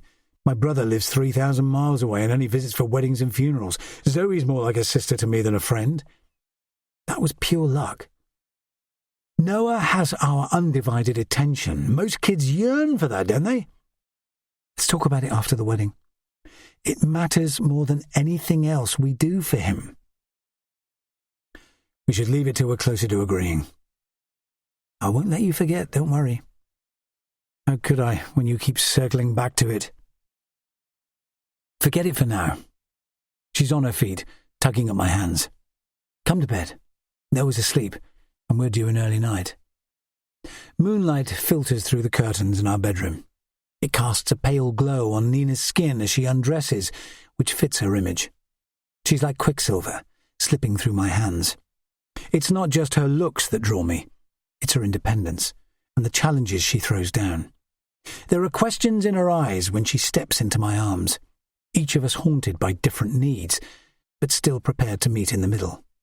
Her touch is gentle when she touches my face, then kisses me. Need for her soon empties my mind of every other thought. She looks beautiful when she rises over me, her head tipped back, the tension inside me finally releasing. There's triumph on her face when I lose control, like she's proved her point once and for all. Nina falls asleep fast, with her head on my shoulder. But my mind's still buzzing. An hour passes before sleep claims me. Then I struggle to surface when my phone rings in the middle of the night. I stumble into the hall to answer it. The male voice is unfamiliar at first, the sound of waves murmuring in the distance. It's Liam Quickburn. Get over to Hangman Island fast, can you? I need help. The line crackles, then breaks down, which often happens in Scilly, usually at the worst possible time. I'm on my way, Hawkeye, I reply, but there's only a hiss of static. Shadow seems desperate to get outside once I'm dressed. He bounds ahead too fast for me to keep up as I cross the island, with my torch beam trained on the path. It's 3:30 a.m. Dawn won't arrive for another 2 hours. The lights are out and raised flat when I reach my boat. I make a vain attempt to leave Shadow on the quay, but he leaps on board as I depart, with my outboard motor churning the brine into foam. We've only got a short distance to travel. Hangman Island stands in the middle of New Grimsby Strait, the narrow channel separating Briar and Tresco.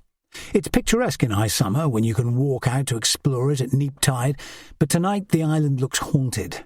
Black rocks stand high at its core, with a yardarm raised on the summit. Oliver Cromwell executed hundreds of traitors here, applauding each death from his castle on Tresco's western coast during the English Civil War. Kids dared each other to swim out here at midnight when I was a boy, certain the island was haunted. And we may have been right.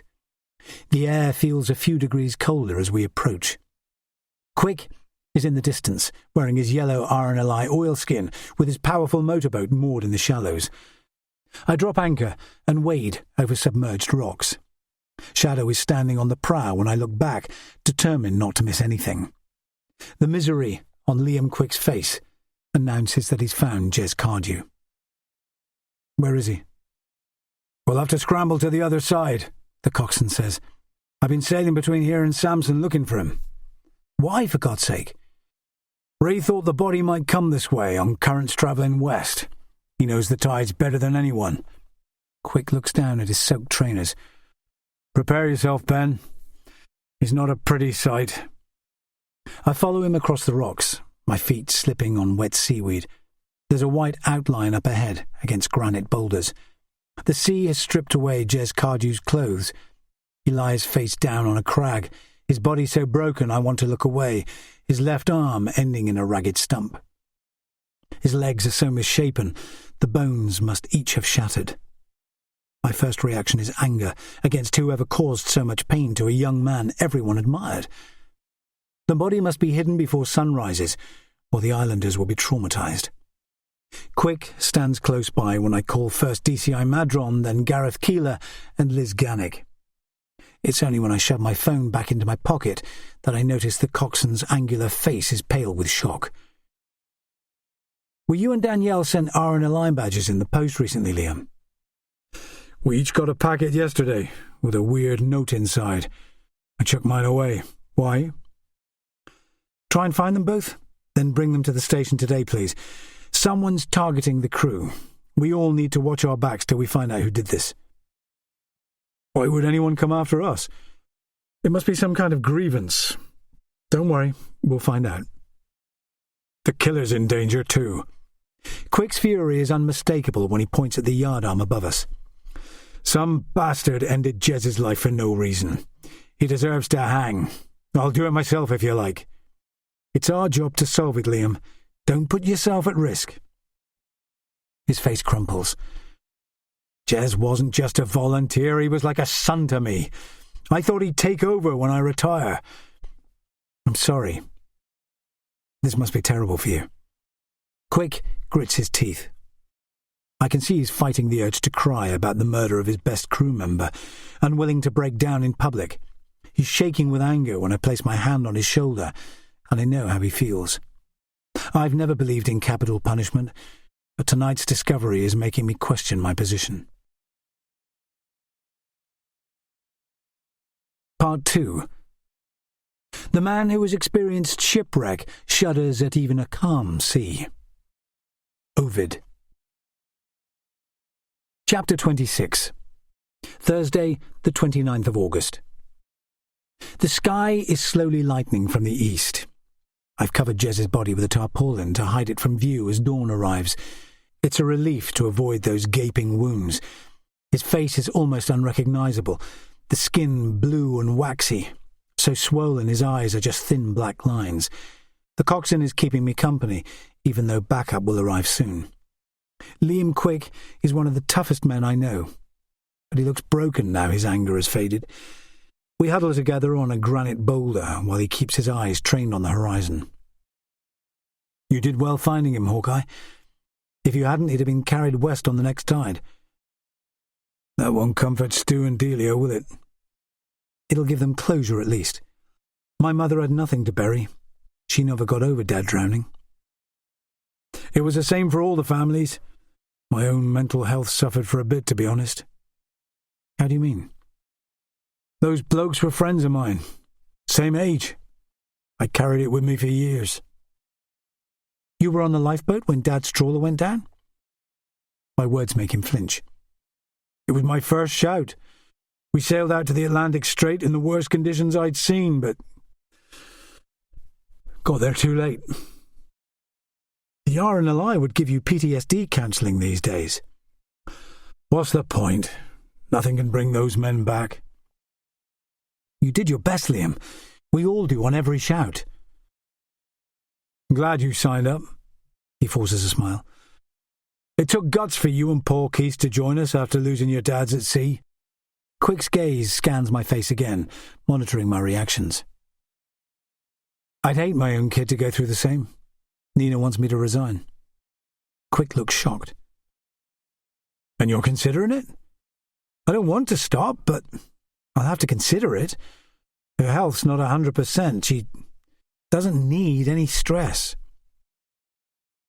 We'd all miss your input, Ben, but I'd understand. You have to do what's right for your family.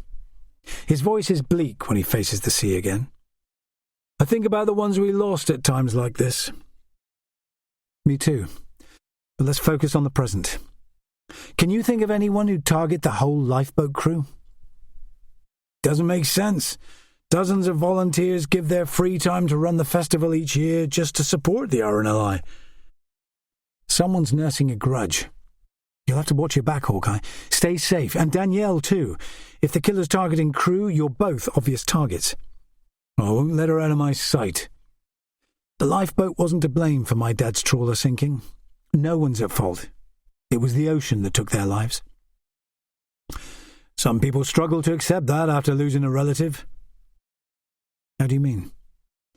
Janet Fernley's husband had a heart attack, alone on his boat last year, a mile out to sea. Trevor managed to ring us, but he died before we got there. I did everything in my power, but the boat's engine failed. It cost us 15 minutes. We tried CPR on him all the way back to shore. Janet was furious. She said we should have taken the D-class boat to reach him in time. I've had to live with my decision ever since. It's my fault we took so long to arrive. But she's still running the volunteer team. She's apologised to me since, but she could be right. I was afraid to risk everyone's lives on the D-class in a rising storm. You were right about that, I tell him. Find those envelopes for me today, please. I'll do it straight away. Quick frowns at the sea as if the returning tide carries blame for each life it's stolen. The coxswain seems to be waging a battle with his conscience. All lifeboat volunteers pledge to save lives, yet hundreds of mariners still die on the water, and no skipper's record remains clean forever. The sea has no mercy if you're unprepared or on the wrong side of a storm. Quick sets off on his motorboat as the police launch arrives, grim-faced as he heads back to St. Mary's. Eddie is steering the police boat closer, even though I asked Madron to send Isla instead. It could damage him to see his cousin's body torn to shreds, but the DCI has ignored my request as usual. Gareth Keeler and Liz Gannick are on board too, and their landing will be tricky. The boat is already so covered in scrapes and dents most of its day-glow stripes have vanished. The police crest faded from black to grey. Eddie attempts to pull closer, but Hangman Island is just a pile of granite spikes. He could easily break the propeller shaft, so our experts are forced to scramble ashore. Dr. Liz Gannick's thick northern accent reaches me before she appears. Her complaints are as loud as a foghorn, which doesn't match her image. She's an elfin figure as she raises herself onto the gunwale. The pathologist offers to help, but she bats him away with a grunt of annoyance. Gannick sometimes uses a wheelchair, but she prefers crutches, her pace faster than most people can walk. She reaches the shore before her male companions, cursing as she splashes over wet rocks. She's dressed in a leather jacket and vintage Levi's, with a few locks of her short black hair dyed a vivid pink. The scowl on her face is so deep, it appears to have been carved into her skin. "This had better be fucking worth it," she hisses. "These boots cost a fortune." "Thanks for coming over so fast, Liz." "You begged. I had no bloody choice." "I'm still grateful." "Save it for someone who gives a shit. Let's work, shall we? I'm soaked to the skin." Gannick falls silent when Keeler stumbles ashore. The party each react differently to seeing Jez's body, but Eddie's response bothers me most. There's cold fury on his face, as if he plans to deliver natural justice to whoever killed his cousin with such violence. Gannick mutters a string of expletives, while Keeler works in silence, keeping personal feelings at bay. It takes us 10 minutes to cover the body with a tent made of sterilised plastic. The sky has turned a brilliant pink, stippled with dots of cloud. The Eastern Isles look like they're on fire. I've watched sunrise transform this low-slung landscape many times since Noah began waking early, but there's no time to appreciate it today. Keeler is already speaking into his dictaphone, making notes for the coroner's report. Gannick's face is tense with resentment at having to wait her turn. I've never met anyone with such a powerful work ethic, except Liam Quick. The county's forensics chief may be hard to please, but she's prepared to toil around the clock for a result. "What's that twisted round his neck?" she asks. I spot a thin wire under his jaw. Another RNLI medal is attached to it, like the one found on his hand. Something shifts inside my chest. The lifeboat crew are revered in Scilly, with every shout reported on the local radio. I can't think of anyone stupid enough to attack us, yet someone resents this man's heroism enough to drown him, and the rest of us could be next in line. The moment Gareth Keeler steps back, Liz Gannick drops to her knees, surveying the body for cuts, bruises and swellings.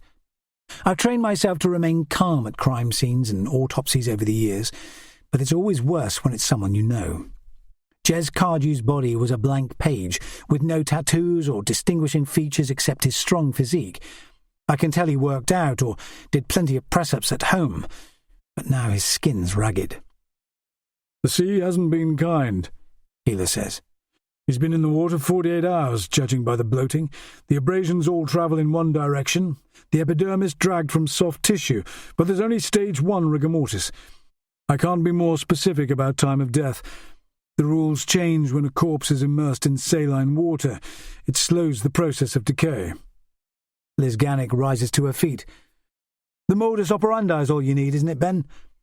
Anything you see could help us." "It looks like he was tied by his left wrist using metal twine sheathed in plastic, then dragged at speed over the ocean floor," she says. "The cuts and scrapes all travel vertically down his body, like Gareth said. Submerged rocks tore away his clothes. Either the boat's propeller or sharp objects on the ocean floor severed his hand." Keeler nods in agreement. "I can't judge if he went into the water dead or alive. I'll have to measure how much liquid his lungs contain. They'll be full if he was still breathing." "It's one hell of a punishment, like when sailors were keel-hauled." "What's that?" Eddie asks, staring at me. "Sailors would be tied up after a mutiny in the old days, then dragged under the boat's keel. They were often maimed by barnacles scraping their skin. Many of them drowned." My thoughts stay with Cardew, choking as he was hauled through the sea, while the inhabitants of St. Mary's danced on Porthloo Beach. I follow Eddie out of the tent, then call Jez's parents to give them the news that the rest of their son's body has been found. I hear Stuart's gruff voice first when the call connects, and a sharp cry as his son's death finally registers. The sound is high and endless, like a fox screaming when it's caught in a trap. Chapter 27. Sam is replacing old floorboards at work when his radio picks up the 11 a.m. local news. The announcer says that the weather will continue fair in Scilly, ideal for barbecues, with an outside chance of rain. Then his voice turns serious. "The body of missing lifeboatman Jeremy Cardew has been found after a prolonged search at sea. The whole community will miss the popular 29-year-old who lived on St. Mary's all his life. There will be a police meeting at 1 o'clock today in St. Andrew's Church Hall for anyone with information to share." Sam turns the radio off, suddenly in need of silence. His ribs still hurt from last night's attack, but this pain is worse. It feels like part of him has been cut away. When he turns round, Callum Moyle is watching. There's a smear of oil on his cheek, like he's applied war paint. "I heard the news, mate," he says, his tone conciliatory for once. "Sorry, I know you were close." "I need to be at that meeting." "Okay, but don't be long, we're falling behind." "Who cares? Jez's death matters more." Moyle's anger erupts again. "How come you worship the bloke? He was a prick most of the time."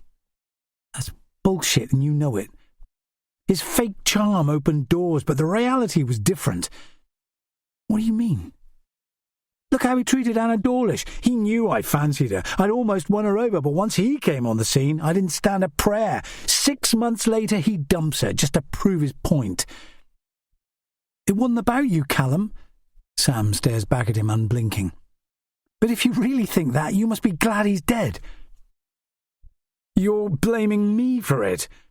Moyle releases a high burst of laughter. "He pissed me off, that's all. Coke makes people violent. I saw it in prison. How much are you using?" "I never touch drugs." "But they've touched you. Keep that shit away from me. I've been clean all year." Moyle's eyes darken. Lifestyle advice from a loser like you sounds pathetic. He waves his nail gun at Sam's face like he's planning to shoot him between the eyes, then marches back down the corridor. Chapter 28. The first thing Eddie and I do back at the station is phone every lifeboat volunteer to inform them they're in danger, whether or not they've received a pack full of RNLI badges with a note inside. We all need to stay vigilant and not spend time alone. Most react with surprise, but no sign of panic. So far, the only ones to receive the packs are Eddie and I, Isla, Sam Austell, Jez, Molly Bly, and Liam and Daniel Quick. I can't prove it yet, but the killer's approach is so loaded with symbolism, I'm concerned they'll try again. Madron calls us all into his office once the calls are complete. There's irritation in his eyes when he glances at me like I'm to blame for Jez Cardew's death. He taps his biro on the arm of his chair, while the rest of us squirm on hard plastic stools. This case is overshadowing the Lifeboat Festival. We need it solved fast, for the sake of the Cardew family. I want it wrapped up before your wedding, kiddo. So do I, sir, obviously. Professor Gannick, I'm grateful you've joined us, and congratulations on your promotion. I hear you're now a forensic lead at Scotland Yard, as well as running the Cornish team. Thanks, but I was mad to accept. My workload's doubled. Gannick gives him a narrow smile. She hates sycophancy, but the DCI ploughs on regardless. I'll lead the public meeting at 1 p.m. with you as SIO, kiddo. I want to hear from each of you in turn. You first, Eddie. I'm aware how hard it must be losing your cousin. You can take compassionate leave, and there's online trauma counselling available. I felt it was important to let you see Jez's body in situ this morning, so you know the truth about his death. Therapy won't help, sir. I just want the killer found. Can you give us some background on Jez's recent behaviour? The DCI asks. We hardly met up in the past few weeks, apart from a quick chat in the pub the night you went missing, Eddie says. We used to play football together, till life got busy. Jez was always easy-going, but I could tell something was nagging at him. About his work situation? I think it was something bigger. Jez said living at Callum Moyle's place started out fine, then went sour. Liam Quick was trying to get him a full-time job as navigator on the lifeboat. It's what he wanted, apparently, but he never said a word. It's not like him to be so secretive. I can't see any reason for the attack. The whole island turned out to celebrate when he got that medal last year. Some people resent heroes, don't they? I ask. Madron's voice sounds compassionate when he speaks again. Everyone in this community will miss such a fine young man, Eddie. The warmth in his eyes vanishes when he turns to me. When was the last sighting of Jez, kiddo? I want every detail. He left the Turk's Head around 11 p.m. on his parents' cabin cruiser. He was seen rounding the island's western coast. Jez sailed to St Agnes often. Something lured him there on a regular basis. You're certain Jez was heading west? One of the punters from the pub saw his boat leave with just him on board. Someone could have hidden in the hold after dark, but it's likely that it had been spotted. It was a warm evening with people milling around by the quay. Liz is doing forensic checks on the boat today. What about primary evidence? I placed the scrawled note from the cabin cruiser on the table inside a clear evidence bag. The writing's hard to decipher, but we've scanned it, and a police graphologist's report just arrived. The writing doesn't match the threats half the crew have had in the post, including Jez. She'll check again once we get samples from the female residents of St Agnes.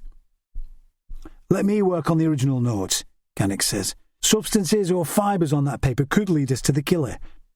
I produced the package I was sent, containing the badges plus the note in a separate evidence bag. Members of the lifeboat crew have been getting these, sir, with quotes from the Tempest. Jez got one postmarked 2 days before his death.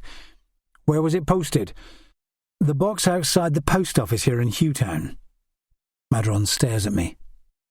The killer's bold and well read. That looks like a child's handwriting.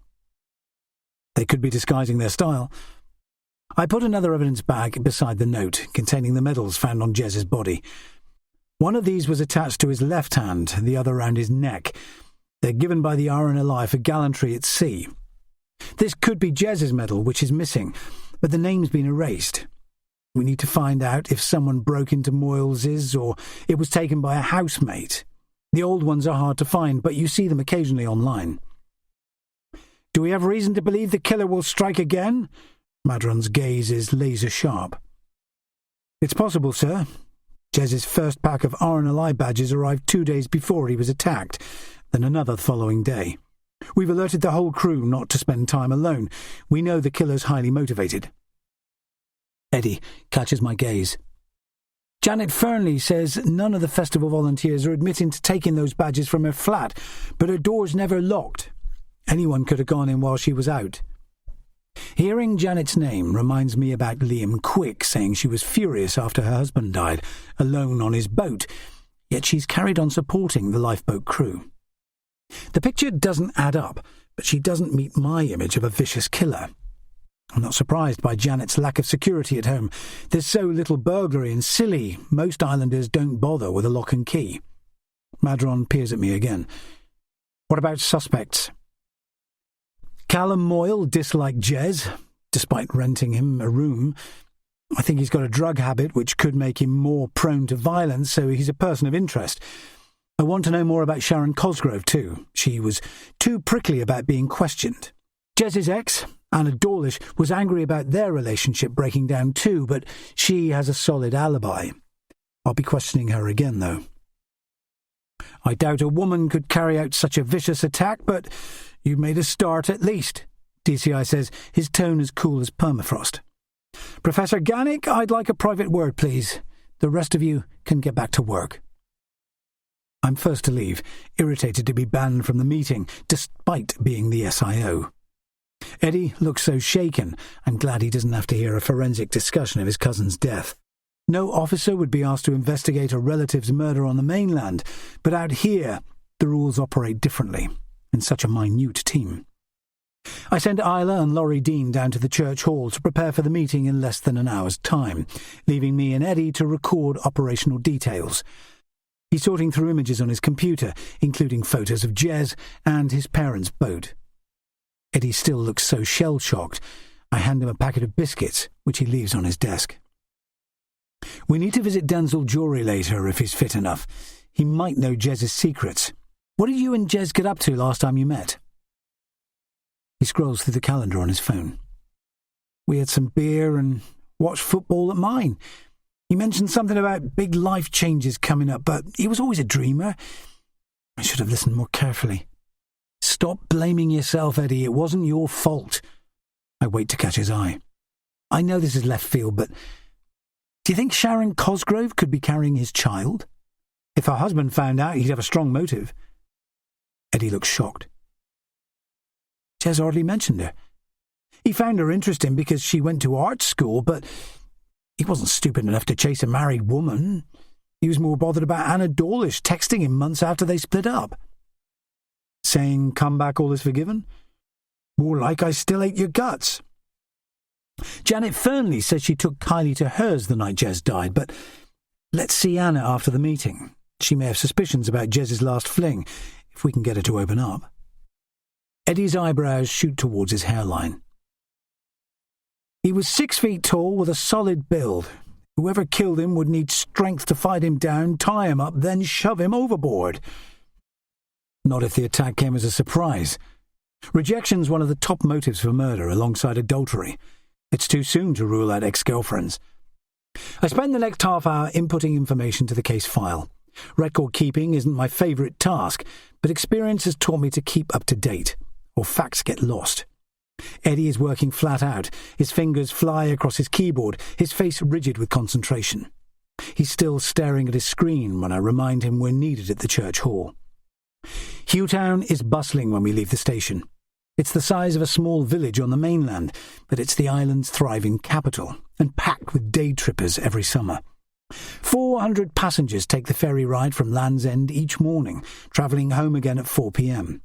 Many of them remain in Hughtown for the duration, visiting its gift shops, pubs, small art galleries and the museum. They all look carefree, clearly oblivious to a young lifeboatman's violent death. Eddie and I are walking down the high street at a brisk pace when a man lurches out from an alleyway. A fist flies in my direction, forcing me to duck.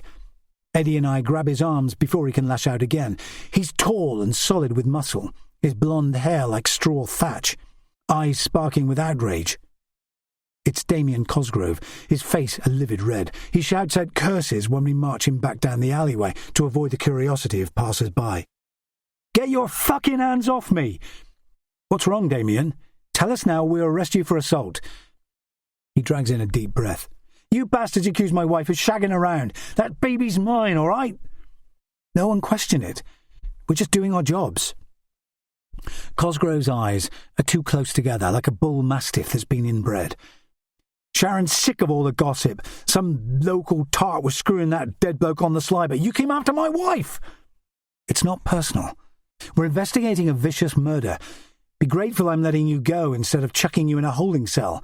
I expect more cooperation next time we meet." Cosgrove still looks braced to attack. I can't tell if he's absorbed in my message, but he knows the consequences of further misbehaviour. He doesn't speak when I tell him our investigation will be based on St. Agnes from this afternoon. The bloke marches away, soon vanishing among the crowd of day trippers. Eddie and I exchange looks of disbelief, then finish our journey to St. Andrew's Church Hall.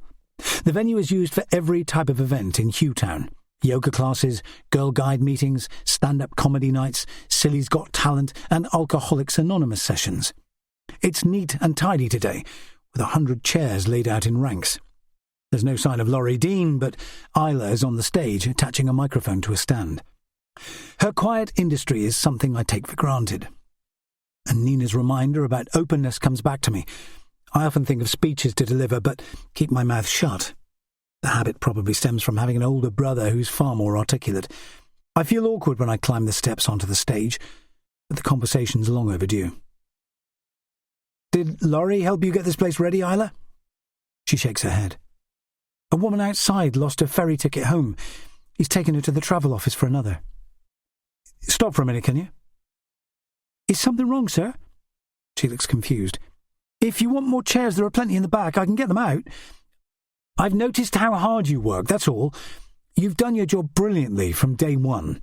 The whole team agrees you've never put a foot wrong. We'd be a lot weaker without your input. Don't go leaving us any time soon, will you?" Isla gapes at me in amazement. "Never, sir. I love my job." "Why are you shocked?" "You don't often give praise. It's like Paul Hollywood shaking my hand on Bake Off. I don't know whether to laugh or cry." "No tears, please. I'm sick of them." "Me too. I never cry, unless Plymouth lose a cup match at home." When she grins at me, my words seem to have hit the mark, proving Nina's point. If I voice my opinions more often than my Uncle Ray, everyone wins. There's a new spring in Isla's step when she hurries away to greet the islanders spilling through the doors. Most of the faces are familiar, which is the beauty of policing a small community. We're all interconnected in a pool of less than 2,000 souls. Some have sailed over from the off-islands after hearing our announcement an hour ago. Nina is standing at the back of the crowd, with Noah strapped to her chest and Shadow at her feet. Madron arrives on time for the meeting. He normally lets me take the flak if a complex case arrives, but this time there's no evading responsibility. The murder of a young lifeboatman cuts to the quick of island values. Everyone will be watching us until the culprit's found. When I scan the crowd again, there are plenty of supportive smiles. Janet Fernley is in the front row with some female friends, all beaming at us. It's only when I look more closely that I spot anxiety on many of the faces.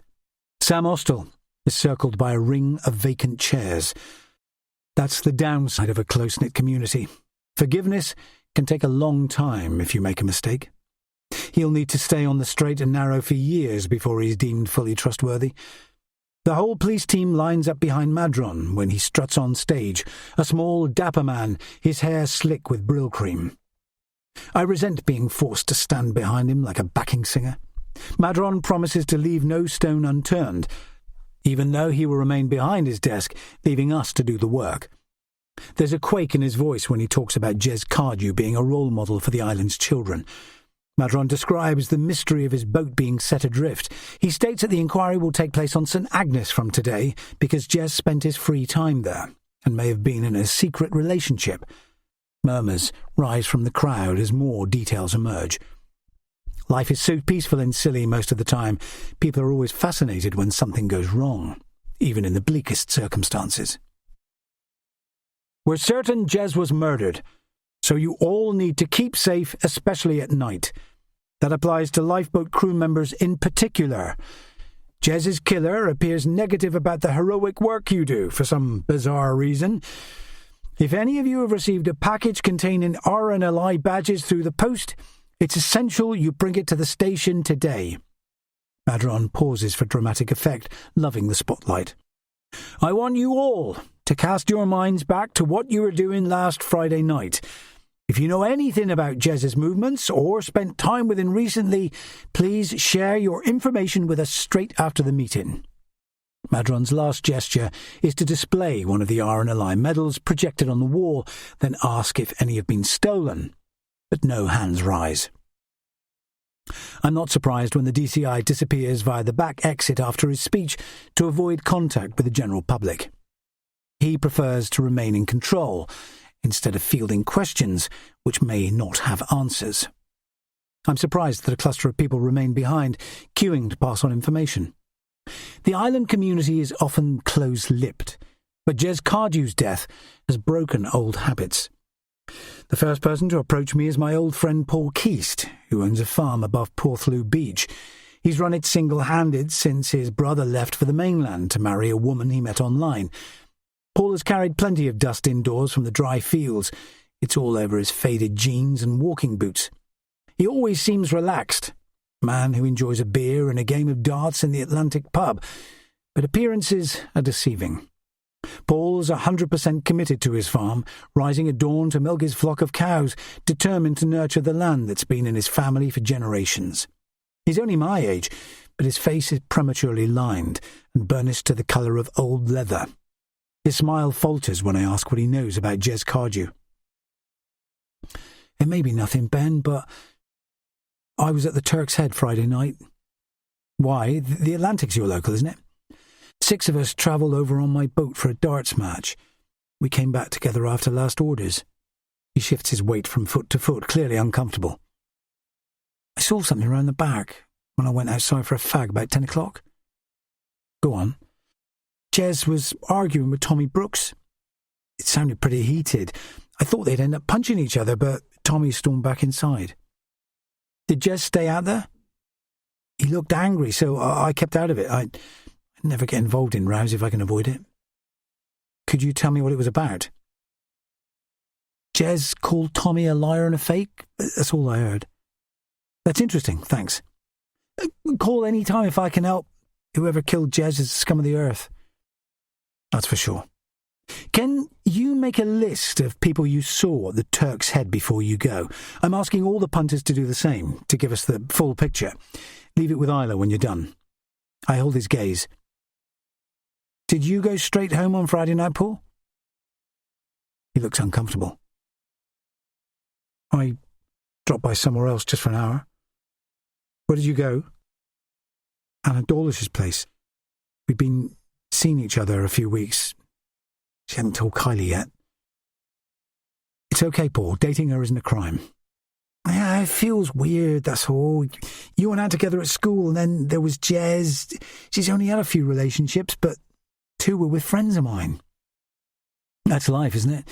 If you stay in Scilly, you end up pretty much dating everyone. He barks out a laugh.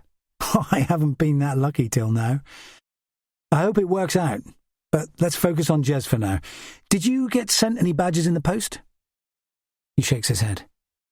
Not yet. Want me to call you if I do? Bring the packet straight to the station, but stay safe anyway, all right? I'll give you those names before I go.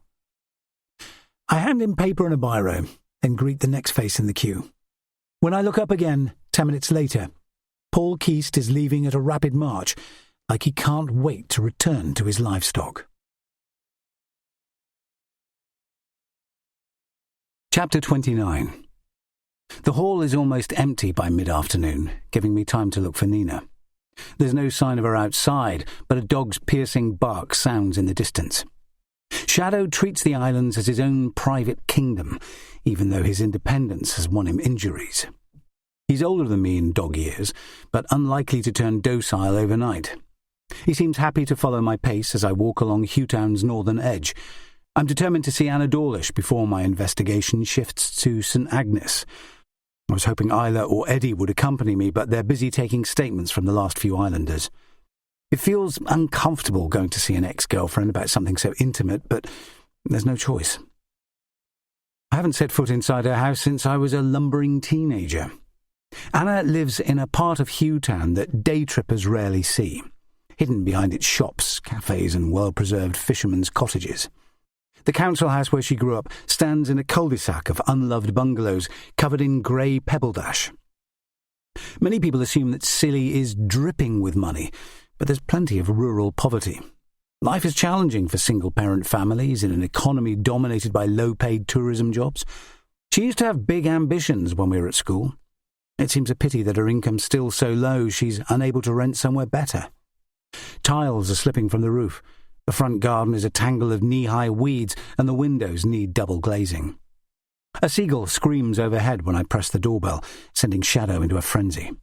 Chasing gulls is his favourite activity, but his bark falls silent when the door finally opens. Anna is wearing a white sundress that accentuates her tan, blonde hair flowing over her shoulders. It's clear she's not thrilled to see me.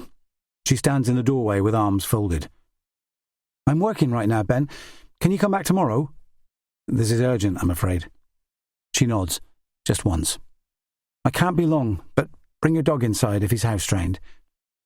Charcoal shadows under Anna's eyes reveal that she's not been sleeping properly, but the main change since we last met is in her expression. She looks concerned, as if she's waiting for the next hammer blow. Shadow appears devoted to her already. He's glued to her side as she leads me to a kitchen that looks unchanged since I used to come here after school, hoping her mum and dad would be out. I won't forget both of us losing our virginity in her small room upstairs while they were visiting relatives on the mainland. I was overjoyed at the time, oblivious to the decor. The house appears lacklustre now. The council should decorate it from top to bottom, but its budget shrinks every year, leaving tenants to fend for themselves. Anna offers me a forced smile. Scilly's rules of hospitality die hard, even when a guest's unwelcome. Silence carries more weight than a rush of questions, so I keep my mouth shut when she places a mug of coffee in front of me, then provides Shadow with a bowl of water. "What breed is he?" she asks. "Czechoslovakian wolfdog. Clever but stubborn. Kylie's got a thing about dogs with blue eyes. She'd love him. Bring her to the station any time. He's there most days, and he's great with kids." "You've changed, Ben," Anna says suddenly, her shoulders relaxing a fraction. "More chatty these days, aren't you? I had to ask you out, I seem to remember, not the other way round. Then you dumped me for Darren Tilney, which pissed me off for a whole term. The bloke's an idiot." "You're right. What was I thinking?" The years roll back when she laughs. Just for a second, she looks like a teenager again, sweet and fun-loving, until adult wariness returns. She rubs Shadow's fur as he sprawls at her feet, clearly loving the attention. I glance at her photo board, which is covered in selfies with her daughter. "How's Kylie doing these days?" "Fine, thanks. She aced her SATs tests, if that's what you mean. It wasn't a loaded question. I just wondered how it affected her when you split with Jez." "She barely noticed." "Come on, Anna. Drop your guard for a minute, please. How did she react to him clearing off?" "Badly, of course." Anna takes the seat opposite, her face softening at last. "He was the first bloke I dated for years. She adored him, but he stonewalled her too after the breakup. That's a cruel blow for any kid. His mum never accepted me either. Maybe it was her doing." "That surprises me. Delia likes most people, doesn't she?" "She thought Jez deserved better, but he was a real bastard. One minute he's acting like a devoted dad to Kylie, then he's gone. You can't ghost someone in a place this small." I can imagine how bad that felt. "Can you really?" she says, her voice cool. "You got a well-paid job, a house and a fiancé. I survive on benefits and crappy part-time work to fit around school hours. I should be making cold calls right now, flogging life insurance. I'm lucky if 1 person in 100 picks up. That must be frustrating on top of the relationship ending. I act like that after all those promises. She covers her mouth with her fingers, but words spill out anyway. This isn't the life I wanted. Do you remember our teachers saying I should go to uni? I didn't have the confidence. But Kylie's turned out to be a blessing. I want to give her all the opportunities I missed. She's lucky her mum cares so much. Sweet looking too, isn't she? I glance at photos of the young girl clambering over rocks on Porthloo Beach. Tell me more about Jez, Anna. I know it's hard, but there must be a reason why your relationship ended so suddenly. It started out great, although I took some persuading. He was a decade younger than me for a start. I saw him as this hero who could do no wrong. He was great to be around and he seemed principled too, but that was only half the picture. You think he lied to you? Judge for yourself, Ben. We spent this perfect Christmas together as a family. He bought loads of presents for Kylie. We decorated the tree together and put up decorations, but everything changed at New Year. He suddenly ran off to Callum Moyles and started sailing to St Agnes every night. He never spoke to me honestly again. She rises to her feet and scrabbles around in a kitchen drawer before producing a small velvet box. He gave me this days before he left. The box contains an engagement ring with 3 diamonds glinting in the light. It would have taken Jez months to save for it on his low wage, if she's telling the truth. He proposed, then walked away? Jez walked me down to the harbour on Boxing Day to pop the question. He even went down on one knee. How come you've still got the ring? Jez wouldn't accept it back. He could hardly meet my eye. It was like he wanted the ground to swallow him up. The worst thing was the aftermath for Kylie. All I wanted was the truth for her sake. He made his housemates pretend he was out all the time. I sent him texts, letters, you name it. He told people I was stalking him. Can you think of anyone else who was angry at him? Callum Moyle, probably. She looks embarrassed. He asked me out a few times, but the bloke's too pushy. I don't trust him. When was the last time you contacted Jez? She keeps her head high. Last week. I know it sounds mad, but his behaviour was wrong on so many levels. I deserve an explanation. If he was here, I'd still be asking why he treated me and Kylie like dirt. He's gone, Anna. You won't get answers now. Her eyes are suddenly glossy with tears. I can't grieve for someone who hurt Kylie so much. Where were you on Friday night? At Janet Fernley's with Kylie, watching a Disney film. You don't own a boat these days, do you? She looks startled by my sudden change of direction. The maintenance costs too much. I take the ferry now or use Janet's. It sounds like she's a close friend. Janet's been brilliant from day one. She's always happy to babysit Kylie and gives me great advice because she's been through much worse. Losing her husband, you mean? It made her bitter for a while. The lifeboat's engine failed. They took 20 minutes to launch while Trevor was dying. She's over it now, thank God. It sounds like she confides in you too. What time did you get home? About 10 o'clock? Did Paul Keast come round that night? He mentioned you're a couple now. She hesitates for a moment. It's still early days. Paul's way kinder than Jez, thank God. He stayed here less than an hour. When did he arrive? About 11, after Kylie went to sleep. We had a drink, then said good night. I don't want another man in her life unless he's planning to stay. Her gaze catches mine. I didn't hurt Jez, if that's what you're asking. You admitted to hating him. I bet you wanted him dead, didn't you? Her eyes widen. We go way back, Ben, you and me. Have you ever seen me harm someone deliberately? No, but that was a long time ago. You know I don't lie. Anna seems different from the girl I dated. Her manner more intense, anger closer to the surface. But she's got a solid alibi. It's a pity Jez isn't here to defend himself. If she'd wanted him dead, wouldn't she have struck while the iron was hot? Her daughter deserved more respect, and so did she. When I scan the kitchen again, I see shelves full of books in the corner, including a collection of Shakespeare's plays. I see you still enjoy reading. You got plenty of books. I buy them at jumble sales for Kylie. She'll read them all one day. She's always hungry for knowledge." Anna's gaze is glassy, like she's retreated into memories, but her voice suddenly turns fierce. "Jez knew how to fool people, Ben. Maybe he treated another woman just as badly. Someone finally got even for his shitty behaviour, didn't they?" The glitter of victory in Anna's eyes shakes my belief in her innocence.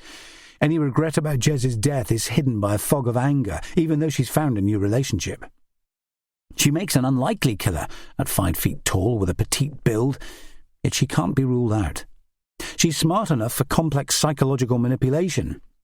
I can imagine her sailing to St. Agnes after putting Kylie to bed. She had just enough time to commit murder, then return home for a nightcap with her new boyfriend, implausible as it might seem. Chapter 30. Sam's head is buzzing after the meeting. He's never liked the police, but the conviction on their faces lifted his spirits.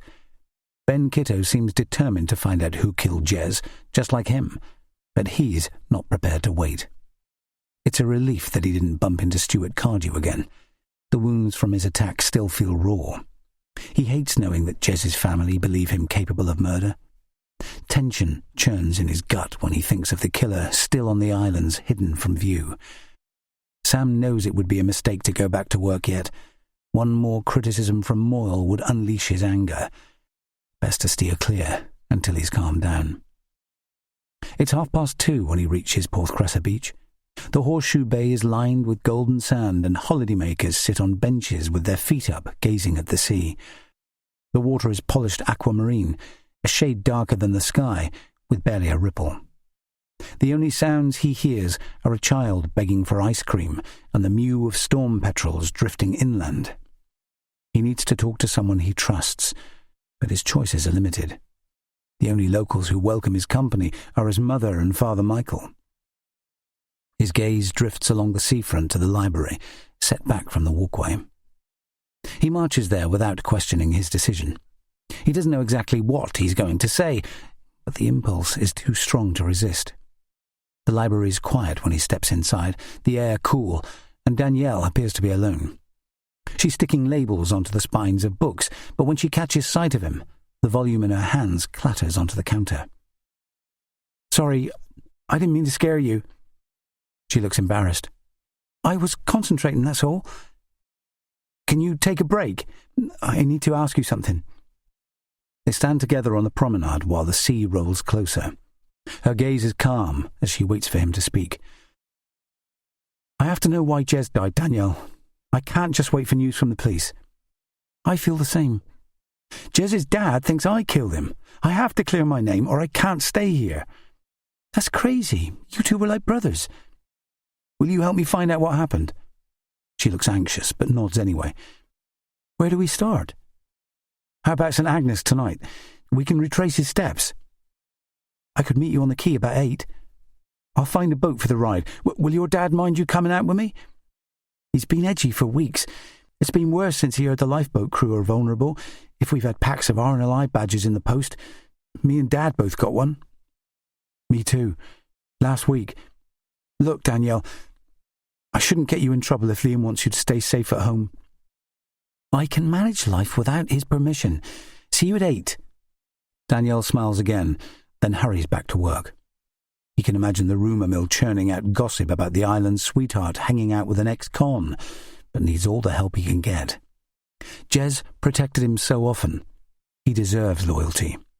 The least he can do is fight for justice, for both their sakes.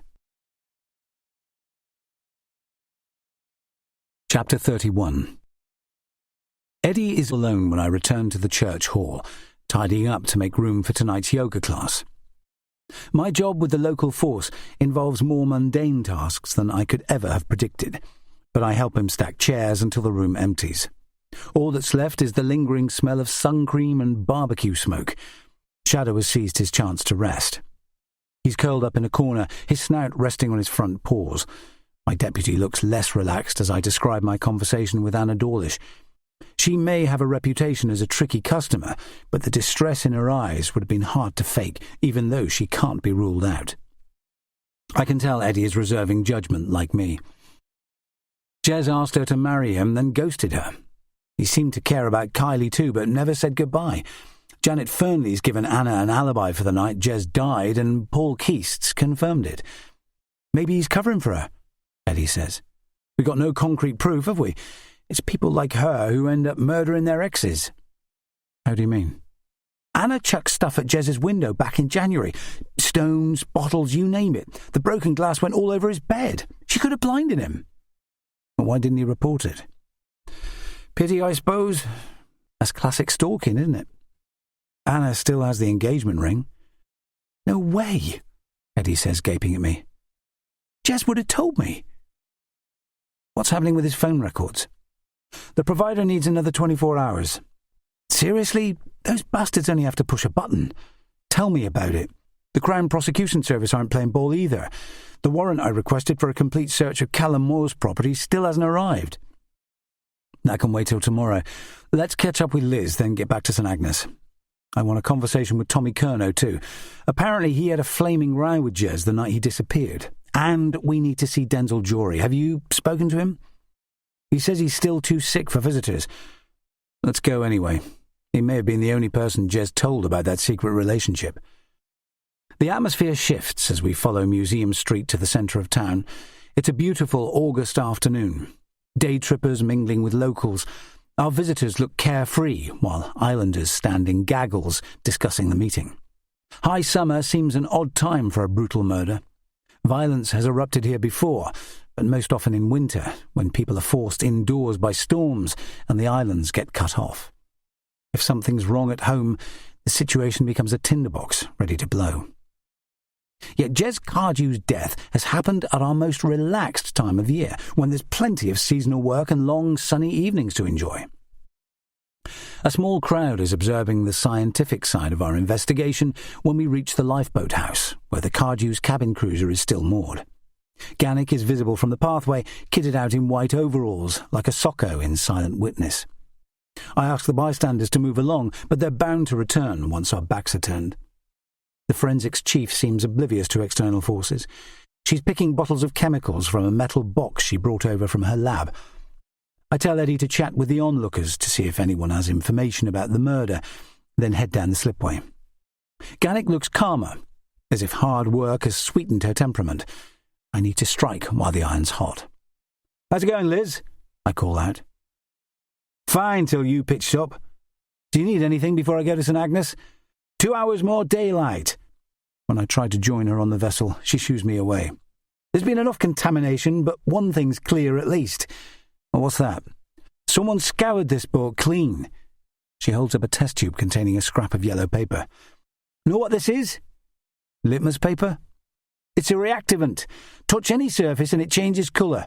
Ammonia makes it go lilac, nitro compounds turn it blue. She holds up another test tube, which contains a green scrap of paper. I found paraffin all over the deck and cabin.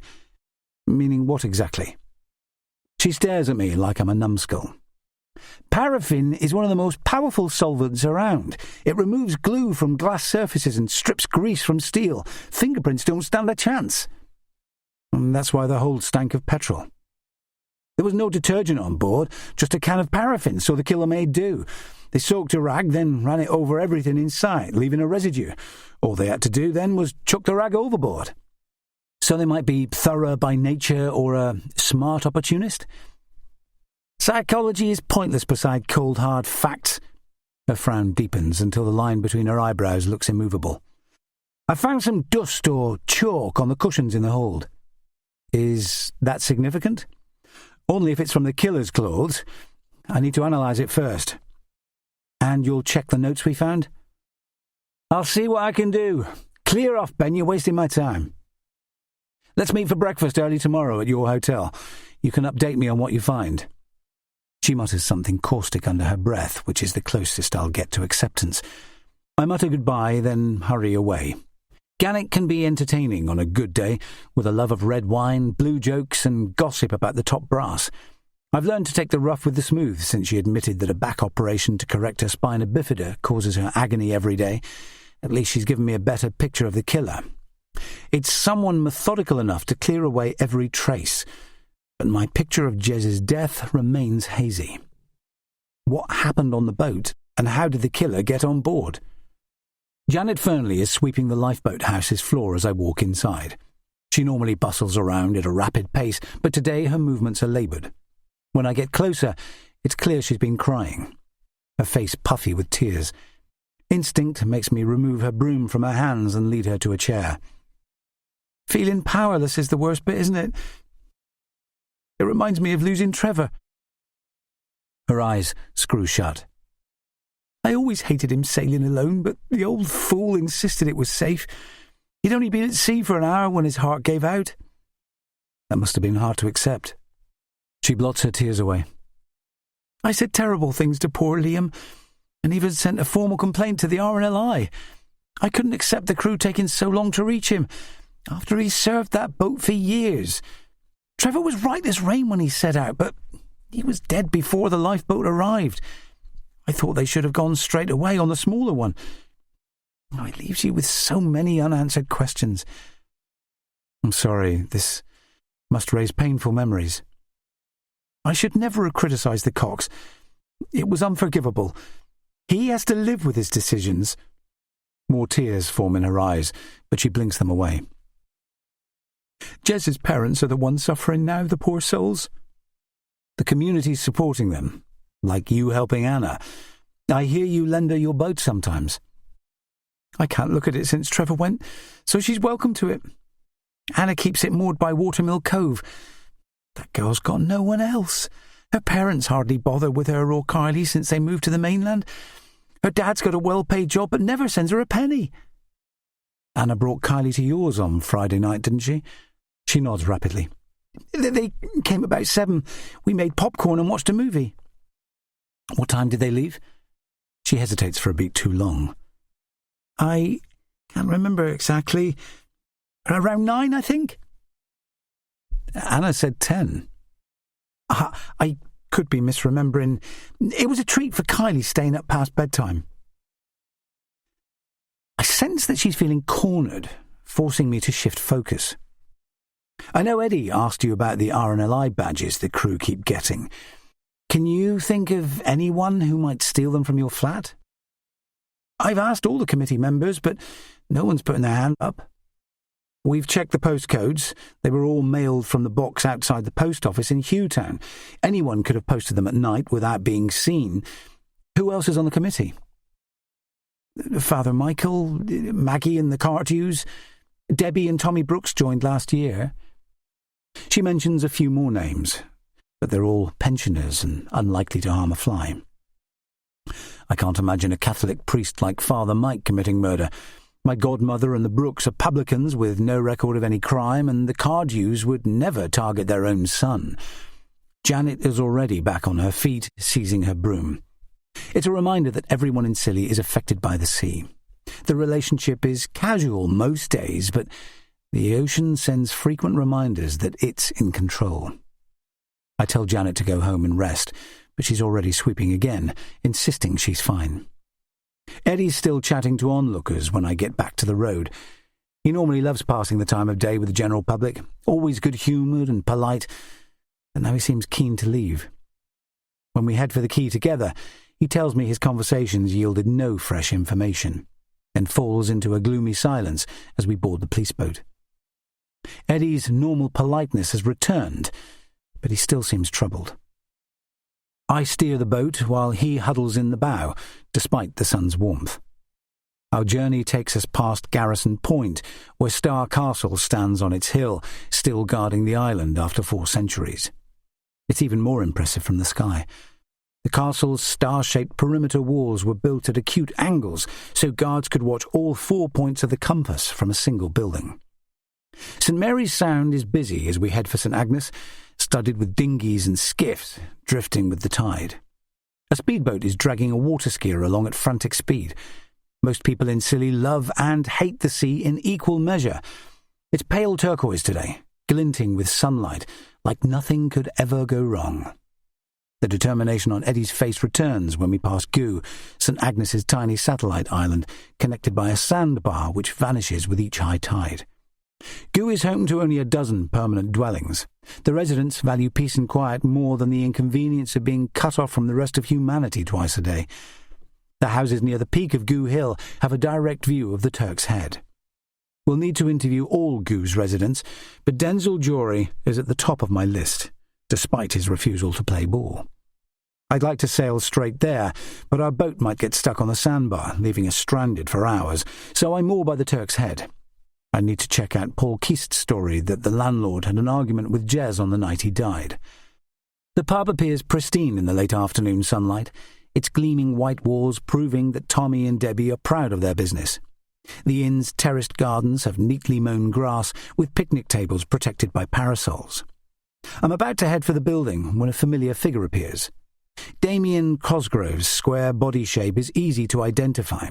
It's so bulked up he must spend all his free time pumping iron. He scowls down at me, but doesn't bother with a new confrontation. I'd like to know why he's made a solitary visit to the pub in the lull between sittings. It doesn't seem to have sweetened his mood. Cosgrove throws me an angry stare before marching away. The bloke's carrying so much rage, I still question if he thinks his wife's unfaithful, leaving him to raise another man's child. Having a short fuse doesn't make him a killer, but it certainly keeps him at the front of my mind. Chapter 32. The pub is quiet when we step inside with Shadow at our heels. I can only see a lone bartender gathering beer glasses from empty tables. When I ask for Tommy, he points to the back corridor, so I go in search of the landlord while Eddie questions the man about Jez Cardew's last visit. Shadow remains near them, clearly in his element, sniffing around, hoping for food. I find a door that's slightly ajar and peer through the gap. Tommy Brooks is hunched over his computer, hands buried in his greying hair. He looks startled by my knock, his smile running at half strength. "Come in, Ben, please. I need distraction. These accounts are killing me." "It's not your favourite job?" He gestures for me to sit down. "I hate it, to be honest. People-facing stuff is my forte.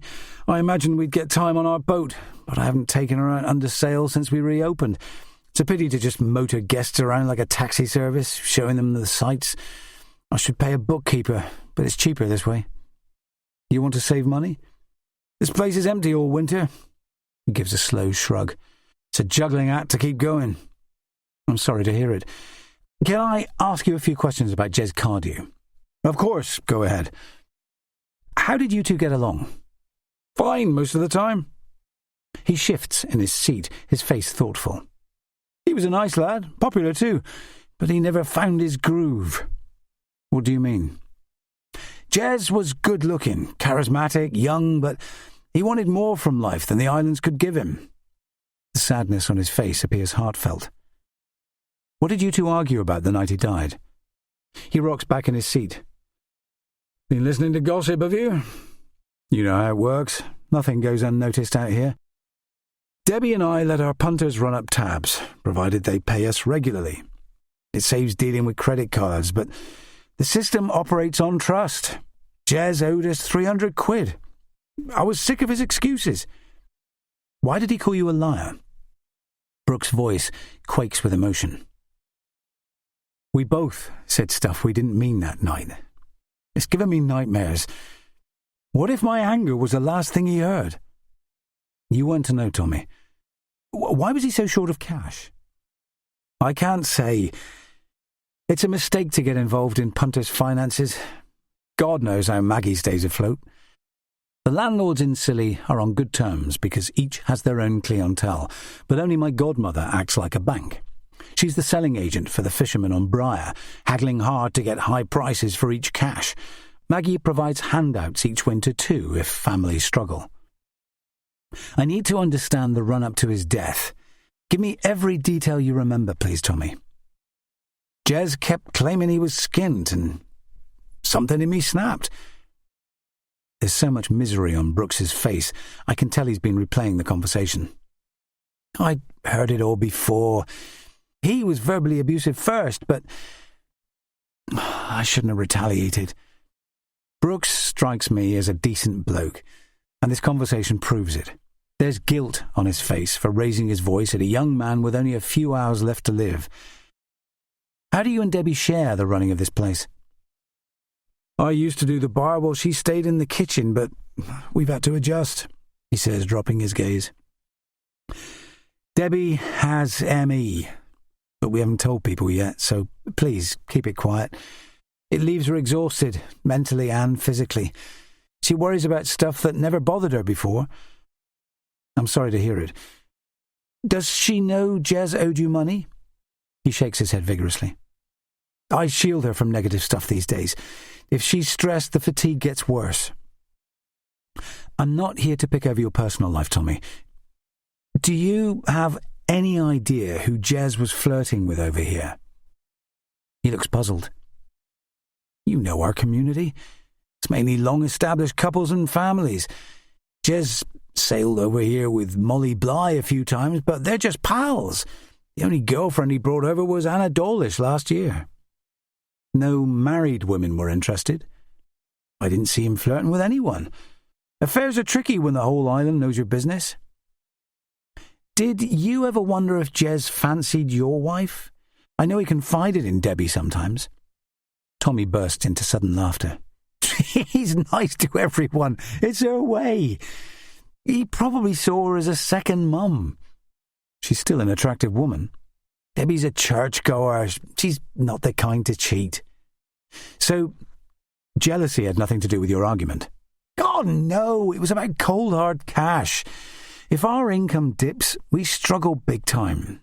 Jez was no different to anyone else. He used to come over for a pint after work to relax. I'd see his boat leaving the quay sometimes late at night when I was locking up. Where did he spend the time in between? He might have called on a mate like Lewis Marlin, I suppose. I saw them playing pool a few times. He seems pretty solitary, but Jez could get under anyone's defences. His smile slips away.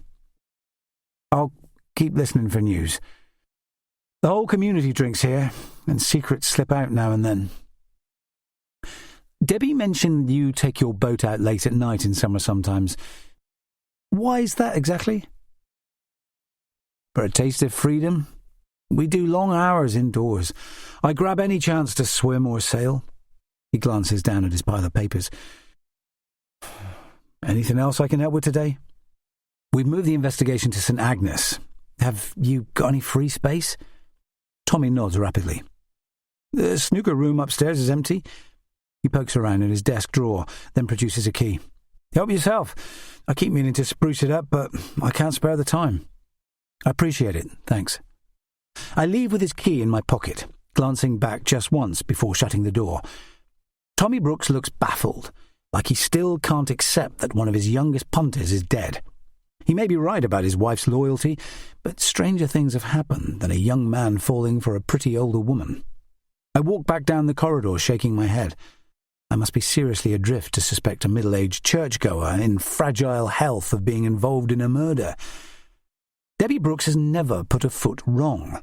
Yet someone killed a young man who confided in her. And most of the island community appear equally unlikely. I can tell Shadow's had no luck either when I return to the bar. He's curled up in the corner, muzzle to the wall, sulking about being ignored. Chapter 33. Sam's on edge, even though his boss is in high spirits when they get home from work. Moyle offers him a beer, which he refuses. Off booze for good, are you? Callum says, laughing. That's my plan. Good luck, mate. I tried it myself, but it never sticks. It gets easier. Come to AA with me if you want. No way. I don't have a problem like you. Is that right? Sam studies his landlord's face. You're risking everything by using coke? Work's my only addiction. Moyle takes a long swig of beer. My sister owns a villa in California with an eternity pool and sunshine all year round. I want to leave this shithole too, but it takes serious money. Sam looks out of the window as night falls over Hughtown Harbour. Lights glow in the windows of stone cottages as the tide turns. He can't imagine anywhere more beautiful. Memories of this simple landscape kept him sane in jail. It helped to block out the yelling from neighbouring cells, then close his eyes and dream. He pictured the island's white beaches, granite cairns and hills, lulling himself to sleep. "Can I borrow your boat tonight, Callum?" His landlord's gaze sharpens. "Why?" "I need to make a trip to St. Agnes." "For business or romance?" "Just seeing a friend." "Tell me her name." "Oh, forget it. I'll ask someone else." "Jesus, you're touchy. Go ahead, but bring it back by 11 o'clock sharp." "I will, thanks." Sam goes to the kitchen, where the boat keys hang from a hook on the wall. He's pocketing it when Moyle appears in the doorway. His manners changed when he speaks again, his expression hostile. "You know I could put you straight back in jail, don't you?" "What do you mean, Callum?" "Nothing. It's just a statement of fact." Sam keeps quiet, unwilling to play mind games. Moyle's smile has returned now that he's back in control, the air humming with mistrust. Chapter 34. The only way we'll find Jez's killer is through bloody-minded persistence. If we stay on St. Agnes round the clock, facts will start to click into place. We could be missing something obvious, but the main motives I can see for a young man visiting a place so frequently are love or money. Maybe he was infatuated, or trying to raise cash to repay a debt or help a friend. It's 7 p.m. already. The whole day spent gathering handwriting samples and phoning crew members, making sure everyone's safe. I need to make one more house call before heading home. The prospect doesn't fill me with joy. The next man on my list is the island's worst curmudgeon. It's time to see Denzil Jory, Eddie. He's still claiming to be ill. Tough luck. He's put us off for days. We're going anyway. If he's feeling talkative, we might end up stuck on goo for hours. But who cares if we get something useful? My deputy walks fast as we leave the Turk's Head to cross the sandbar, with Shadow running ahead. The pathway to goo is still a foot above water, but in a few hours' time it will be submerged, making the return trip impossible until the waves recede. Denzil's 200-year-old house stands by the shore, directly opposite the pub. Similar cottages sell for a fortune now, but his looks unmodernised with low windows. The name Westview Cottage has been carved into a slate sign by the doorbell, but his career as a stonemason ended long ago. The front door is ajar, propped open by a lump of driftwood. Eddie calls out a greeting, but there's no reply as I stoop under the lintel. Denzil is in a rocking chair in the back room with a blanket over his knees, while the radio blares a report from the latest test match. Despite the heat, every window is sealed, the air suffocating. Denzil Jory's fellow islanders bring him food and supplies out of decency, not for the pleasure of his company. He's the most opinionated man in Scilly, his milky eyes full of disdain. "I can't have visitors with stomach trouble like mine." His features look like they've been chipped from the granite he once carved into gravestones. "Clear off and leave me alone, and take that bloody dog with you. They make me sneeze." "We'll put him outside. We only need a quick chat, Denzil." "I got nothing to say, except the cricket's a bloody disaster," he announces. "Those batsmen are spineless idiots." "The spin bowlers are worse," Eddie replies. Denzil gripes about the national team while the radio blasts out news of the latest innings. I liked rugby and boxing at school, and can't understand why anyone would play a game that lasts 5 days. Jory is wearing navy chinos and a short-sleeved shirt, his sparse white hair neatly combed, but his skin reveals his age. It's as thin as tracing paper, the veins in his hands dark blue like a river's tributaries. If his grandson's death has left a mark, the old man is too macho to show any regret.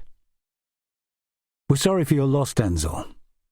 Can you tell us about Jez's visits?" He switches his radio off at last. "That boy was a disappointment to me. He only came here once in a blue moon." "Nonsense, Denzil," Eddie says. "Everyone knows he visited you once a week." "Calling me a liar, are you?" Rage sparks in the old man's eyes. I'm sure he'd love to throw us out, but he's barely got the strength to stand. I remember admiring him when I was at school after he gave a talk to my class about his life as a stonemason. He was full of jokes and good humour, which expired years ago. "Jez got his love of the sea from me, but he wasn't loyal." His gaze lifts to a photo on his mantelpiece of himself in his RNLI kit, the image bleached pale with age. "I served that lifeboat 50 years. I thought it would make a man of him, but it never did." "How do you mean?" His expression suddenly grows confused. "Smuggling was easy in my day if cash ran dry. You here to arrest me?" "Not yet, Denzel. What did you trade in back then?" I know from experience that the old man needs humouring. "Booze, cigarettes, silk, anything people wanted." "I could still lock you up." "The evidence is long gone." His laughter is a low rasp like a creaking gate in need of oil.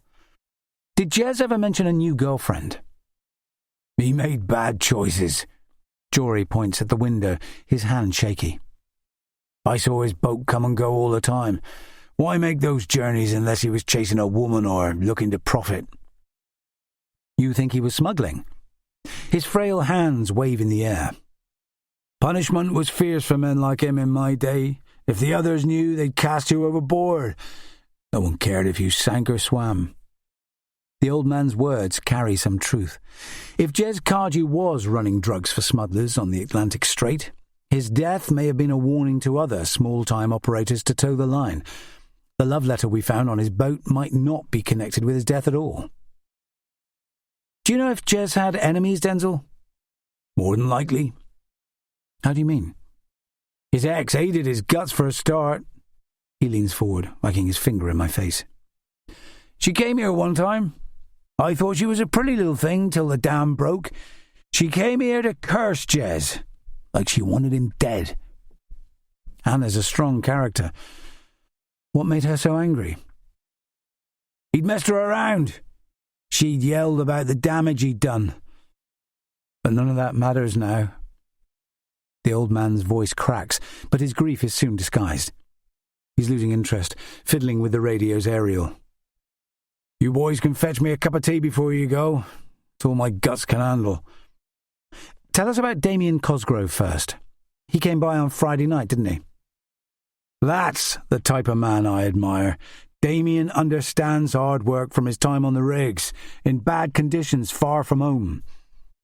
"What time did he leave?" "Stop nagging me, Benesek kiddo. We played chess. That's all I remember." "Eddie'll bring you that tea, then we'll leave to beat the tide." "Why should I care? No one invited you." When I find Eddie in the kitchen, his expression's triumphant. "Anna Dawlish never told you about confronting Jez here, did she? She had time to sail here before seeing Paul Keast. Maybe he's lying too to cover her back." "Jez left her high and dry, and her kid was heartbroken, but it doesn't make her a killer. Instinct tells me that Anna is innocent, but no one will forget her obsessive behaviour when her relationship ended. I'm more interested in Jory's scorn for his grandson right now." He's drifting into sleep, but his eyes snap open when I produce an RNLI medallion, still wrapped in an evidence bag. "Do you recognise this, Denzel?" He peers at it through eyes cloudy with age. "They gave me one as a lad. You'll find it in a bowl on the dresser." "Why did you get a medal?" "For rescuing a surfer in rough conditions." "So bravery runs in the family." "Stop flattering me, for God's sake. I hate that nonsense." His voice rises to a shout, but when I look inside the terracotta bowl on his dresser, the medal looks different to the ones found on Jez's body. The words Royal Life-Saving Society are embossed on one side. "I've never seen this type before," I say, passing it to him. "I was a lifeguard the summer before I started my apprenticeship 60 years ago. I'd only been on Blanket Bay a week before a child got swept away. I had to swim against the tide to bring him back. They paid me to go all the way to London to collect that medal." Traces of the old Denzel are visible now, his face proud. I can't tell whether it's losing his hero status to age that has caused his bitterness, or the loss of his wife, but his scowl soon returns. He traces the raised words on the middle with his fingertip. "Quemcumque miserum videris hominum sias." You know what that says? I never learned Latin. It means every human in misery is known to you. It's telling us to care for our fellow men. I try to keep the motto in mind as I deal with Jory. His caustic personality stems from loneliness, I'm sure. He's travelled a long way from the young hero who saved lives. When I look inside the bowl on his dresser again, his RNLI medal is missing. Where's your other medal? He looks confused. So many people come here bothering me. How would I know? Have you shown it to anyone recently? Only that lad, Damien. He's always polite, so I let him see. Thanks for helping us. The old man looks back at me, suddenly clear-eyed. Remember, no one will rescue you if you slip into the water, Belisek. Drowning's the easiest thing in the world. Is that your prophecy? The sea took your father, didn't it? Likely it'll come for you too. Drowning doesn't run in families, thank God. The idea makes the skin prickle on the back of my neck. No one can fight their destiny, young man. Jory ends the conversation abruptly by turning his radio to full volume.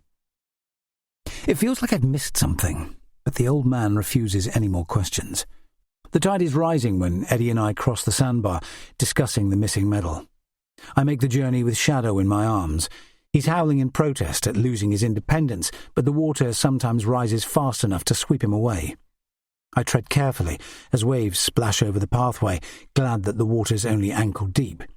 People have died trying to swim back to St. Agnes, swept away by vicious currents.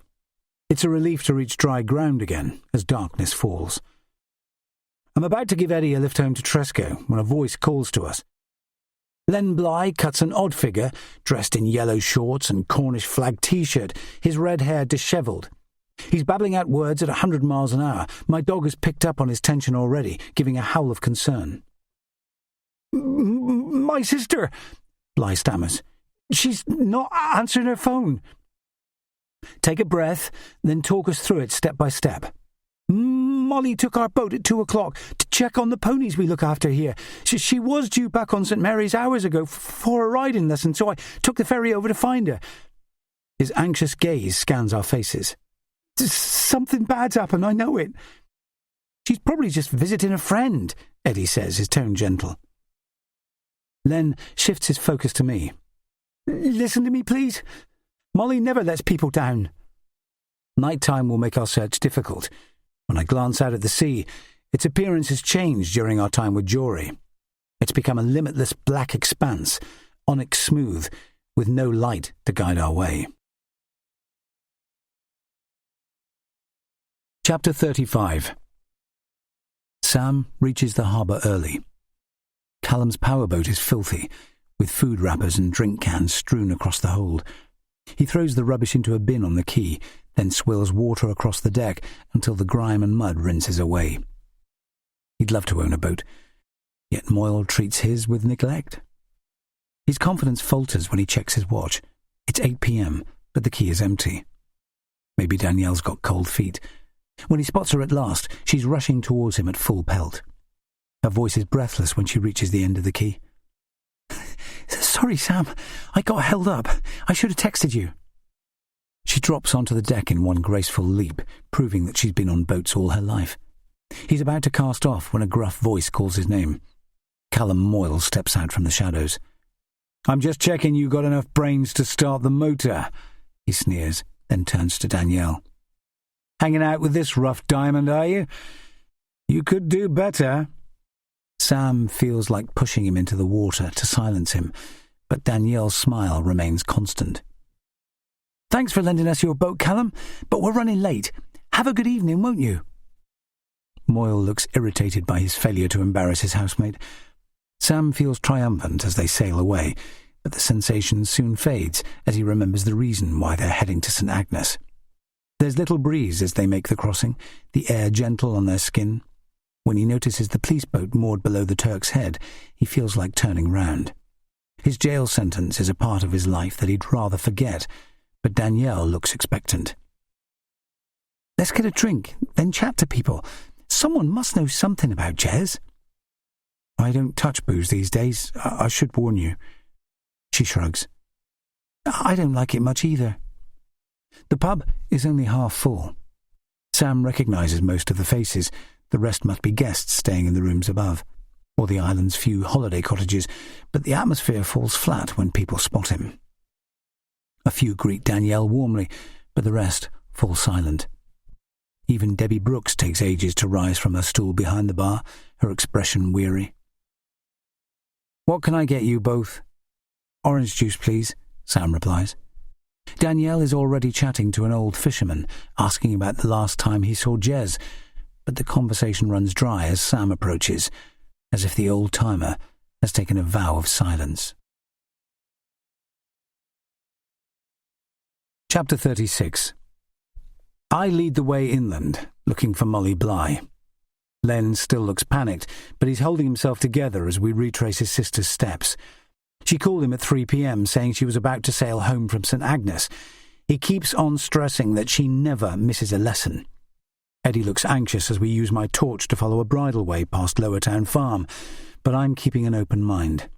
Shadow has calmed down, but he's keeping a close watch over Bly, like it's his duty to protect the vulnerable. "Here are the ponies," Len says. "They've been fed, but where is she?" Bly's stammer is becoming more pronounced with each word. We follow the edge of the field, looking for signs of his sister's presence. The animals seem glad of our company, trotting over to greet us like they're expecting another feed. Bly appears calmer as he leans down to rub their muzzles. "Can you think of anyone Molly would visit on St. Agnes, Len?" He raises his hands, showing empty palms. "She knows everyone, but she'd have rung me to cancel the lesson." "Let's find your boat. Where does she usually moor?" "By the Turk's Head or in Blanket Bay if the tide's low." "Let's check the bay first, shall we?" The three of us move at a steady jog, downhill to the island's west coast, which only takes 5 minutes. It's beautiful, even at night.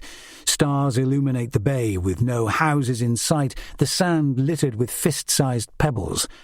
Burnt Hill guards the inlet like a sentinel, but there's no sign of the Bly's boat among the fishing smacks adrift on long mooring ropes. I'd recognise the old trawler they converted, with its hold turned into a pair of horse boxes. I was hoping Molly had simply moored up to escape her obligations for once, but my concerns are growing. "Ring her again, Len. If she doesn't answer this time, we'll call the lifeboat." Bly keeps his phone pressed to his ear. The air is so still, I can hear the ringtone echoing. Molly is either unwilling or unable to answer. He's still clutching his phone when I call Liam Quick. The coxswain's voice is hushed when he says the Bly's vessel is missing from Hughtown Harbour. I hear him sound the alarm at the boathouse, a shrill whistle from the tannoy ringing out across the town. My own RNLI pager buzzes in my pocket, but other volunteers on St. Mary's will have to take our places tonight. It's after 9 p.m. when we return to the police launch. Len seems to have retreated into silence. I'm keen to get him back to St. Mary's, where friends and family can offer him support. Eddie sits with him in the wheelhouse as I steer, while Shadow stands on the prow, scenting the air. The outboard motor strains as we cross the strait. It lifts my spirits to see the lifeboat race past in the opposite direction. Liam will circle St. Agnes, then expand the search, following his knowledge of local tides. The unspoken truth hits me at last. Today's events match the previous search too closely before Jez's body was found. A small crowd is waiting on the slipway when we get back to support Len Bly, while the search for Molly gathers speed. Members of the lifeboat support team hurry down to greet us as I moor the police boat, with Janet Fernley taking Len under her wing. The atmosphere in the lifeboat house is jittery. It's always the same during a shout. Those left stranded on dry land are powerless, while the radio blares out white noise mimicking the sea. 6 volunteers, including me, will keep Len Bly company for as long as it takes. We've got no chance of sleep until the boat returns. I'm trying to get comfortable in an armchair, with shadows sprawled across my feet, when a familiar figure appears in the doorway. My boss is instantly recognisable. He's dressed in a blazer and chinos, rather than the shorts any normal human would wear on a hot summer evening. The only sign of informality is his deck shoes, instead of his usual Oxford brogues, polished to a mirror shine. I always know when he's about to deliver a lecture. His face is stony as he summons me outside with a stern nod, like I failed to do my homework. "I'm surprised you're here, sir. We only just got back." "The search could last all night, Cato. Go home immediately and take Shadow with you. Why do you never follow orders? He's not meant to accompany you on police duties." "That's irrelevant now, sir. Molly Bly hasn't been seen for hours. Another young lifeboat officer going missing at sea must be connected to the murder case. We have to find her before it's too late." He makes a loud tutting sound. "Your duty is on land, not at sea, as I said before. No one can investigate what's happened until their boat's found. Get some sleep, then hit the ground running in the morning." "I can't just rest now so you can perform your duties properly tomorrow. Do you hear? Eddie will do the same." "If you insist, sir. Give me a minute to gather my things." His grey eyes narrow to slits. "I'm not moving until you leave this place." My teeth grind, but I manage not to snap. The man's got a point. There's little we can do until Molly's boat is recovered, but the lifeboat team is like an extended family. It feels wrong to desert them, but there's no point in fighting Madron's decision. I give Eddie the news that the DCI is sending us home. He gives me a look of disbelief, but he can fight his own battle. Madron's immovable once his mind's made up. I bundle my things together, then step back outside. "Good night, sir," I mutter. The man offers a curt nod. "Until tomorrow, kiddo." I'm still on edge when I sail back to Briar. There's no sign of the rescue mission now, just the lights of Tresco hovering in the distance like a swarm of glowworms. The only sound is my boat's engine's low drone. My stomach feels as if it's been tied in knots, like the ligature that severed Jez Cardew's hand. I'd feel better if I could understand the connection between two young RNLI officers suddenly going missing within days of each other. Both disappearances happening while the festival is running may be significant. So many events taking place across the 5 inhabited islands are a reminder of the lifeboat's central role in all our lives. Shadow bounds down the quay when we reach Briar, clearly overjoyed to be on home soil, but I'm slower to relax. Frustration is still churning inside my gut. It crosses my mind to strip down to my boxers and swim it out, but I head for home instead. I'm greeted by a peal of laughter when I approach our cottage. It's set back from Hell Bay by a narrow strip of garden, the lawn unravelling into sand. I stand at the point where land meets shore, unwilling to enter, even though my 3 favourite people are inside. I can see Nina and Zoe through the window, stretched out on our sofa with wine glasses in hand. Zoe looks brighter than before, as if my fiancé's calm has rubbed off on her, and Noah has probably been asleep for hours. I'm about to push the door open for Shadow when a sudden noise breaks the silence. It's the mechanical hum of the Coast Guard's helicopter. Its fierce downdraft chills the back of my neck as it swings low over Briar, scouring the coastline. Frustration tightens the muscles in my jaw, mixed with a dose of shame, and I understand Liam Quick's mindset at last. There's nothing worse than being unable to help. I should be on that lifeboat, not hiding on dry land while another crew member fights for her life. Chapter 37. Sam and Danielle arrived back at Hughtown Harbour at 11 p.m. Their pages both sounded while they were on St. Agnes, but they couldn't have got back in time for the shout.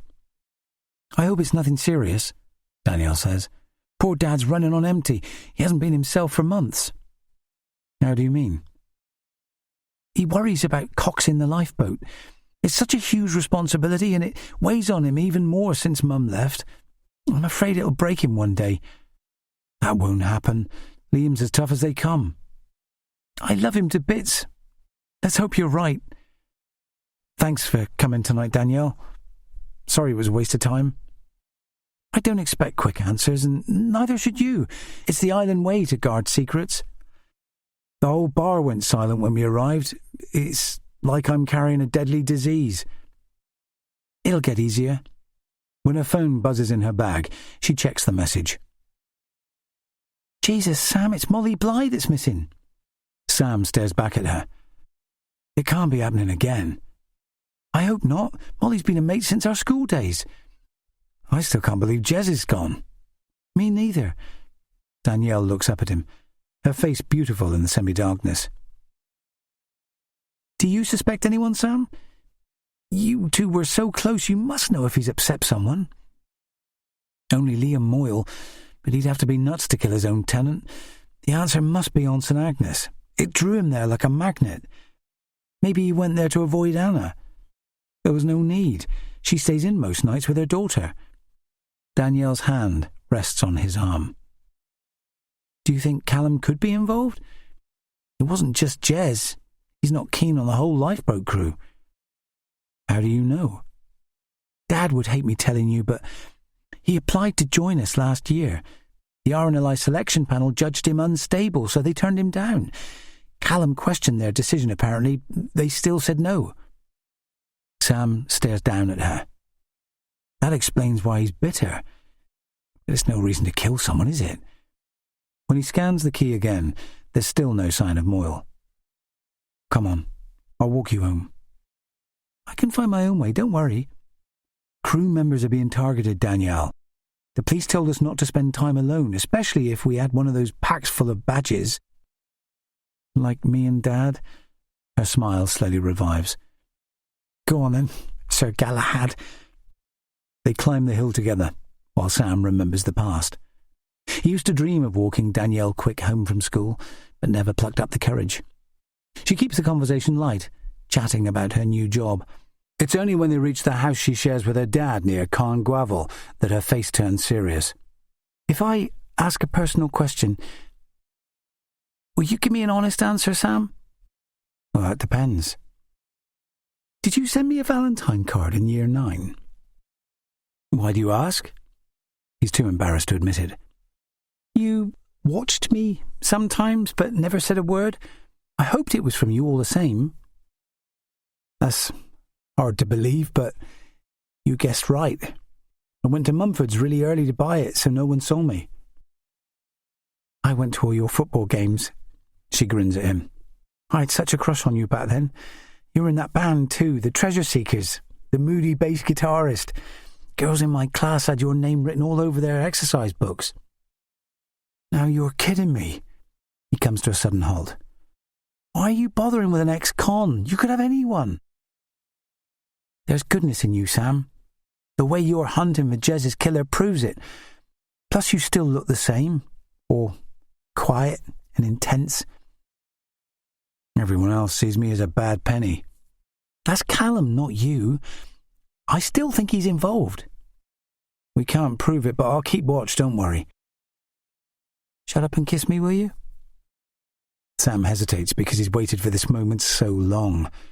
He keeps the kiss gentle, his hands cradling her face. Her response is warm, his past mistakes seeming to fall away. I promise we'll find the truth, Danielle. I won't stop looking. When she says goodnight, his heart's pounding. It seems disloyal to be so happy when his best friend's gone and Molly's missing, but his priorities are changing. If Danielle believes in him, maybe it's time to forgive himself. Chapter 38. Wednesday, the 30th of August. I wake early from a bad dream. The sea is crashing around me, and thunderclaps echo across the sky, but when my eyes open, it's just Shadow outside our bedroom, barking at top volume. It's a fierce, keening howl, like a wolf crying for its mate. Nina's stirring awake, but there's no sound from Noah next door. Our son could sleep through an earthquake. I pull on boxer shorts to find out why Shadow's agitated. "Shut up, monster!" I hiss. "It's the crack of dawn!" He releases another blood-curdling howl.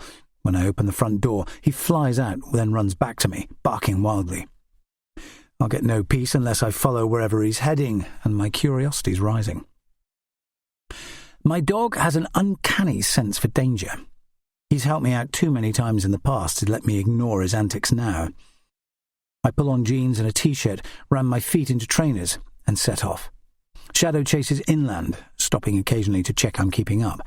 I catch sight of the day mark on Watch Hill against the dawn sky as I sprint over Shipman Head down. It's obsolete now, like so much of island life, but it once served as a beacon for mariners stranded in fog on New Grimsby Sound. I'm panting for breath when Shadow finally comes to a halt on the shore outside Maggie's pub, The Rock. If he's led me on a half-mile sprint just for fun, I won't be amused. He's sitting on his haunches staring out at Hangman Island. What the hell is it? He growls at me again for no clear reason. I'm about to abandon him and return home when he leaps in front of me, teeth bared. "For God's sake, Shadow, show me what's wrong or go home." He darts towards the island, and something catches my attention. There's a pale shape stretched across the rocks, too far off to see clearly, and my stomach balls into a fist. It's exactly the same place where we found Jez. The tide is still out, so I can clamber over to the island on rocks exposed by the receding waves. "Stay there," I yell to Shadow. "You'll get swept away." I'm 10 metres out from shore when he races past, his paws slipping on seaweed that reeks of ammonia. The creature never follows orders. But it's hard to stay angry, even though he takes stupid risks. I stumble while clambering over the jagged rocks. They're coated with bladderwrack, which sticks to the soles of my shoes. This journey would be impossible in winter, but summer's low tide is a blessing. My skin prickles, even though the air's warm.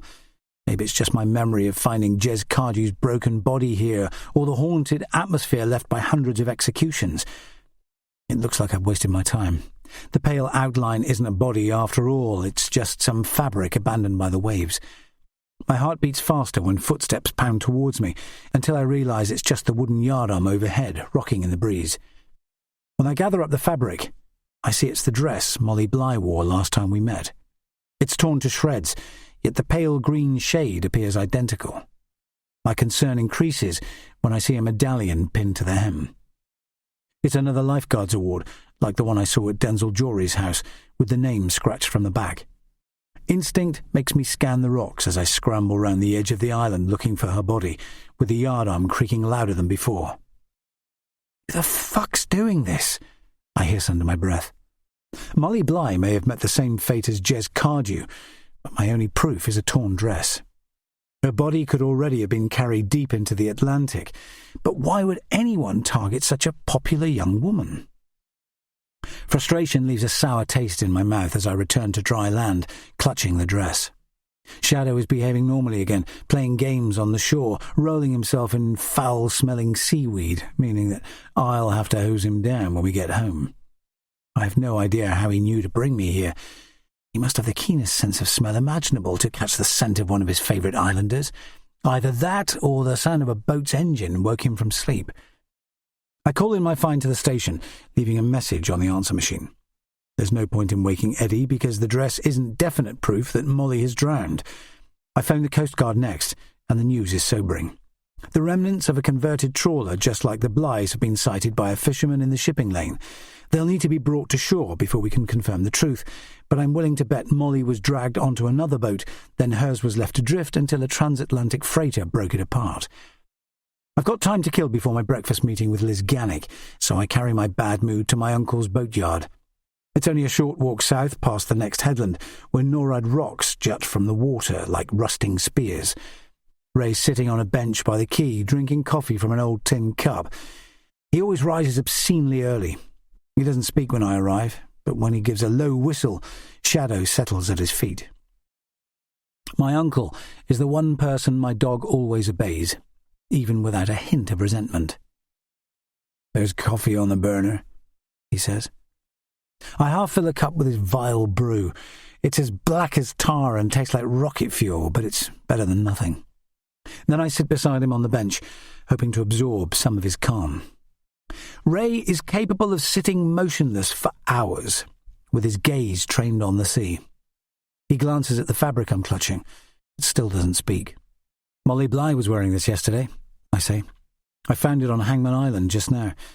That medal is like the one Denzel Jory got from the Royal Life-Saving Society, but the name's been scraped off the back." "It could be hers." "Really?" "She won a Lifeguards medal 6 or 7 years ago when you were living in London. A lad had an asthma attack in the water. She swam against the riptide to fetch him without help from anyone." "So she's a hero too?" "No doubt about it," Ray says. "It sounds like the Coast Guard have found the remains of her boat." His face gives little away. "Remember I told you the currents circle back here this time of year because of the eddies at Kettle Point? All manner of things end up in New Grimsby Sound. It was always the best time for beachcombing, but I'm looking for a body, not oyster shells." The poor girl might have washed up on Teen or North Wethel. I'll take a look later this morning. Have you got some clean plastic I can use to wrap the dress? He rises to his feet. I'll find some. Do you want me to sail over to Teen this morning to have a look? That would help a lot.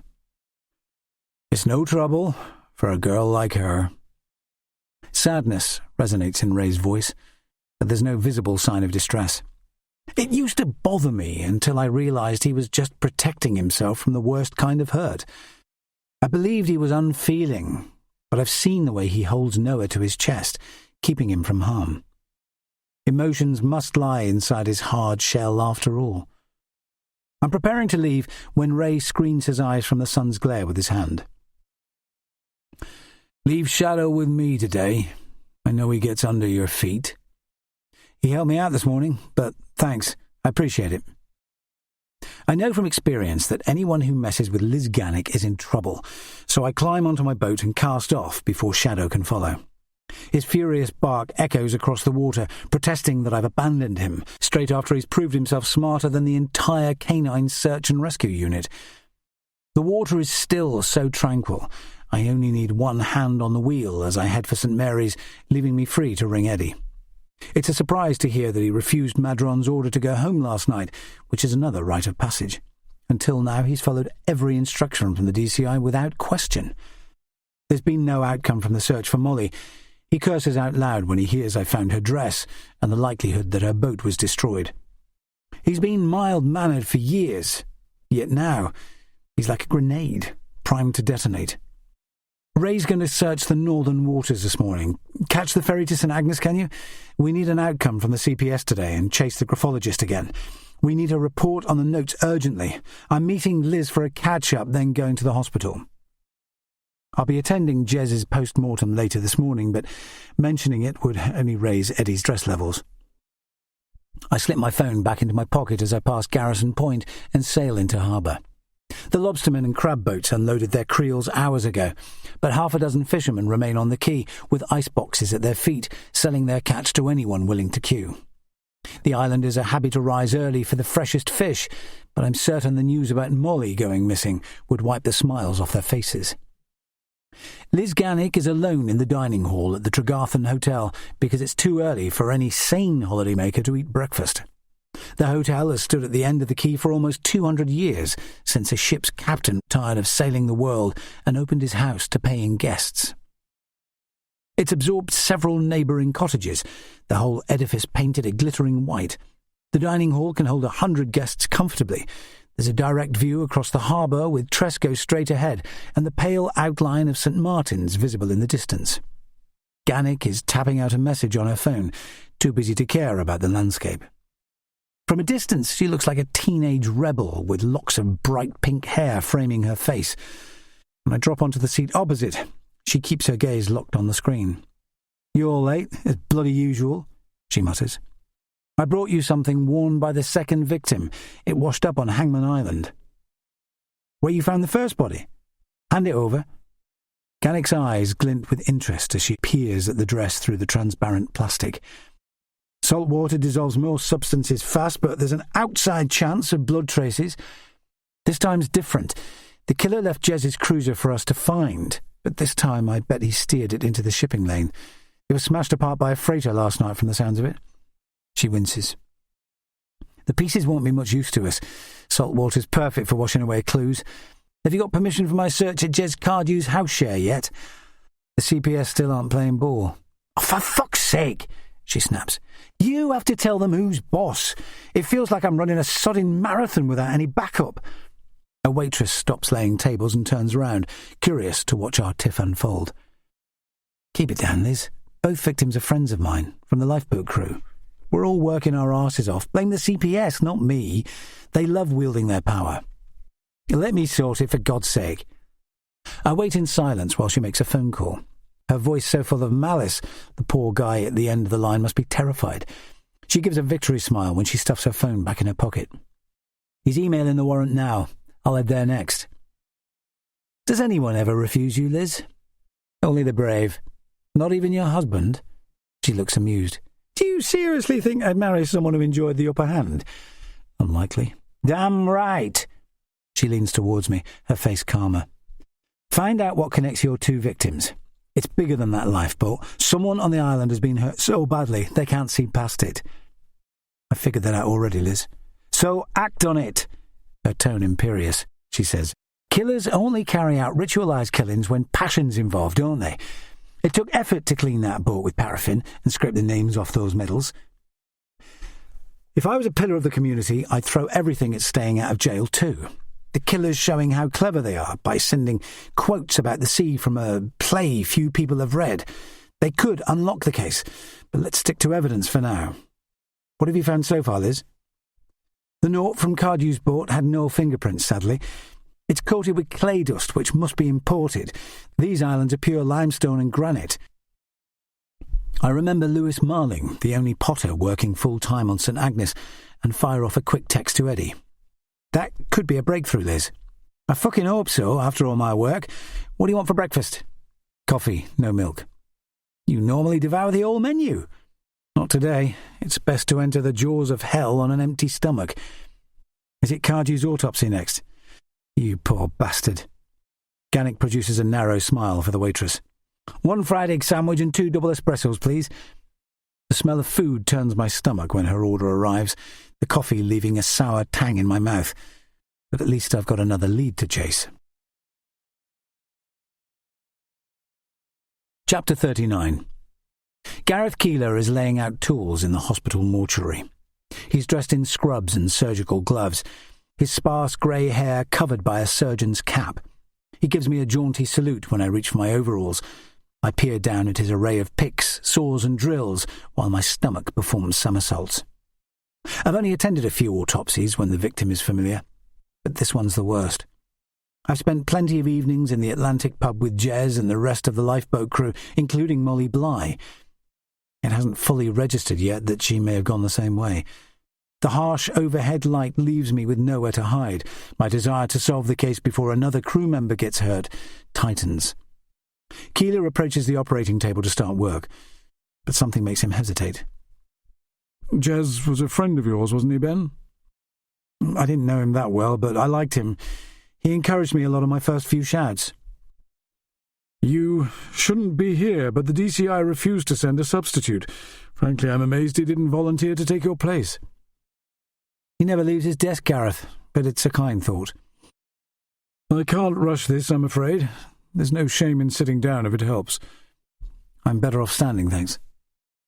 Keeler puts on a surgical mask, then draws back the sheet. I drag in a deep breath before studying Jez's body. It looks different from when I saw it in the half-dark, covered in seaweed and tar. The damage looks worse now his wounds are clean, his battered flesh fully exposed.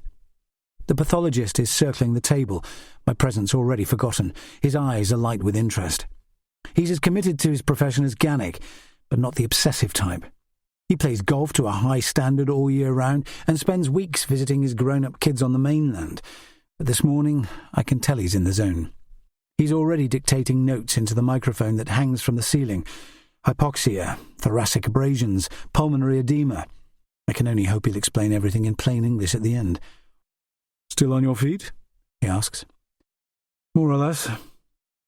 It gets easier after the Y section. That's what I keep telling myself. I lean against the wall when Keeler uses a saw to open the chest wall after making a long incision. It sickens me at first, but he's right about the process getting easier. The corpse on the table no longer resembles the young lifeboatman I admired. When I open my eyes again, Keeler has removed his heart, lungs and liver. The organs lie in metal dishes on a trolley a few metres away. I transfer my gaze to the polished lino at my feet. Anger rises in my throat, too hot to suppress. Jez Cardew has been reduced to base matter. His vital organs will soon be placed in the hospital's refrigeration unit and samples sent to the lab, while the killer relaxes on the island's beaches, building up a tan. Not long now, Keeler says. Almost there. He takes 15 more minutes to sew up the wounds on Cardew's chest and abdomen, then place a fresh sheet over his body. His expression is sober when he stands at the sink, scrubbing his hands clean with carbolic soap. The death industry tars me these days, he says. You always say that, but you'll never retire. Don't be so sure. The wife wants to move to Portsmouth to be near the kids, and maybe she's right. This job used to be easy, Ben. Cause of death was my only concern. I do 2 autopsies every afternoon and still sleep like a baby. Now all that wasted potential keeps me awake. Let's quit work and go on a Florida golf tour. Tempting. His smile slowly revives. What do you want to know? Cause of death, ideally. Hypoxic edema, which is a fancy name for drowning. Jez was alive when he entered the water, and Gannick's theory that he was dragged behind a boat is correct, in my view. His left shoulder was dislocated by the force. He stares down at his clipboard full of scribbled notes. You can drown in several ways. Dry drowning happens when your larynx goes into spasm from cold water shock. Secondary drowning happens to victims who are pulled from the water alive, only to die later because of damage from inhaling brine. Jez's death was rapid. His lungs were saturated. That's a grim way to go. I can think of worse.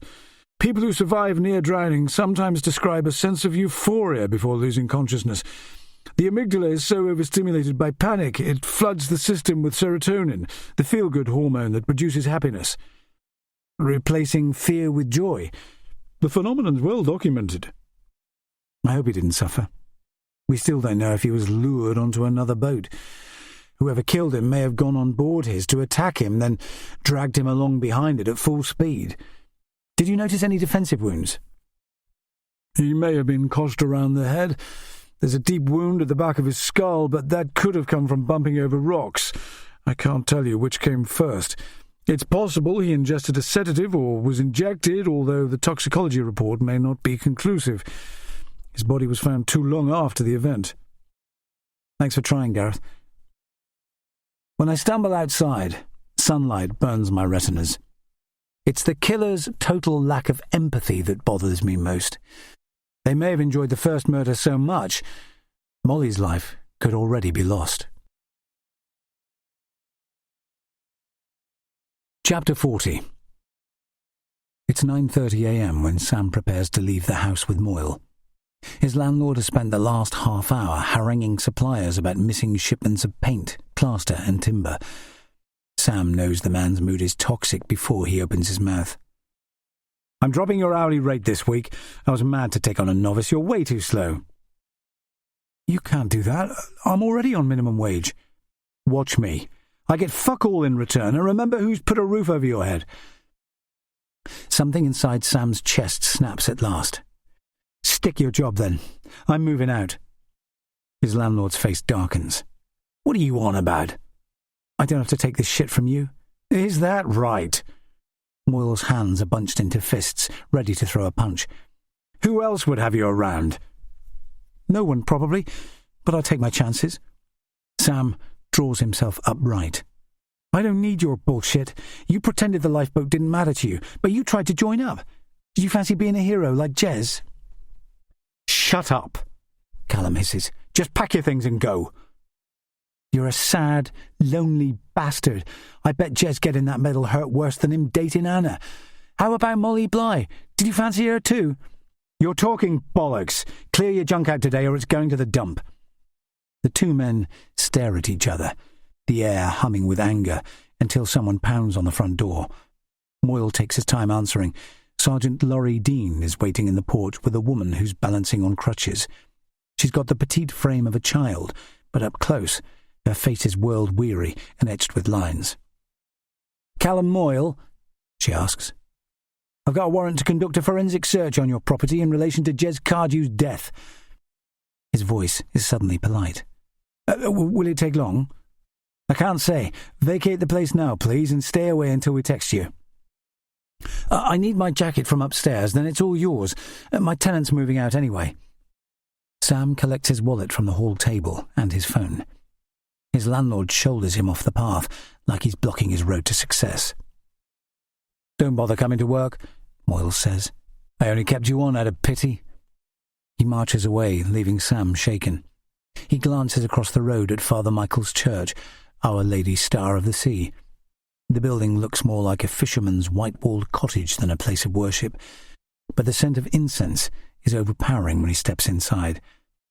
He needs to understand how Jez died even more urgently, but he'll have to enlist help from someone he trusts. Chapter 41. Eddie has made adjustments at the Turk's Head by the time I reach St. Agnes. The air still smells of stale beer, even with the windows open. There are piles of old bar stools, and dust motes glitter in the sunlight, but my deputy seems oblivious. He shunted the snooker table into a corner and set up a trestle table for his printer and laptop, with papers stacked around him in orderly piles. "I've had a few glitches, boss." His voice is still brittle with stress. "The graphologist sent us her new report." "What does it say?" "The notes to the crew are all by the same person. It's likely they were written left-handed by someone who normally uses their right as a disguise. The love note we found on Jez's boat was definitely from someone else." "How about Jez's phone record?" "I got that too." He passes me a ream of numbers, listing each call's duration and the texts sent and received. He has already scribbled names against most of the numbers. I can see that Jez was in frequent contact with some of his pals from the lifeboat crew.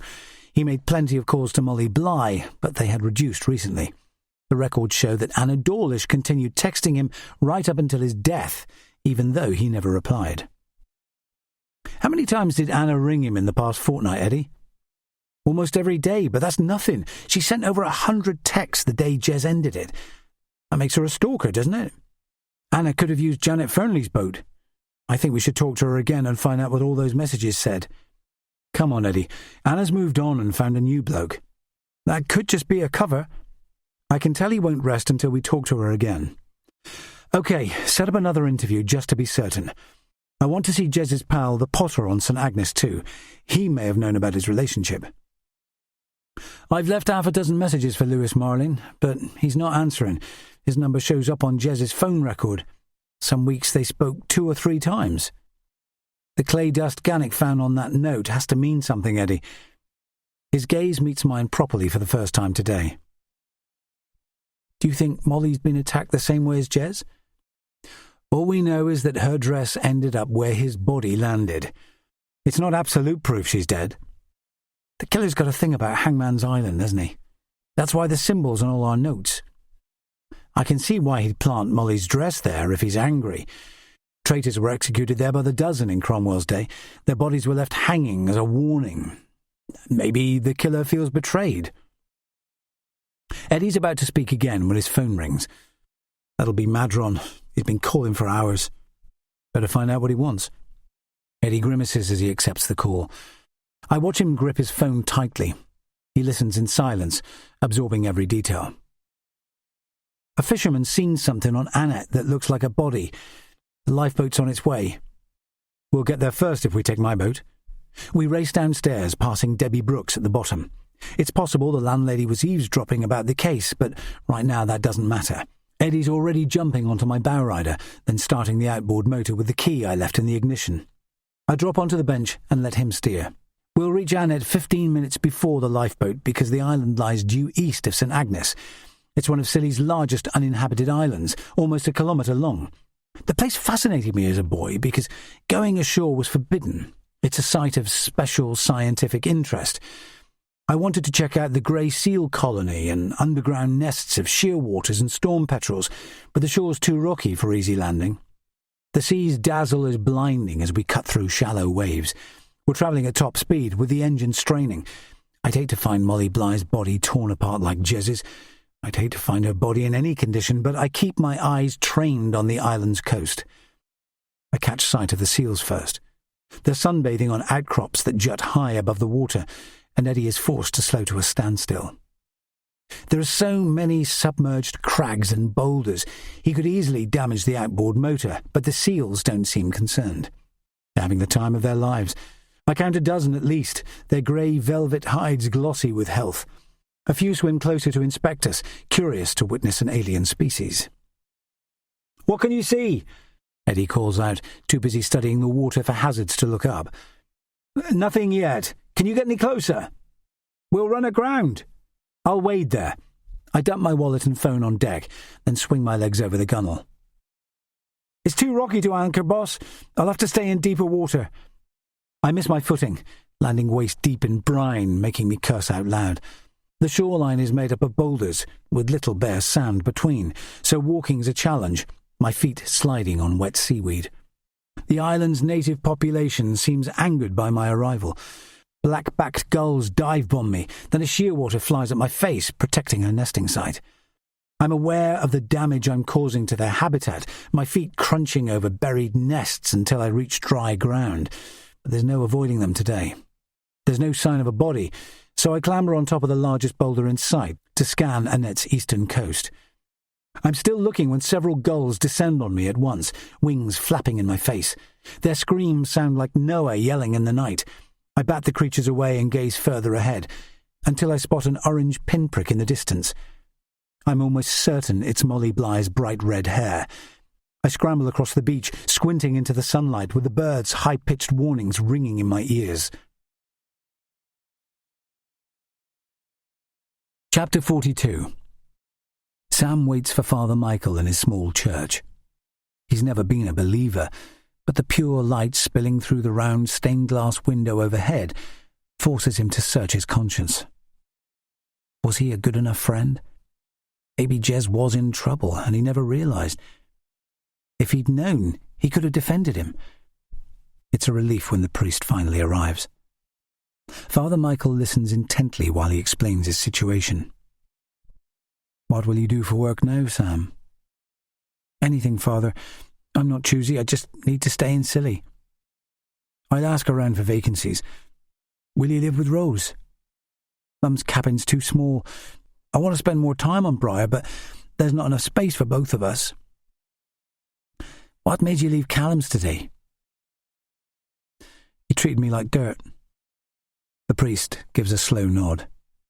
"Then you did the right thing. We all deserve respect." "He argued with Jez all the time. I think he was jealous because he failed the lifeboat selection test." "What are you saying, Sam?" "Maybe Callum killed him, but Stuart Cardew's convinced it was me. The police would never believe me. Talk to them, Father, please. I have to clear my name." "Come next door. We can talk easier there. You're welcome to use my spare room till you're back on your feet." The burden Sam's been carrying lightens immediately. The priest's home is small and simply furnished, yet he feels relaxed for the first time in days. Father Mike's spare room reminds him of his old prison cell with a narrow bed, a chair, and a cupboard for his possessions. "It's pretty basic," Father Michael says. "The diocese doesn't believe in luxuries, I'm afraid. I'm just grateful for a place to sleep." The priest looks at him again. "Have you ever considered starting afresh on the mainland? I'd miss you, and so would your mother, but life might be easier for you there." "I couldn't leave Mum. And there's a girl I like too. She's special. I want to see where it goes." "Those are good reasons to stay. Just promise me you'll keep attending your AA meetings." "You know I will, Father." "Good. Now, tell me why you think Callum hurt Jez." Sam blurts out every detail, from the rows he witnessed to the lies Callum's told about Jez being a womanizer and stealing his possessions. He's certain Callum has a drug habit that's eating all his money. That's why he takes his boat out late at night. "Those are serious allegations. Do you really think he's that violent?" "I've seen him blow up plenty of times for no reason. His attitude to Jez changed from friendly to bitter. The bloke's a toxic force when he's angry. I'll speak to Ben Kittle. Is there anything else you need?" Sam hesitates. "A boat tonight, if I can get one." "Use mine if it's important. The key's in the kitchen drawer, but make sure you're back here by 10. And stay out of the investigation, Sam. Let the police find the killer." Father Mike hurries downstairs, leaving Sam in the small bedroom. When he looks out of the window, Sergeant Laurie Dean is standing guard outside Callum Moyle's house while the forensics expert searches the building. It's just as well he's got nothing to hide. Chapter 43. I call out to Eddie, telling him to sail further up the shoreline. My progress is slowed by the boulders underfoot, glistening with seaweed. There are no visible paths because few people visit Annet, apart from the RSPB checking the local birdlife. I wade through sedge grass and brambles, then drop back onto the shore. I'm starting to wonder if that flash of red was just a trick of the eye, but once I've cleared the next line of boulders, I see it again. Molly is lying face down on a narrow strip of sand. Her body's motionless, but instinct makes me sprint across the narrow bay. I'm breathing hard when I drop onto my knees to check if there's a pulse, but I know we're too late. The young woman's yellow RNLI sticker has been ripped to shreds, her exposed skin sunburned to a dark pink. Her corpse is in better shape than Jez Cardew's, even though some of her wounds look vicious.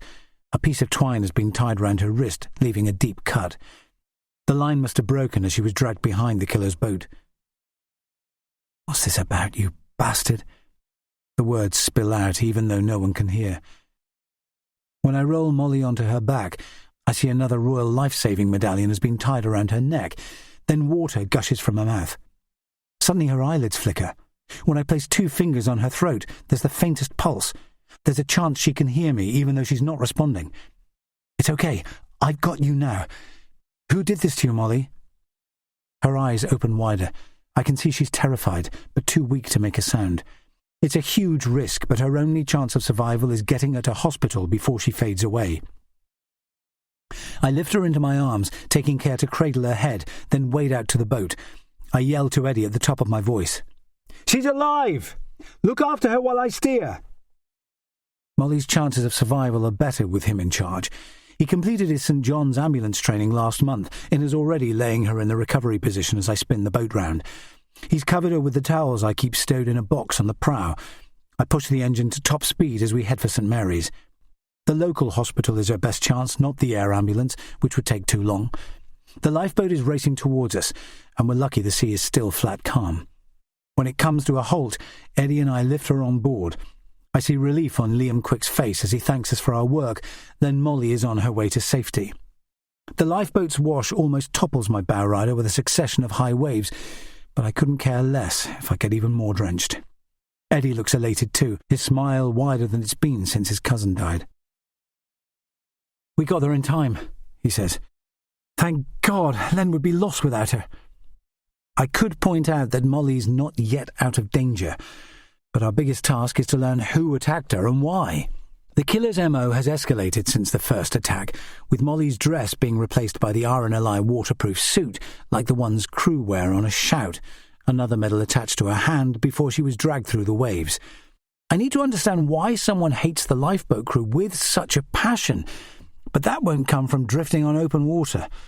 I twist the wheel full circle and head back to St. Agnes. My first job once we're ashore is to phone DCI Madron. His congratulations are muted, but I know he's relieved. The whole community is relying on us to end this violence against the island's bravest members. He tells me that Father Mike has called the station, claiming that Callum Moyle could be involved in the killings. Laurie Dean will bring Moyle to the station for an interview to hear his alibi for yesterday afternoon, when Molly was taken. I dislike Callum Moyle on instinct, but would someone really launch a murder campaign simply because they felt excluded by a team they wanted to join? When Eddie hears the news, he appears to feel the same. We both know that a double attack in a 3-day period means that the killer's vicious. There's every chance they'll strike again if we don't get answers soon. Let's get moving, Eddie. Lewis Marling might know something. We set off at speed, still energized by finding our crewmate alive. I know where Marling lives, even though I've spent little time in his company. The man's house lies at the edge of Garabira on the west coast of St. Agnes. The area is covered in small fields, edged by crumbling dry stone walls, home to a flock of goats. The island's native agapanthus is in full bloom at this time of year, growing wild at the edge of the lane we follow through the island's heart. The flowers stand waist-high, their heads studded with bell-like blue flowers, but I'm too distracted to admire them. I only know that Marling works as a potter, selling his wares in the gift shops of St. Mary's and further afield. "Do you know Marling at all, Eddie?" "No one does," he replies. "People are curious, but he prefers his own company. Only Jez got past his front door." It's taken us 10 minutes to cross the island. my curiosity rising as we follow a shingle path to Marling's property. It's a 2-story version of my own, built from rough-hewn granite, with windows overlooking St. Warner's Cove. It seems a fitting home for a man with reclusive habits. Legends say that St. Warner lived as a hermit beside a well nearby, and it's still a place of pilgrimage. Believers say that she purified the waters with her Holy Spirit, but there's little sign of piety outside Marling's home. All I can see is a tidy garden with a rose bed, a greenhouse, and a vegetable patch. No one appears when I press the bell, so I peer through the window into a lounge which contains few creature comforts. There's no TV or computer, just a large sofa, shelves full of books, and a cat sleeping in a patch of sunlight. Let's check his workshop, Eddie. Someone is singing as we follow the path down the side of the property, and the man I see doesn't fit my image of a hermit. He's singing an Ed Sheeran tune as he works a lump of clay on his wheel, moulding it with the palms of his hands. It's clear he's enjoying himself. The guy's in his late 30s, like me, dark hair tied back from his face, and he's dressed for the heat. Lewis Marling's bare feet control the treadle, his T-shirt and denim cut-offs caked in clay. He's so immersed in finishing his picture, he doesn't spot us by his door. I wait till the piece is complete before saying his name, but the potter almost jumps out of his skin. Jesus! How did you get in here? I didn't hear a sound. Your work would have been spoiled if you had. I'm D.I. Ben Kitto, and this is Sergeant Eddie Nickel. We'd like a chat, please.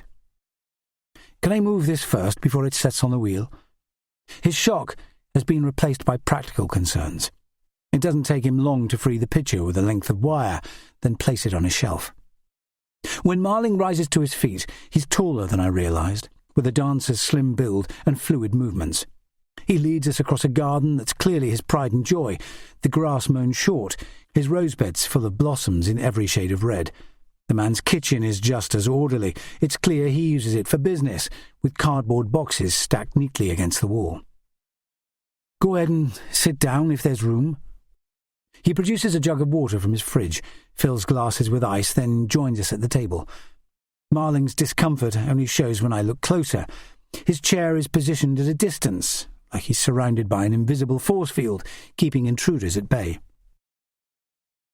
We're here about Jez Cardew, I tell him. Not misbehaving, is he? I haven't seen him in days. Didn't you hear the news? He looks confused. About what? Jez normally drops by each week, but I know he's busy, doing up an old house. He told you that, did he? Of course. We've been friends all year.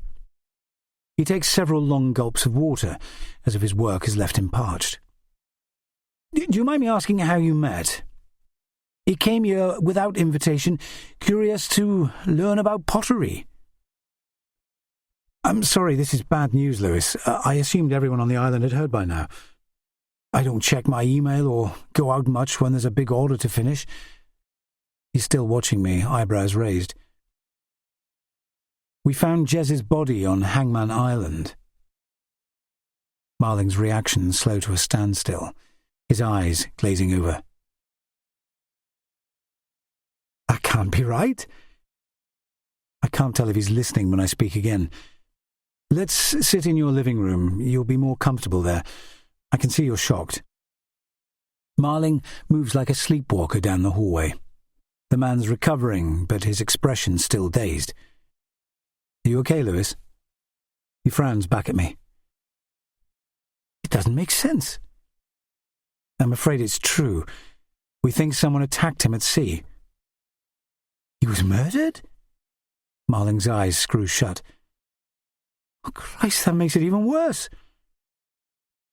Tell me about your friendship, please, if you're able to talk.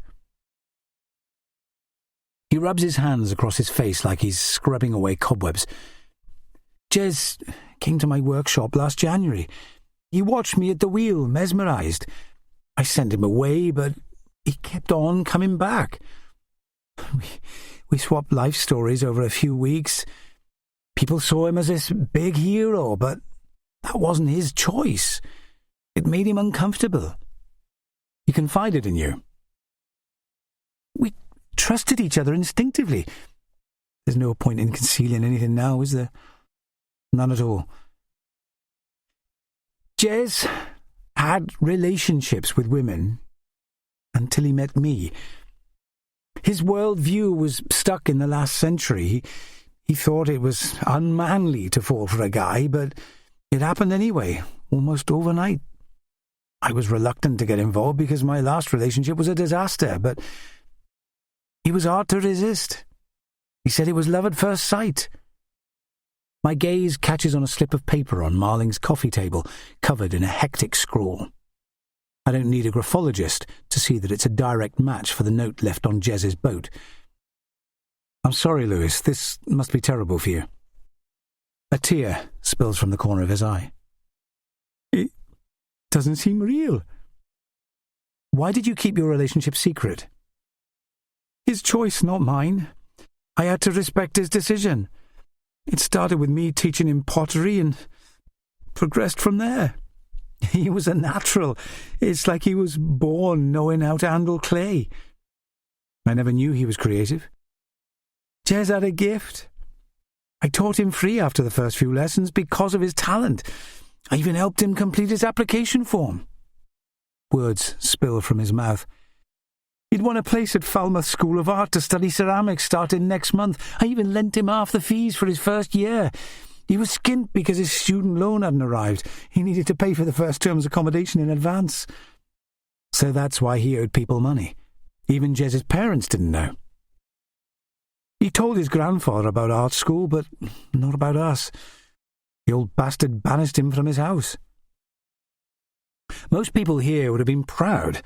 The islanders are more accepting than you'd think. Denzel accused him of deserting the lifeboat crew. I don't think Jez cared what anyone thought about us falling in love. It was our lives, not theirs. He planned to come out to his parents, then go straight to the mainland and give them time to process it. Marling finally meets my eye. We were drawn to each other so powerfully. Nothing else mattered. I still don't see why you kept it quiet. Jez felt ashamed about Anna. He couldn't face telling her the truth. He ended their relationship days after we met, even though they'd been in love. He couldn't bring himself to explain and hurt her all over again. It caused arguments between us. She deserved the truth, but I could never stay angry with him for long. I'd already scheduled my first visit to Falmouth. Marling falters as he approaches the mantelpiece, then passes me a figurine of a porpoise glazed in silver. The creature's body is arched, like it's leaping through waves. It's beautifully made. The clay is so fine, its weight barely registers on my palm. Jez made that for me. I liberated him, he said, from a life that never felt true. There's a depth of sorrow in Marling's voice that I've rarely heard. His story about mentoring Jez and falling in love sounds convincing, yet he's still reluctant to meet my eye. That could be down to shyness or because he's lying through his teeth. How did you conceal it in a place this small? He came here at first, but we'd begun meeting at sea. I took my boat out to meet his, then we moored in a quiet bay away from prying eyes. I left a note for him on Friday night, but he never showed up. He was paranoid about being seen and sometimes got cold feet. Did you ring him at all? He nods. Just once. I was trying not to pressure him. Our relationship was so intense. I thought he needed space. Where do you keep your boat, Lewis? On the beach behind my house. It's called the Demelza. I use a quad bike to drag it down to the water. Can we take a look? We'll need to do a forensic search tomorrow. Go ahead, but can I be alone now, please? His manner is cooling. Now he realizes he's a suspect, his skin turning pale. You don't look well, Lewis. Do you want me to call someone? I'm better off alone. I need your last address on the mainland, please, before we go. He hesitates before speaking. I hate people digging around in my past. It leaves a trail for people to follow. How do you mean? I was hounded out of my last place. No one knows I'm here. We'll keep it private if we can. The man's shaking when he rises to his feet. His story will be easy to check. If Jez really did win a place at art school, the admissions department will give us the truth. I can't prove the man's innocence, but he seems an unlikely killer, unless Jez ended the relationship fast like with Anna. But he's got no clear motive to attack Molly Bly, and the graphologist's report insisted that the love note and threats to the crew were written by different people. Marling looks relieved to say goodbye. We leave him with his cat mewing bitterly at his feet, like it hates intruders too. Eddie and I go straight to the beach, where the Demelza stands on its trailer. I can tell he's been rocked by the news of Jez's plans for art school and his relationship with Marling. He looks dumbfounded, but his expression soon clears. I knew Jez was changing. He even hinted that I'd be surprised when it all came out. He always wanted to do something creative, but I don't blame him for keeping it quiet. Some of the crew would have joked about him falling for a bloke, wouldn't they? Plenty wouldn't have cared one way or the other.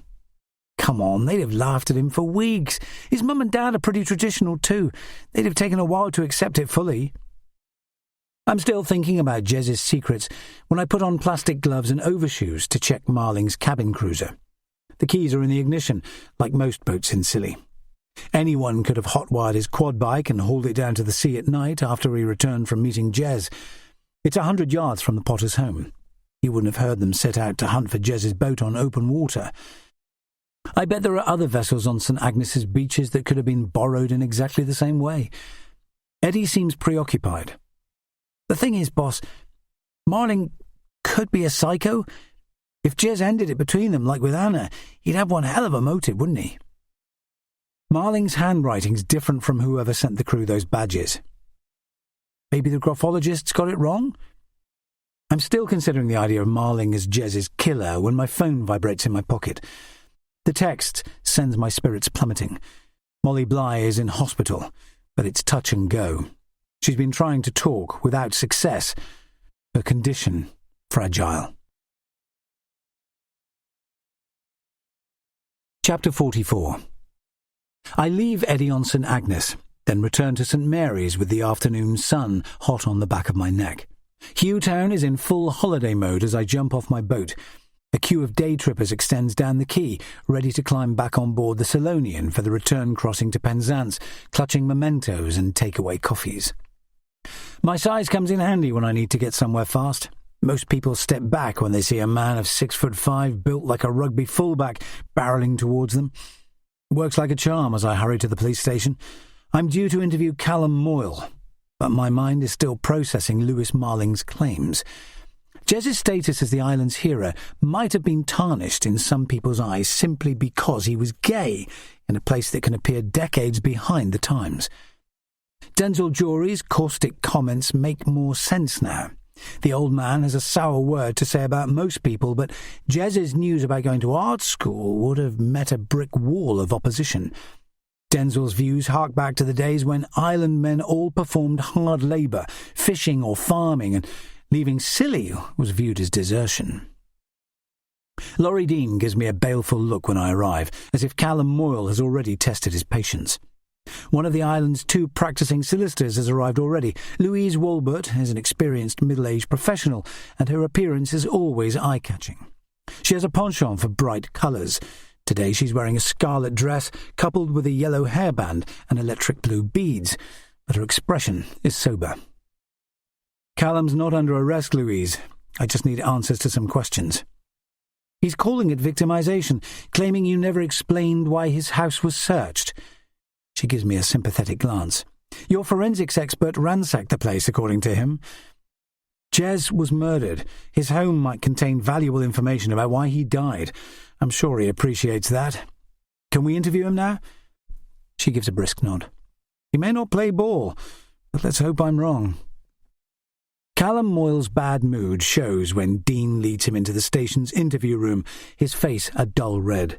He glowers at me when I sit opposite him and Louise, with a metre-wide table separating us. Moyle interrupts before I finish explaining the purpose of our interview. It's Sam you should go after, not me. I'm just gathering information, Callum. It's possible someone entered your home to steal Jez's medal, but you could have taken it yourself. Sam's claiming you went through his things the night Jez went missing. We know it was done systematically. The place stank of bleach. You've also been seen on the water late at night. You could have intercepted Jez's boat the night he died. Sam loves making up stories. He's a liar, but you know that already. You put him away for 3 years, didn't you? If anyone's done wrong, it's him, not me.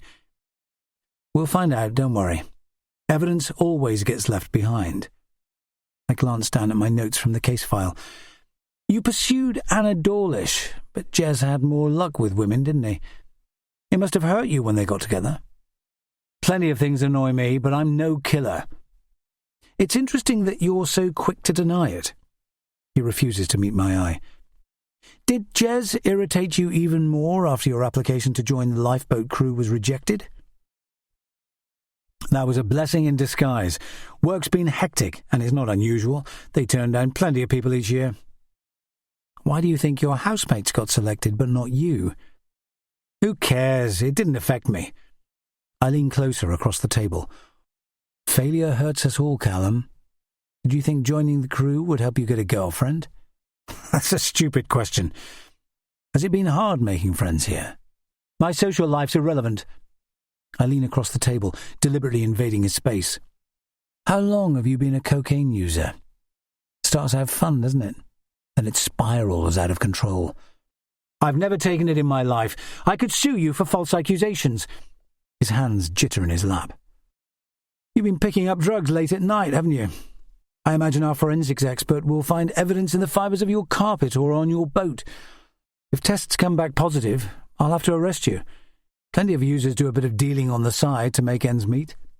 Callum turns to his solicitor. He can't say that, can he? I've done nothing wrong. The police can arrest anyone on suspicion of drug dealing, I'm afraid, she replies. Are you familiar with a play called The Tempest, Callum? He stares at me. I've never heard of it in my life. Are you certain? We'll be sending your laptop and phone to the mainland for analysis. That's fucking ridiculous. I need them for work. You'll survive without them for a week. Tell me something. How well do you know Molly Bly? We chat now and then at the pub, that's all. I knew her at school. Did you ask her out and get knocked back? His eyes blink rapidly, giving him away. You're barking up the wrong tree. I haven't seen her for weeks. Moyle answers my next questions with a curt no comment, but he'll remain a person of interest thanks to his defensiveness. It's possible that he grew to hate Jez for his popularity and developed an obsession with all lifeboat officers. I'm about to release him, even though he's got no alibi for the afternoon Molly Bly was abducted, claiming that he was working alone after sacking his tenant. Words only spewed from his mouth after I called the interview to an end. I was crazy to let an ex-con into my house, but I fell for his sob story. Sam's up to his old tricks, so I gave him the push. He's been attending addiction therapy sessions every week, so that's hard to believe. What are you using, Callum? Coke or MDMA? That's ridiculous. How could I run my business with a habit? Plenty manage it fine. We'll need a blood sample before you leave. Don't worry, it's just a pinprick. But the toxicology tests are pinpoint accurate. It'll take 3 days at the lab. We'll find out then, even if your last fix was 48 hours ago. Moyle shoots me another filthy look before leaving the room. I still hope that Sam Austell is innocent, but I may have to eat my words if Liz Gannick's search fails to find conclusive evidence against his old landlord. I'll call at the hospital before speaking to her to check on Molly Bly's condition. Dr. Ginny Tremaine is the first person I see in reception. Isla's mother is the hospital's chief medic with the same unflappable manner as her daughter. She's a plump figure, in a white coat that's a size too small, grey hair pulled back in an untidy ponytail. Ginny seems in a hurry to usher me down the corridor to a consulting room. There's no point in sitting by Molly's bedside today, Ben. How's she doing? She's very weak, which isn't surprising. Molly was tied to a boat and hauled through the water. The pressure fractured her left wrist, but you could say she was lucky. The twine snapped, and she swam for her life. Did she tell you all this? The medic nods rapidly. She was delirious until her blood oxygen levels plummeted. That's typical with secondary drowning. Remind me what that means, please, Ginny. It's when a casualty inhales too much seawater. Without oxygen, their lungs can collapse. It's a miracle you found her alive. She glances down at her clipboard.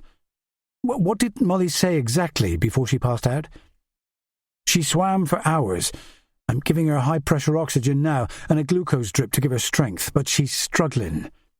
What are her chances? Molly's a fighter, which increases the odds. The medic hesitates before she replies.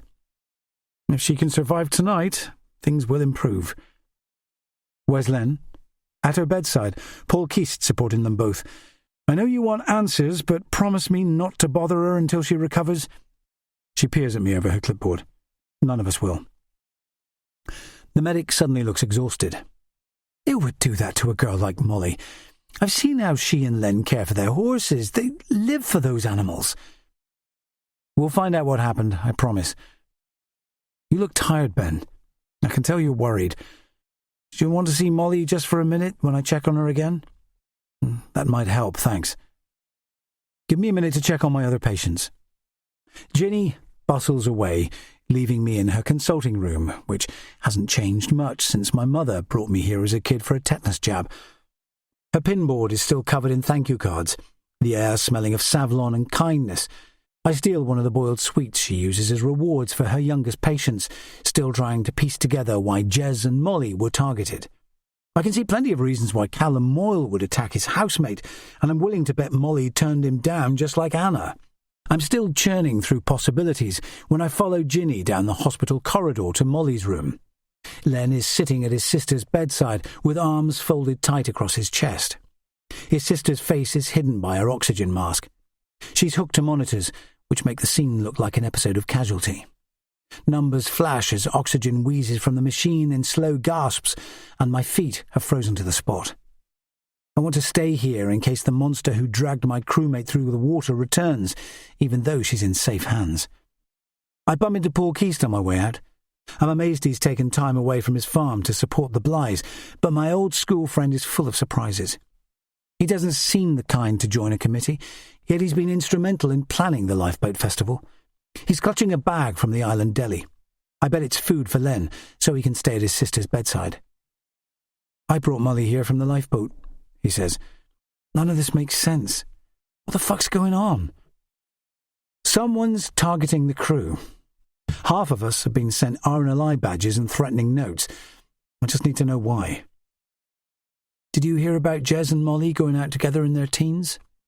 Len mentioned it. It was pretty intense, I think, even though they were kids. They're the same personality type, aren't they? Strong-minded, brave, and keen to help others. Suddenly I remember Anna Dawlish, unable to forgive Jez for walking away, while her good friend Molly still met him regularly. When I study Paul again, his anxiety shows. What else is bothering you? It's not about Molly. She's tough. I know she'll pull through. What then? She told me someone followed her home from the pub about a week ago. I didn't take it seriously enough. She left the Atlantic after Len and heard footsteps as she was heading for Old Town Bay. But when she looked back, no one was there. His frown deepens. Some bastard could have been watching her for days. Don't torture yourself, Paul. It's not your fault. I study his face again. Is it serious between you and Anna? I've liked her for ages. I'm lucky she noticed me. How do you mean? Shyness often trips me up, but she saw past it. Didn't her attitude to Jez bother you? I knew she'd get over it if I treat her right. I give a brisk nod. Thanks for looking after Molly and Len. Text me updates, okay? He straightens his back, like a weight's been lifted from his shoulders, then hurries inside the hospital. The expression on Paul's face concerns me. I can tell he's fallen for Anna hook, line and sinker. I'm certain he'd do anything she asked, including giving her a fake alibi. I'd like to stick around until Molly Bly can face questions, but the sun is already dropping, and Ginny Tremaine is waving me goodbye with a shooing motion, like she's banishing a stray cat. The islands are awash with gold when I head back to the harbour, yet the landscape's beauty feels like a pointless distraction. I need to dig under its surface to expose the human ugliness it hides. Chapter 45. Dusk is settling over St. Agnes when Sam moors Father Michael's boat by the quay.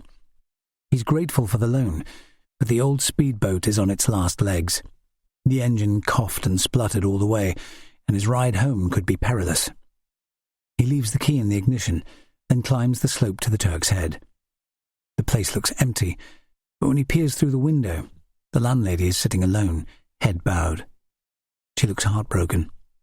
He's got questions to ask, because he knows Jez liked her and senses she might help, even though few people trust him. But she might clam up completely if she feels vulnerable alone with him. It's best to find Sharon Cosgrove first, then return after more punters have arrived. He hurries uphill towards Middletown, past the old lighthouse he loved as a boy. Its tall form still dominates the landscape, as it did 300 years ago, but it's failed to safeguard the community this time. Someone murdered Jez without anyone noticing, and now Molly Bly's fighting for her life. Sam knows the killer might be watching him as well. He pulls in a long breath to calm himself. It's his duty to find out why Jez died. His friend trusted Sharon Cosgrove, and his own life is on hold until his name is cleared. The post office is empty of customers. Sharon is sweeping the floor, her expression startled when she catches sight of him. She puts the broom down immediately, then retreats behind the counter. "We're shut," she says. "I was just closing." "I need a quick word, please, about Jez." She shakes her head. "You shouldn't be sniffing around. People here don't like busybodies. Jez mentioned your name a few times. He really enjoyed talking to you. Why are you hassling me?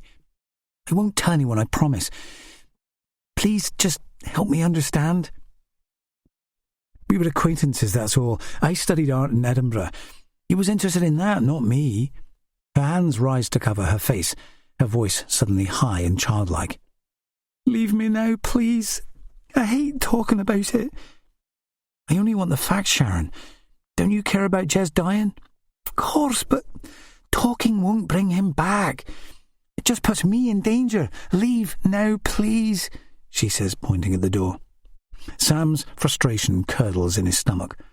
It's grown dark while he was inside, cooler air greeting him as the door shuts. He pulls his torch from his pocket, but footsteps are approaching, so he leaves it unlit and ducks behind some bushes. Damien Cosgrove marches past, scowling. Sam can't understand why Sharon's husband appears on edge. He'll have to stay on the island until all Jez's secrets are exposed. Chapter 46. I'm back on St. Agnes with Eddie as the late summer dark thickens. We're reviewing evidence in the pub's old snooker room. The killer seems obsessed with his victims' status as members of the lifeboat crew, but that could disguise a more personal obsession. I still don't fully understand why bravery medals are being left on their bodies unless the murderer is taunting us. The quotes from The Tempest still nag at me. Maybe the killer feels like Prospero, ruling a magical island but exiled from the life he desires. Eddie appears frustrated, his hand tapping out a rapid tattoo as he skims through witness reports. The case has grown more complex now that Jez Cardew's secret has been exposed. He appeared so easygoing, yet there was more to him than anyone realised. He hid his feelings for Lewis Marling from everyone, and it takes commitment to master a challenging new skill. He had enough guts to contemplate leaving his old life behind. "Could Jez and Molly's friendship have caused all this?" Eddie asks. "I think it's their status that bothers the killer, not their relationship. Why do all that elaborate staging with the medals unless they mean something? We know the killer has access to a boat, powerful enough to drag someone through the water, and they posted RNLI badges to crew members, including both victims. You and I are on his list, like Isla, Sam Austell and the Quicks. We all have to watch our backs. You're certain the killer's planning more attacks? Maybe he chose the Lifeboat Festival to make a statement, starting with our biggest heroes. No one else on the crew has received a medal. It could make us less vulnerable. Thank God Molly survived." My deputy looks so worn down. I keep the severity of her condition to myself. "Should I be worried about you, Eddie?" "No, boss. I may look like crap, but I'm okay. Let's run through our suspects then. You go first. Sam Austell's my first choice, then Callum and Anna, he says, flicking through his papers again. Jez was steady till Sam came back. Then he turned secretive and started messing people around. Or maybe Jez was twitchy about revealing his first relationship with a man. I keep telling you, Sam's not the killer. He got a lift back to St Mary's hours before Jez was seen sailing west from here. You've got a blind spot about him, Eddie says, his voice a flat monotone. Could have borrowed another boat and sailed straight back here. Sam screwed up, hasn't he? His dad abandoned him, his mum's a witch, and drugs have fried his brain. If he was pissed off with Jez, he'd want to get even. Come on, Eddie. Rose looked after him well as a kid. They were poor, but she did her best. Sam went off the rails like plenty of teenagers, and he's paid the price. Anna Dawlish was treated badly. She had a right to pursue Jez for answers. I suppose she could have borrowed Janet Fernley's boat that night. I just can't see her boarding Jez's boat straight after he left Lewis Marling, then whacking him with a crowbar before drowning him. No one wants to think their high school sweetheart's capable of murder. She's agreed to come to the station for an interview tomorrow, by the way. She'd never attack Molly. They'd been mates for years. Maybe Anna couldn't forgive her for staying close to Jez. Paul could have helped her too. It sounds like he's putty in her hands. Instinct tells me that a man I've known all my life would never play a part in a gruesome murder. I'm so frustrated by blind corners, I feel like diving into the sea to cool off, but time's against us. Did you find why Lewis Marling didn't want us to check out his past, Eddie? He ended up in Plymouth Hospital after his last relationship finished, with broken ribs, Eddie says, grimacing. There's a twist, unfortunately. His boyfriend was a married copper, trying to keep things quiet. Jesus, Marling must be wary of all police by now, but he did a good job of covering it. We can't rule him out either. Anyone would resent having to conceal a perfectly legitimate relationship.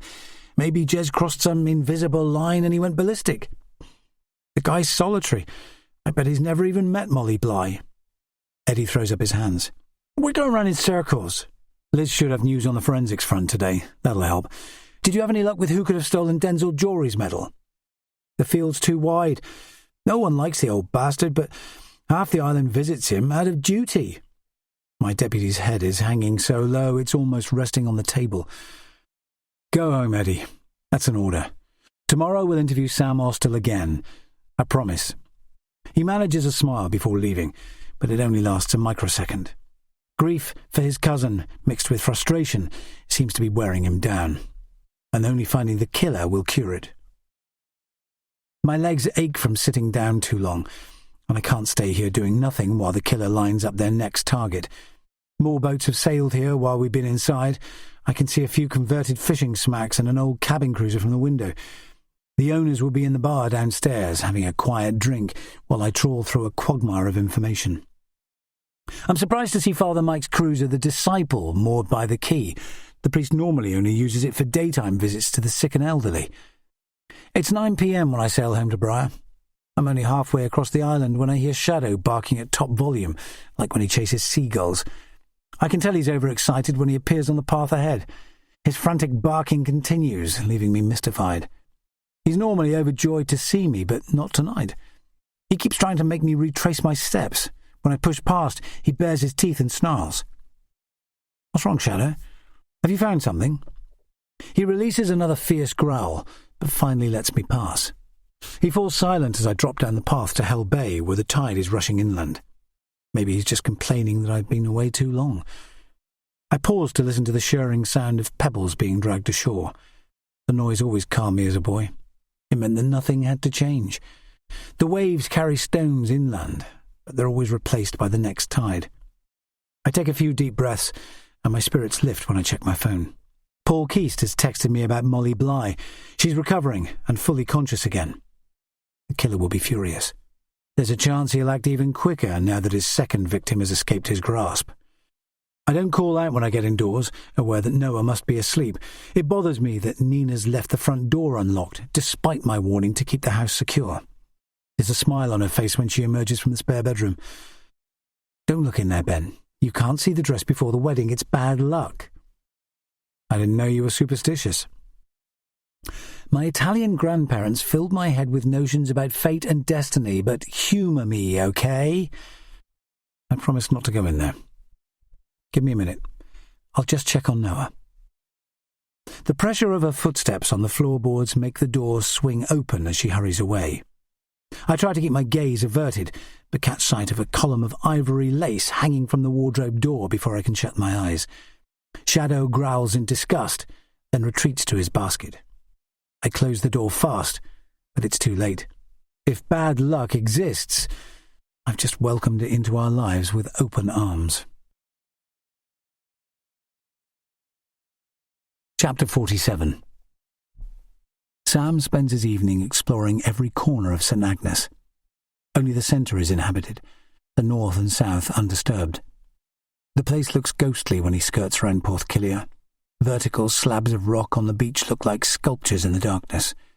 When he scans the bay with his torch, a trick of the light seems to bring a horde of men marching closer, a platoon made from stone, intent on crushing him. He's glad that Danielle's not with him this time. If he finds the killer, she'd be in danger too. Panic speeds up his pace as he returns to the pub. Holidaymakers sit outdoors, enjoying the evening's warmth and planning tomorrow's excursions, oblivious to Sam's presence. He'd like to know why the landlady looked so broken-hearted earlier. She's close-lipped when he buys a drink, reluctant to talk. Surely someone in Jez's favourite pub must have the answer to his drowning.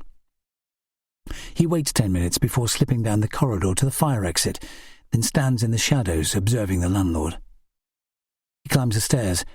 Then Sam hears him rattling the door of the room the police are using for their investigation.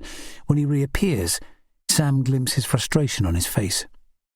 Debbie is still sitting behind the bar, only rising to serve guests. The couple barely speak before swapping places, and she retreats to the kitchen. It's late when Sam goes outside to call Danielle.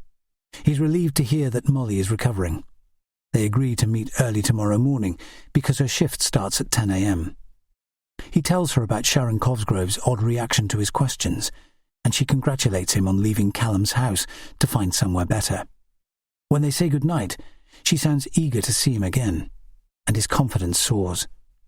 If she sticks by him, he can achieve any goal. He retraces his steps, following the path down to the Cosgroves' house. It's in such an isolated spot, the couple have left their curtains open. They're in their living room, and Ray's voices greet him. Damien is red-faced with veins standing out on his neck. Blokes have been visiting while I'm on the mainland, Sharon. The neighbours told me. How come you kept it secret? Only Jez Cardew asking me about art school. Why did he care? It was a joke, wasting your time doodling. You could have been earning a living. I loved every minute. People saw him here 6 times. 3 at most. He was friendly, that's all. How come he waited till I was away? Because you hate sharing me. Nothing happened between us, Damien, I promise. Tell the truth, for fuck's sake, you lying bitch! Cosgrove lands a slap on her face that sends her reeling. Sam drags in a breath. Instinct tells him to bang on the door to put an end to it, but Cosgrove slams out of the property before he can act, leaving his wife alone. She appears rooted to the spot, her hand nursing her cheek, pale but calm, like the routine is familiar. Sam is considering ways to help when there's an odd scraping sound. Suddenly, he's shoved forward, too fast to defend himself. His head hits a rock, leaving his vision blurred. He yells out, but the darkness muffles his voice.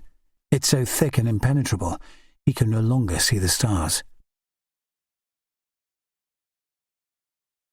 Part 3. Chapter 48. Liz Gannick calls me at 11 p.m. Callum Moyle's house has given her little new information. I listen in silence, trying not to wake Noah, then step outside with Shadow at my heels. Slow down, Liz, I missed your last sentence. The place is squeaky clean. You were right about the bleach. I found washing up liquid too. How about connections with the RNLI? An envelope full of badges in Jez's room, but no note or medals anywhere. Those guys love junk food. I've never seen so many pot noodles in one kitchen. The only useful thing is a ball of steel twine sheathed in plastic. If it matches the one round Cardew's wrist and Molly's, we're in business. I've taken clothing samples to check them against the clay dust on the boat too. No need. I found out Cardew had been visiting a pottery studio regularly. Oh, one more thing, Ben. There were a few grains of cocaine in Callum's room on a pillow. How did you find something that small? They call me numero uno for a reason. And I've got an excellent magnifier. Thanks for your work, Liz. Let's meet tomorrow morning. I shoved my phone back into my pocket, but there's no point going back indoors when I'm too wired to sleep. At least Liz's search has given me a reason to question Callum Moyle again. His brittle confidence will crack apart if I can find conclusive proof he was involved in the attacks. I walk towards the sea, hoping the waves will work their magic, their slow murmur and natural lullaby. Shadow is on the beach, standing in a shaft of moonlight that makes his eyes gleam. He's straight-backed, his stare challenging, like he's the rightful leader of a pack of wolves. "Come indoors," I tell him, but he doesn't move an inch. I'm about to grab his collar and haul him inside when my phone suddenly vibrates in my pocket. Texts often arrive late due to the island's patchy signal. The first is another message from Paul Keast saying that Molly's still holding her own. Her blood oxygen level is slowly rising. It's only when I read the second text that the truth emerges. Ginny Tremaine reports that Molly took a sudden downturn after Paul left. She died half an hour ago, with her brother Len at her side. The misery and shock of it makes me feel sick. I want to chuck my phone into the ocean, but end up shouting curses at the sky instead. There's no way I can go home and climb into bed with the worst possible news swilling around in my gut. I remember Molly's quiet bravery on the lifeboat and her gentleness towards the horses she rescued. Autopilot kicks in as I tiptoe indoors to collect the items I always carry, a small but powerful LED torch and the Swiss Army knife my father gave me when I turned 12.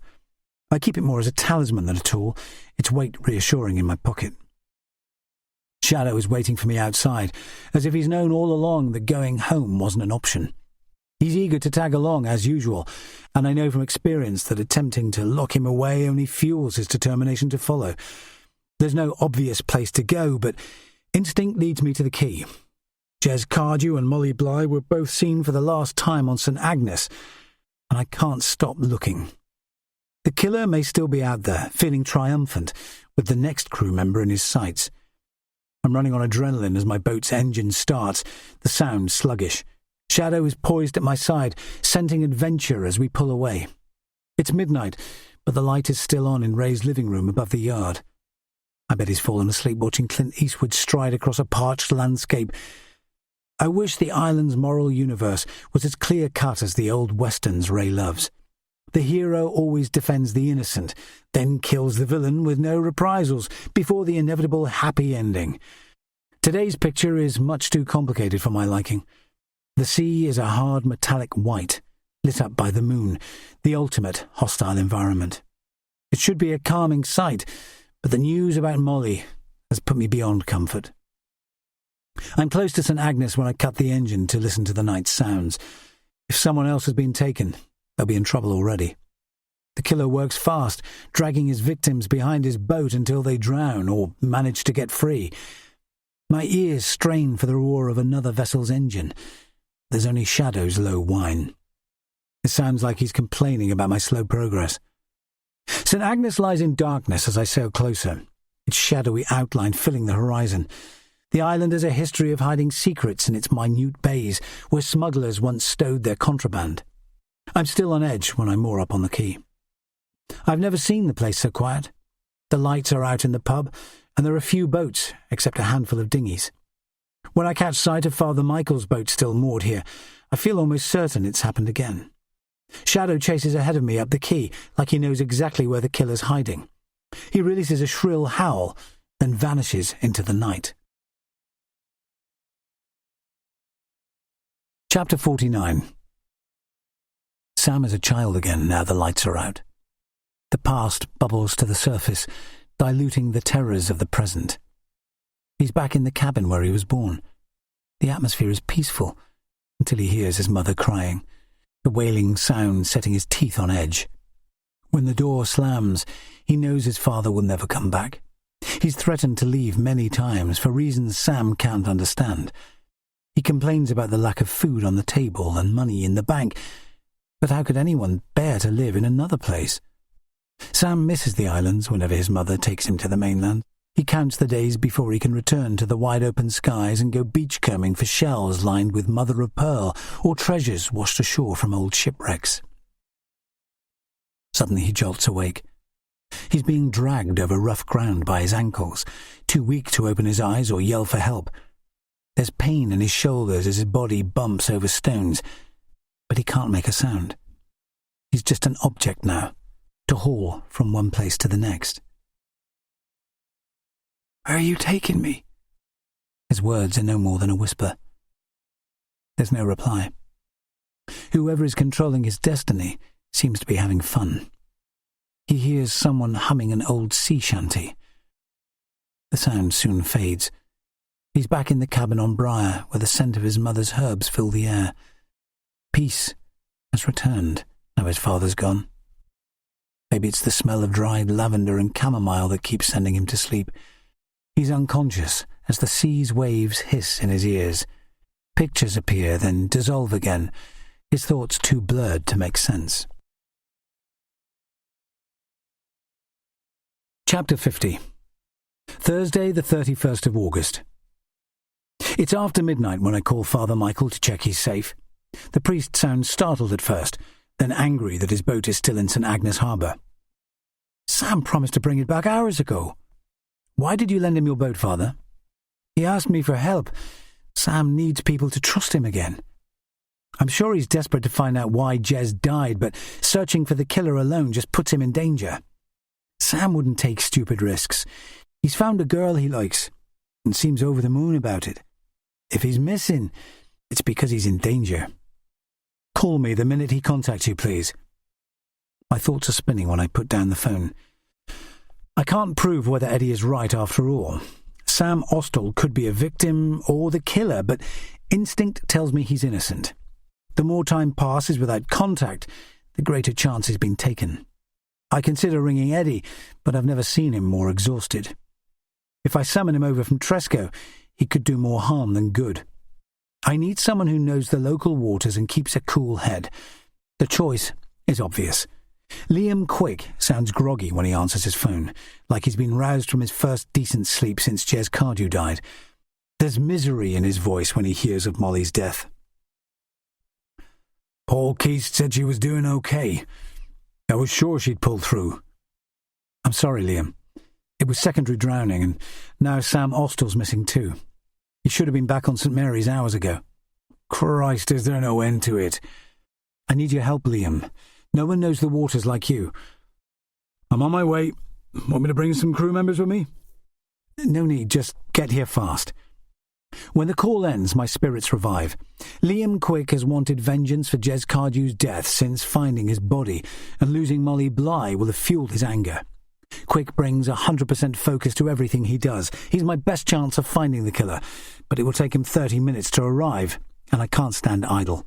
The killer may already have carried Sam Austell out to sea, but I have to check inland to see who's on the move. I stare up at the Turk's Head as I pass. All the lights are out, the pub's guests and staff must be asleep, but Tommy's open-deck boat is missing from the harbour.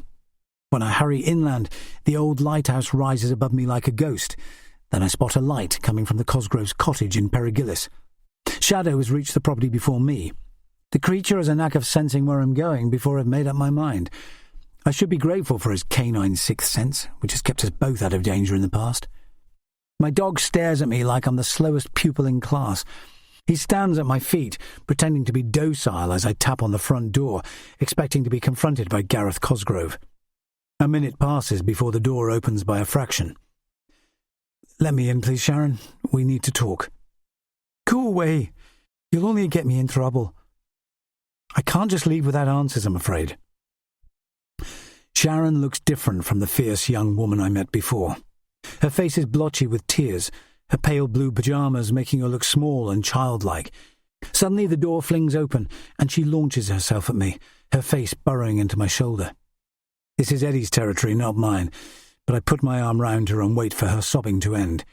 When she finally pulls back, there's embarrassment on her face. "I want to help, but you have to tell me what's wrong." When I lead her through to the kitchen, the floodgates open. She explains that Gareth didn't seem like the jealous type at first. He'd fly out to work on the rig, then they'd spend weekends together on Orkney. The separation seemed romantic at first. His paranoia only began after they moved down to St Agnes, to the house where he grew up. Now he criticises everything, from the company she keeps to the clothes she wears. Has Gareth ever hit you? He's not like that, she replies, her voice a fraction too loud. Until tonight. She hesitates. He accused me of sleeping with Jez, but that's not true. I was unhappy, that's all. I missed my friends from art school. Gareth persuaded me to abandon my studies. He made it sound like a big adventure, getting married and moving 800 miles away from home. But his temper's worse. He's convinced the baby's not his. A flash of guilt crosses her face, then vanishes. It must be lonely for you here when Gareth's away. Her face crumples. I never meant to hurt anyone. I was weak and he was kind. Who do you mean? I know it wasn't Jez. I can't expose him. That's up to you.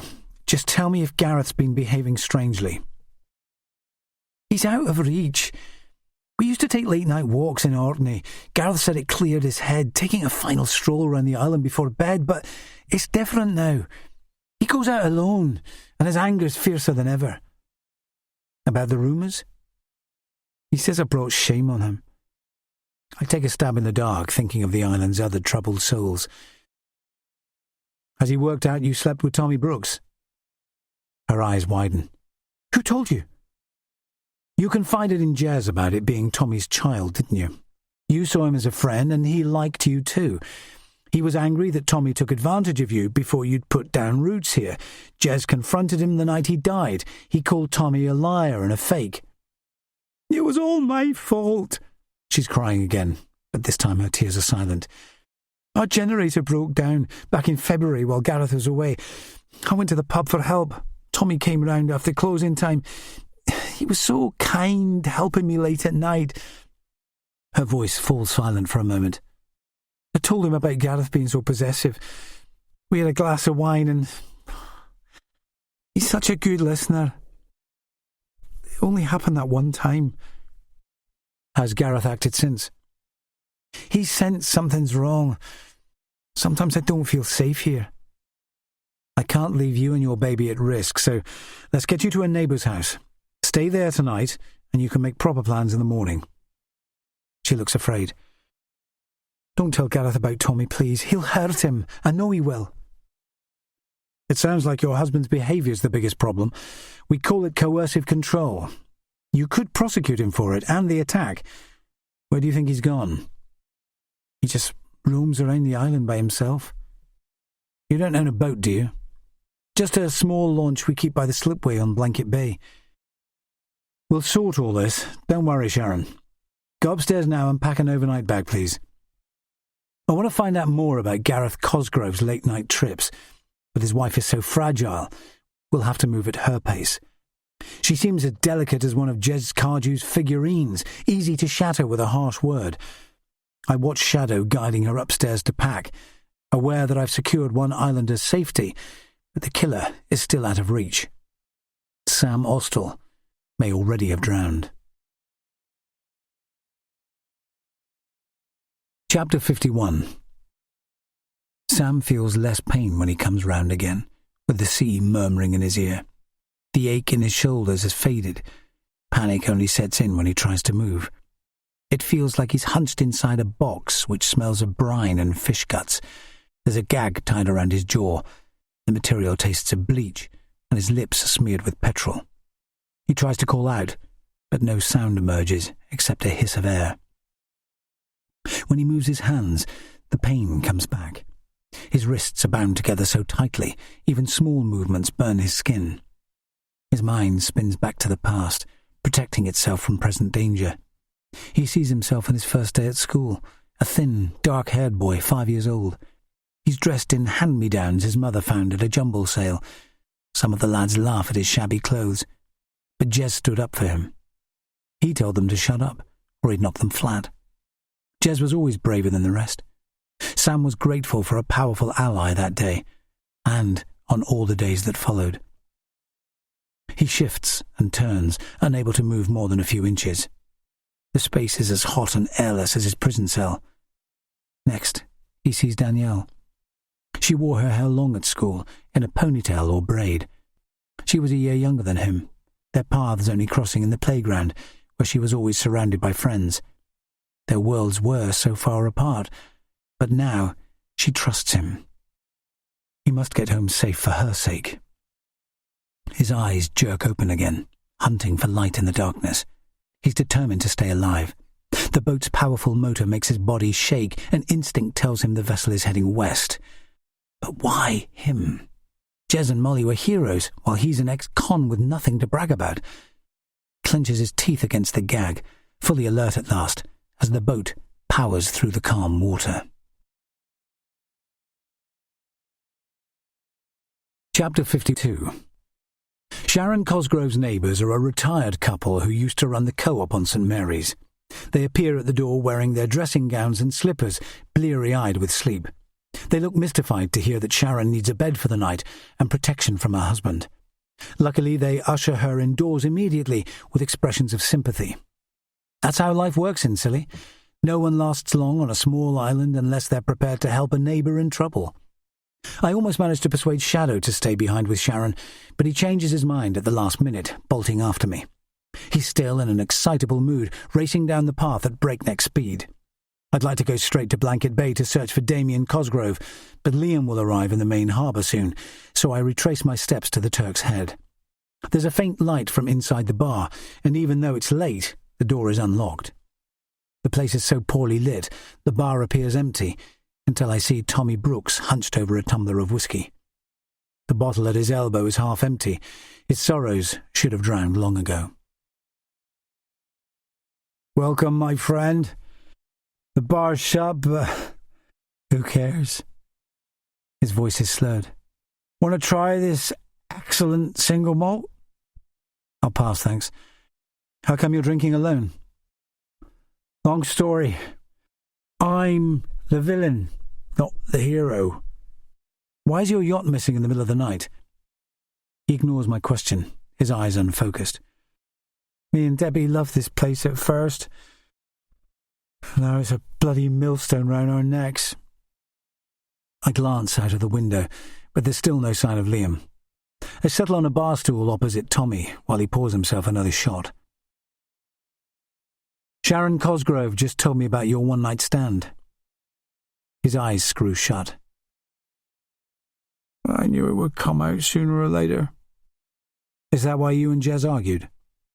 He stares at the bar's scuffed surface. "Sharon told him about it. He was close to my wife too, so he may have hinted at it over a beer. I don't even know if Sharon's baby is Damien's or mine." "Where's Debbie?" "Upstairs in our flat." "You sure?" Tommy gives a slow nod. "I've screwed up our marriage, and she's too sick to care. I caught her checking my phone the days Jez went missing. She must have her suspicions." "Damien Cosgrove thinks Sharon slept with Jez, not you." Brooks raises his head at last, his eyes bloodshot with booze. "This mess is all my doing. You should lock me away." "Self-pity won't help us, Tommy. Sam Austell sailed here, but now he's missing, and so's your yacht. Did you see it leave the slipway?" "He can't have taken it. We only have one key." "Check if Debbie's upstairs for me, please." He stumbles away. When he returns, his bleak expression tells me his wife's missing. "Call her straight away. If she went out the back way and took your boat, she's in real danger." Tommy blinks at me, still in a stupor, but at least he follows my instruction. When his wife's phone rings at top volume, we both spot it, lying on the counter behind the bar. "Why is it here? She always takes it with her," he mutters. "What's Debbie been doing today?" "A mate came over. She took the night off. They had dinner in the flat." "Who's the friend?" "Alan Zorlish. They've been close for years." The picture suddenly makes sense. If Debbie knows about Tommy's infidelity, she could be nursing the same fury Anna felt towards Jez, both women bitter about painful betrayals. They may have united around a common cause, but their logic's skewed. I can see why Anna would target Jez, but not Molly Bly, unless she's mad enough to see her friendship with him as a betrayal. Boat lights glint in the distance. Liam Quick is arriving at last, but it does nothing to temper my fear for Sam. Wait here, Tommy. Call me if she comes back, and stop drinking, for God's sake. I need you sober. Shadow releases a loud bark of agreement. He always senses when I'm angry with someone, so it's lucky Tommy Brooks is safe behind his bar, or my dog would be snapping at his heels. Chapter 53. Sam feels the boat slowing down. The sea's rocking motion increases as the vessel heaves against its anchor, and it's lucky he doesn't suffer from seasickness. He keeps panic at bay by trying to escape. His ankles are bound together, but he can still rock his body weight against the door at his side. He's so full of pent-up energy, surely the catch will give if he keeps on pushing. He stops to catch his breath. A thread of light needles through a gap in the door, but when he presses his face to the crack, he sees nothing at first. Suddenly he spots a flash of colour. A shoe lies on the floor of the hold. It's one of Jez's favourite sky-blue trainers. He wore them on the last day they spent together. Sam teased him about paying a fortune for them online. It proves that Jez was held here too. Sam catches a glimpse through the porthole of the dark ocean beyond, with no land in sight. "Why the fuck are you doing this?" Sam's words are smothered by his gag. His energy returns in a burst, fueled by anger and fear. It doesn't matter who shoved him into this airless cupboard. He's not prepared to drown like Jez. Sam's hip thuds against the door, using all his strength, but the lock still won't budge. Chapter 54. I leave Tommy Brooks nursing his misery. I can't guess whether he picked a vulnerable newcomer as his conquest because she was an easy mark, or he fancied her too much to resist. Reasons are irrelevant now. I'm 100% focused on finding his wife and Sam Austell. I stand on the pub's terrace, scanning the water for lights, with no definite proof of the killer's identity. Anna and Debbie could be together on the Brooks boat, yet the idea of them as killers seems far-fetched. Hating your partner for cheating is far more likely to provoke violence in a man. My heart's beating too fast as I march down the slipway, but Shadow's enjoying the adventure. He bounds onto Liam Quick's boat and gives him a boisterous greeting, almost knocking him over, his barking high and loud. Liam's boat is typical of the islands. There are dozens of twin-engine cruisers like it in Scilly, well designed for island hopping. "Get back here, Shadow. Stay on dry land," I call out. "Let him come," Quick says. "He might even help us." The reason for the Cox's nickname, Hawkeye, is obvious when his gaze locks onto mine. He scarcely blinks when I share details of Sam's disappearance and Debbie Brooks going missing on her boat. The only sign of anxiety is that telltale muscle ticking in his jaw when we leave harbour. I scan the water again as wind furrows its surface. The air feels warm, but the Atlantic is unpredictable, even in summer. Choppy waves splash over the bow as we set off. Shadow howls even louder as we leave the island's protection, clearly thrilled by our new voyage. I'd feel better if we had a clear destination, but the Atlantic never looked bigger. It unrolls in every direction, an infinite skein of black silk rippled by the breeze. "Which way first?" Quick asks. They've probably gone west to avoid being seen. He swings the wheel hard to starboard. "What are we chasing?" "The Seal Watcher. It's the Brooks' motor yacht." "It's slow in the water. We'll soon catch up." He reaches inside his oilskin to hand me some binoculars. "Scan for lights as we sail, can you?" I'd rather steer because Quick's vision is more acute, but he's focused on piloting his boat at top speed. I keep my eyes on the water when I call Sam again. There's still no reply, but his fate is in safe hands if he's with Liam. The Cox's knowledge of local waters is even better than Ray's. He glances at his GPS monitor occasionally, following coordinates internalised over the years. Shadow seems peaceful for the first time in days, curled up under a bench despite the engine scream. We've been sailing for 10 minutes before Quick asks for more information about the missing crewman. "Sam's not answering his phone," I reply. "Anna Dawlish, Damien Cosgrove and Debbie Brooks could all be on that boat." "You think one of them's the killer?" "It might be a duo." "That's hard to believe." "Killers often go unnoticed for years. Have any of them got reason to attack the lifeboat crew?" Anna hated Jez for dumping her. Quick looks thoughtful. But that's no reason, unless it was one rejection too many. She wouldn't lay a finger on Molly. Have you spoken to Anna recently? We had a brief chat last week. She asked me about joining the lifeboat crew, but I give all single parents the same advice. 2,000 people drown in British waters every year. You remember the Penlee disaster, don't you? When lifeboatmen died. They lost the whole crew. He keeps his gaze on the water ahead. What would happen to Kylie if Anna drowned? You were a single dad after your divorce. How come you ignored your own advice? Danielle was 23 when my wife left. But I see your point. My daughter knows the lifeboat's my vocation. She'd hate me to leave, and our whole family would rally round if anything happened to me. Anna's got no one except Janet Fernley. I studied the horizon again through the binoculars. Quick's words stay in my head. Why Anna would ask to join the crew, then launch vicious attacks on its members. I'm still trying to work out a motive when a faint light appears in the north. There, Liam, I call out. The boat is already swinging in a new direction, but something's wrong as we approach. The Brooks's motor yacht is on a long anchor chain, rising and falling with each swell, only a dim light burning in the hold. It seems to have been abandoned in a seaworthy state, like a modern-day Mary Celeste. Chapter 55. Sam is growing tired. The oxygen inside the confined space is almost gone, affecting his ability to concentrate.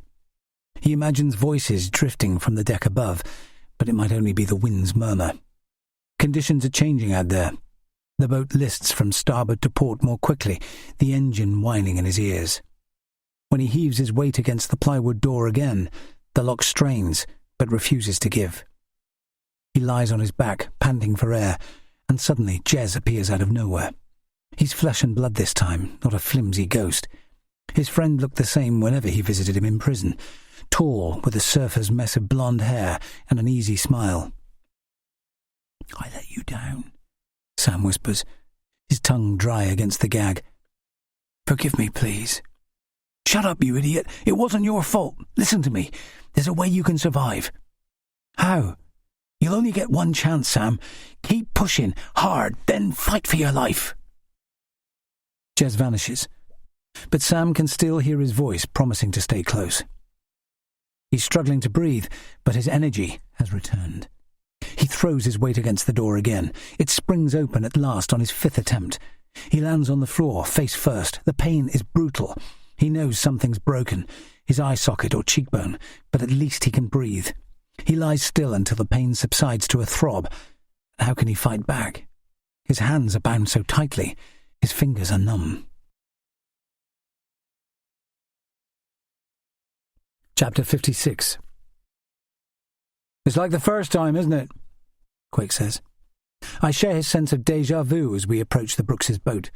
The deck is empty as it rides each swell, currents dragging its prow east to face the islands.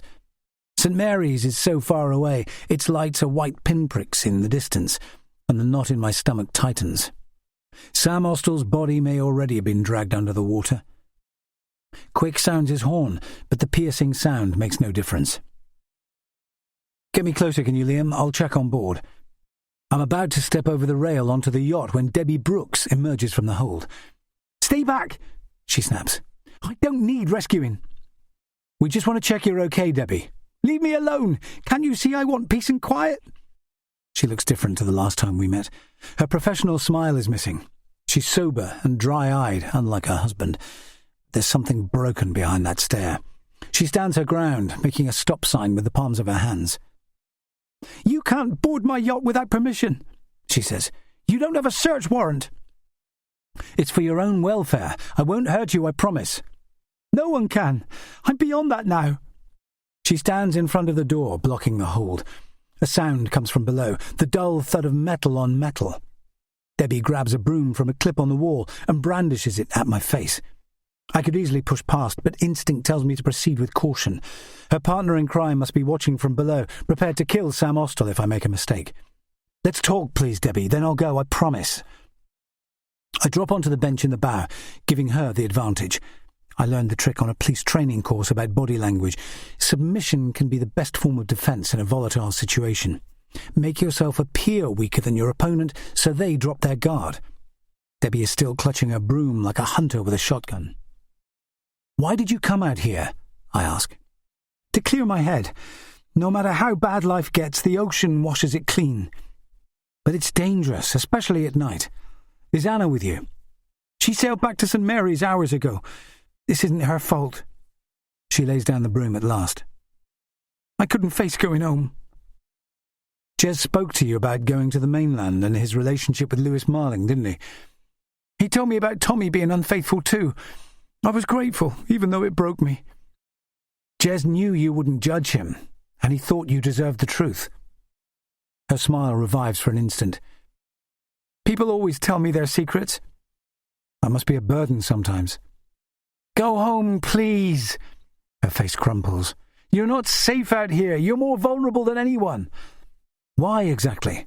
Because you're a hero, like Jez and Molly. That's not true. We all read about you getting the Queen's Medal at Scotland Yard in the local papers. It's the highest honour for a serving officer, isn't it? That was years ago, and my partner did most of the work. No one gets a medal unless they've faced serious danger. Her eyes glitter with feelings I don't understand. Let me search your boat, Debbie. Then you should go home. To what exactly? My health's gone, and so's my marriage. She seizes the broom again. Keep away from me! I rise to my feet slowly, trying not to fuel her panic. Then I push past, down the steps to the hold. It's pitch dark compared to the starlit deck, so I use my torch to scan the interior. Adrenaline makes my heart kick against my ribs. I'm expecting to see Sam Austell's body as my eyes slowly adjust, but the space is empty, apart from a few bits of furniture. I must have imagined the noise from below deck. It could have just been the anchor chain hitting the prow. Papers lie strewn across a small table, and Debbie Brooks's solitary voyage makes sense to me at last. She sailed out to open water with the end in mind. She's written a suicide note, blaming the husband she no longer trusts. I rush back on deck, in time to see her jump overboard. I kick off my boots, ready to swim, but Liam Quick dives first. I scrabble for my phone to call the Coast Guard. Debbie seemed so desperate. I can tell she'd keep on jumping if Liam manages to drag her back on deck. Debbie seems determined to drown. There's no sign of panic when she disappears under the waves. I yell directions to Liam, pointing at the spot where she vanished. His face is grim with determination as he keeps on diving. Finally he rises with the woman in his arms, coughing up water. He catches my lifeline, and I haul them both on board. When I lay her on the deck, Debbie is barely conscious, shivering with shock. You're safe now, I say, kneeling at her side. But you need a doctor. The helicopter's on its way. The coxswain looks relieved, as if rescuing a victim from the sea's clutches has eased the guilt he carries for lives no one could save. He wraps a silver emergency blanket around Debbie's shoulders, sheltering her from the breeze. The wait feels endless until the emergency helicopter hovers above us. It feels like we're trapped in the eye of a storm with a cyclone drenching my skin. I give the winchman the thumbs up while Liam comforts Debbie. It only takes 5 minutes for the paramedic to drop onto the deck, then place her in a safety harness and winch her to safety. I hope she gets the support she needs to realise she's got a future. Quick watches the helicopter spin east, back towards the mainland, his demeanour calm. My respect for him rises by another notch. You'd never guess he's just risked his life to save another until you look at him head on. His eyes blaze with excitement, like tonight's adventure has only just begun. Chapter 57. Sam looks around the hold. It's almost bare apart from half a dozen portholes with a view of the cold Black Sea. Engine noise reverberates from the stern, while the pain in his cheek throbs like his skin's been branded. Jez's voice keeps whispering in his mind, but self-defense won't be easy. He looks around for something to free his hands, but there's nothing sharp enough. He must rely on his fingers alone. Sam can reach just far enough to loosen the knotted wire around his ankles. Several minutes pass before his feet slip free. Fight for your life. Sam whispers Jez's advice like a mantra. He manages to lever himself onto his feet to search again for a weapon. All he finds is a cardboard box full of RNLI badges, a life jacket, and Jez's abandoned trainer. Footsteps thud across the deck directly above his head. He may have to defend himself soon, but how exactly? An idea arrives out of the blue. The hold is lit by a single light bulb screwed into the ceiling. He raises his bound hands and knocks it hard with his fist until it shatters. There's a last fizz of light, then he's cast into darkness so complete he can't even see his hands. At least he'll have one advantage over the killer. His eyes will have got used to the dark. He'll be ready to attack whoever stumbles through the door, and his best chance is to keep trying to get free. He raises his hands to his face, using his teeth to loosen the knotted wire. The pain in his cheek burns like hellfire, but it's his only hope. Chapter 58. "What now?" Quick asks. The coxswain is still dripping wet from rescuing Debbie Brooks, but finding Sam could be even harder. Shadow is picked up on my worries. He jumps onto the prow and howls at the moon until I warn him to come down. He slinks at my feet with his head down like a sulky teenager. "We keep looking for Damien Cosgrove. He thinks Sharon was sleeping with Jez Cardew. Maybe he's trying to wipe out his whole circle of friends.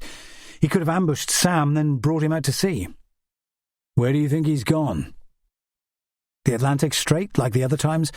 Let me steer. Your sight's way better than mine."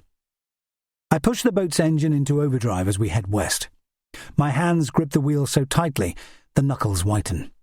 I keep my eyes trained on the water, but there's nothing except reflected starlight and matchbox-sized freighters lit brightly on the horizon like a string of pearls.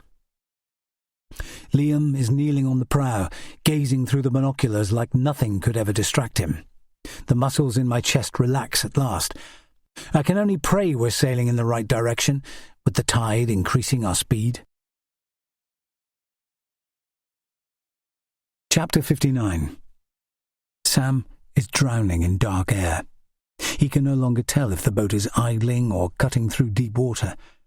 The pain in his cheek is sharper than before, and his hands are still tightly bound. A flash of moonlight illuminates the cabin, and he catches sight of something on the floor. It's his phone. It must have fallen from his pocket when the killer dragged him into the hold. He manages to call Danielle's number, breathing a sigh of relief when she answers. "What's happened, Sam?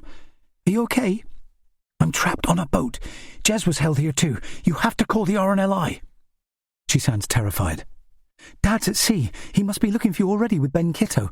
I'll use the radio to contact them." "Tell them to look for a 2-berth cruiser with a powerful engine. I think we're heading west. We've travelled miles. I can't see the islands anymore." "I'll do it now. Keep safe, Sam. Don't take any risks." The signal dies before he can reply, casting him back into darkness, but he feels stronger. If the island's best lifeboatmen are searching for him, he's got a fighting chance. But they need to work fast. This pitch-black hole is no place to die with a madman stamping across the deck overhead. Sam keeps searching for a weapon. His fingers grope in the dark, but touch only the floor, grimy with sand and dirt. Chapter 60. We've covered miles. Our chances of immediate support from search and rescue have vanished too. They need to drop Debbie at St. Ives Hospital 20 minutes away before refueling and flying back to help us again. Shadow is skulking at my feet, growling to himself. "Shut it," I tell him. "You should have stayed on land." Shadow gazes up at me, his eyes bleached white by the moon. Liam is still crouched on the prow, binoculars glued to his face, even when his phone rings. He uses his free hand to take it from his pocket and answer. Then he calls back to me. "Sam's been taken. He was able to call Danielle. He's trapped in a boat travelling west." The news makes me shift the boat's engine to full power. The ocean looks empty, like an endless sheet of pewter, slick with starlight. It's a relief when Quick finally spots something. He yells out, then points due east. "Follow those lights. Can you see? It's half a mile away." My night vision fails me. I can't see anything except the black ocean as I swing the wheel until we're circling back to the islands, grateful that the Cox's experience has worked its magic. We've been chasing in the wrong direction. I've covered a nautical mile before I realise he could be mistaken. When I check the fuel gauge again, it's running empty, forcing me to slow down. "Did we overshoot? I can't see the light." The coxswain's face blanks. "That's because there's nothing near." "Why send us this way then?" "Can you guess? I've faced danger all my life, Ben. It cost me my marriage, but no one rewarded my sacrifice.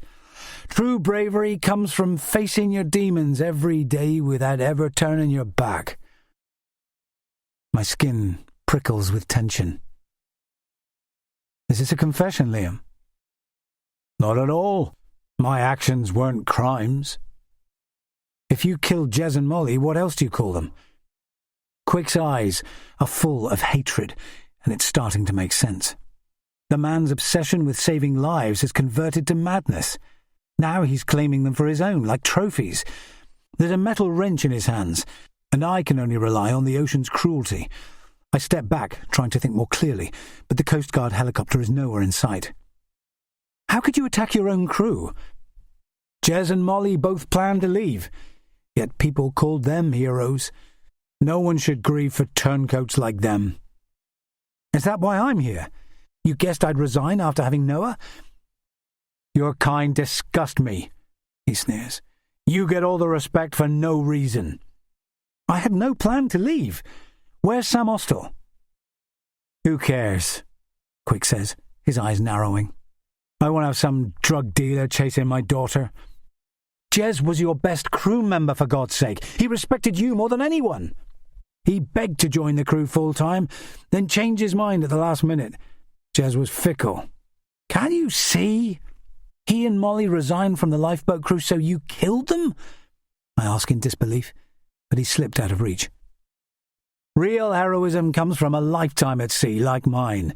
Those two deserve to drown. His madness shows when I catch the joy on his face as he hurtles towards me.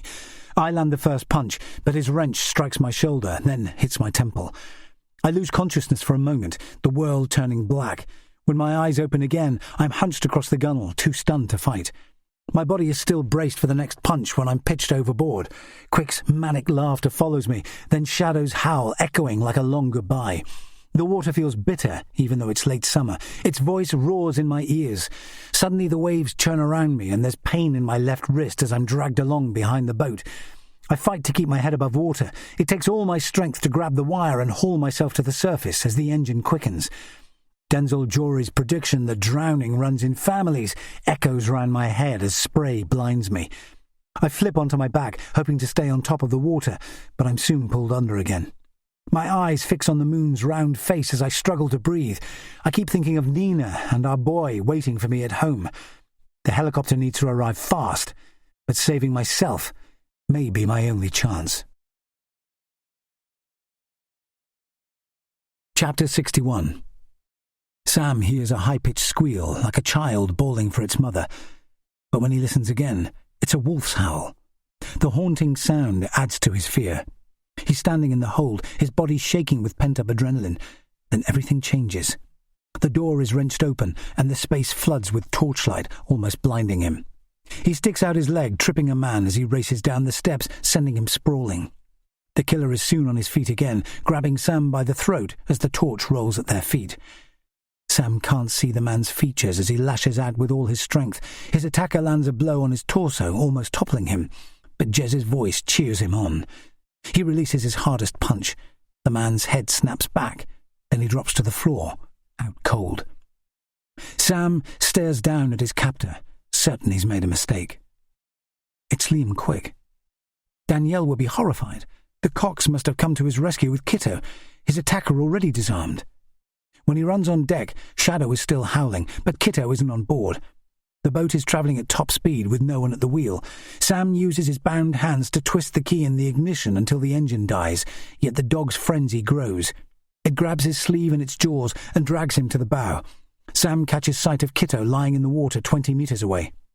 "Keep your head up! I'll pull you in!" he yells, but he's terrified it's too late. Kitto is stretched out, motionless, like a giant gazing at the stars. Sam is frantic now, trying to pull the taut wire to reel him in, but his hands are too tightly bound. His gaze lands on a Swiss Army knife glinting at his feet. He grasps it between his fingers to try and free himself, hands fumbling in the cold. Chapter 62. Gareth Keeler was right about drowning. The pathologist told me that acceptance arrives as life slips away. The sea feels warmer now. The fear's gone too. like I've drunk a pint of Zoe's best vodka. My mouth is full of brine and my strength's deserted me. My gaze fixes on the night sky. There's not even a shred of cloud, just the Milky Way, stretched gossamer thin, a fishing net awash with stars. It's time to let go. I'm halfway there already, my thoughts spinning back through childhood to infancy. The last time I swam like this was with Noah on my chest, carrying him home. His image brings my thoughts back into focus. My family's waiting for me on Briar. We make our own luck in this world, and Denzel Jory is no fortune-teller. He's just a bitter old man who's lost his power.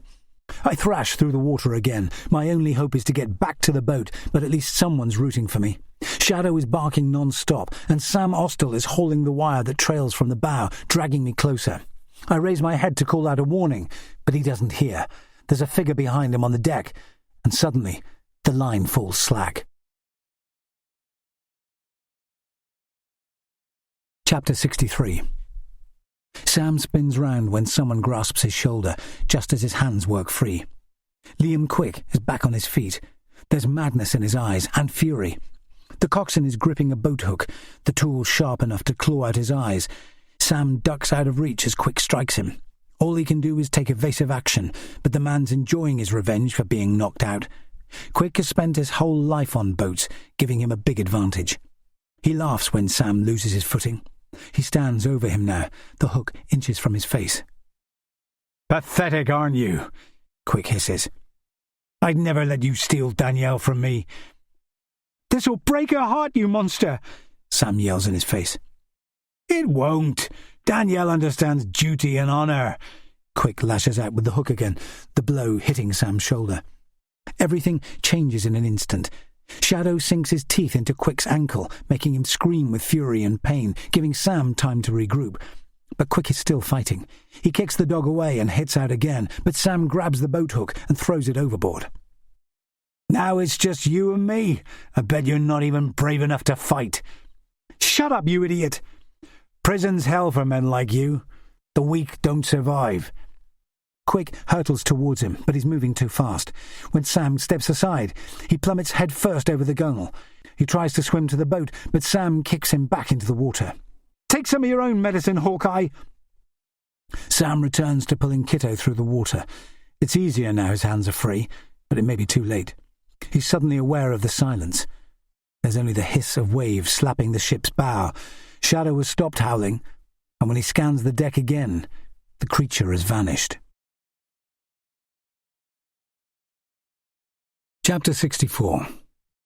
I can't keep my head above water as Sam heaves on the line, pulling me closer. The boat is still 10 metres away. I can see Liam Quick in the water too. He tries to haul himself up the ladder that hangs from the bow, but Sam kicks him back into the waves. I want to cheer, but it would waste the last of my energy. My chest aches, and each breath is harder than before. I'm slipping under when something nudges me back to the surface until my skin meets cold air. It's Shadow, of course. I'm amazed he waited so long to dive overboard. He doesn't normally show any restraint. "You took your time," I whisper. He swims hard when my hands close around his collar, keeping me afloat as the distance narrows.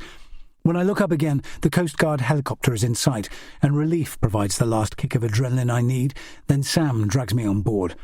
I land on deck like a line-caught fish, too weak to move as the helicopter raises a tornado of spray. I catch the disgust on Sam Austell's face when he finally allows Quick back onto the boat, and Shadow appears to feel the same. Yet the killer can't accept the game's up. When he lashes out again, the dog bites his raised hand, his jaws locking shut. I could call him off, but defending a murderer from pain isn't my first priority. When Quick releases a howl of pain, it's music to my ears. Sam appears to feel the same. There's blood dripping from a wound on his cheek, but it's not slowing him down. He grabs my arm. "Your breathing sounds bad. Let's get that seawater out of you." Sam forces me to lean on the gunwale, facing the waves. Nausea hits me suddenly. I retch a pint of brine into the ocean, with Austell thumping my back until my chest empties and my head clears. When I finally swing round, he looks different from the lad I arrested years ago. He's come of age at last, aware that others' lives matter as well as our own. Maybe he deserves a medal for that realization alone. "Everyone's going to hear what you did, Sam," I say. "It doesn't matter, just keep breathing. What's that on your wrist? I see metal glinting in the starlight. Quick attached a medal to my arm, like he did to his 2 other victims, bitter about other people's heroism despite being called one all his working life. Now the tables have turned. There's nothing valiant about the coxswain tonight. He's hunched in a corner of the deck, his hands protecting his face, as Shadow barks out a fierce rebuke. "Come away," I call out at last. "He can't hurt us now." Shadow looks disappointed, but settles at my side. Quick doesn't move. He's curled in a fetal position, hiding from judgment. Maybe he's got just enough sanity left to realize the scale of his crimes. He'll spend decades in jail or a psychiatric hospital. He looks even more broken than Debbie Brooks, as though shame has caught up with him at last. Quick's body language doesn't change as we fly back to St. Mary's. He sits hunched in a ball, with his face pressed against his knees. Chapter 65. Friday the 1st of September. Ginny Tremaine refuses to give me the all-clear, even though I'm desperate to leave the hospital. "Your blood oxygen level's too low, Ben. You're staying here till morning with that mask on all night." "Nina must be going nuts. We're getting married the day after tomorrow." "Your fiancée has a cool head. I called her an hour ago to say you'll be fine if you rest. She can fetch you in the morning." When my boss appears in the doorway, I know there's no point in fighting. It's still pitch dark outside the window, and DCI Madron must believe the situation's serious, or he'd have stayed in bed. His appearance is smart, as always, with hair combed and shirt neatly ironed. My voice is a rusty wheeze when I try to speak. "Rest, kiddo. No need to talk. I hear you and Sam Austell are the heroes of the hour." "Don't use that word, sir, please." "Are you well enough to hear Quick explain himself? He's keen to talk, but only if you're in the room. He claims to regret hurting you." Ginny Tremaine advances closer, with clipboard raised. 10 minutes maximum. Madron gives her an unctuous smile, then indicates for me to stay where I am, while chairs are brought in from the corridor. It's a relief that no one expects me to stand. My body still feels hollow, but Liam Quick looks worse. The coxswain is a shadow of himself as Laurie Dean leads him inside. His forearm is bandaged, and he's handcuffed to Dean's wrist. I wasn't expecting to confront him again so soon. I notice that his hands are heavily bandaged. I still feel grateful to Shadow, who's curled up in the corner asleep after excelling himself tonight. The DCI reads Quick his rights at a sedate pace. He barely responds when Madron explains that his confession isn't being recorded. He will be questioned again in the morning, with the solicitor present, when his statement will be legally binding. He's under no obligation to speak, but Quick appears determined. "Get it off your chest then, Liam," Madron says, his tone sombre. "Tell us how it began." "I caused Trevor Fernley's death. I didn't want to, but it served my purposes." "What do you mean? He had a heart attack on his boat." "He might have survived." Quick no longer looks angry, just gaunt with misery. "Trevor was like a mentor to me when I started on the lifeboat. Him and Janet set up the lifeboat festival, but he lost trust in me. He said I was cracking up. Trevor told me to see a counsellor for stress, or he'd contact the RNLI and make them relieve me of my duties." "What did you do?" "I couldn't lose my job. I'm the only one with enough commitment and sea knowledge to run that boat, so I delayed our launch when he called for help. I guessed he was having a heart attack or a stroke, so I sabotaged the engine, knowing his chance of survival was falling every minute. I started it up again, but the threat was over. He'd stopped breathing by the time we got there." "So Janet was right to complain about you," I mutter. "Trevor brought it on himself for doubting me. But Jez and Molly were worse. I spent days convincing the RNLI to support another paid position on the boat. They finally agreed 10 days ago. Then Jez told me he was off to the mainland. He didn't even apologise. All he cared about was his stupid dream of going to art school." "So you planned his death?" Madron asks. "He betrayed me. I sent those badges out to the others to remind them it's our moral responsibility for every lifeboat officer and lifeguard to protect the island population from the sea. I'd always tell the ones that aren't fully committed.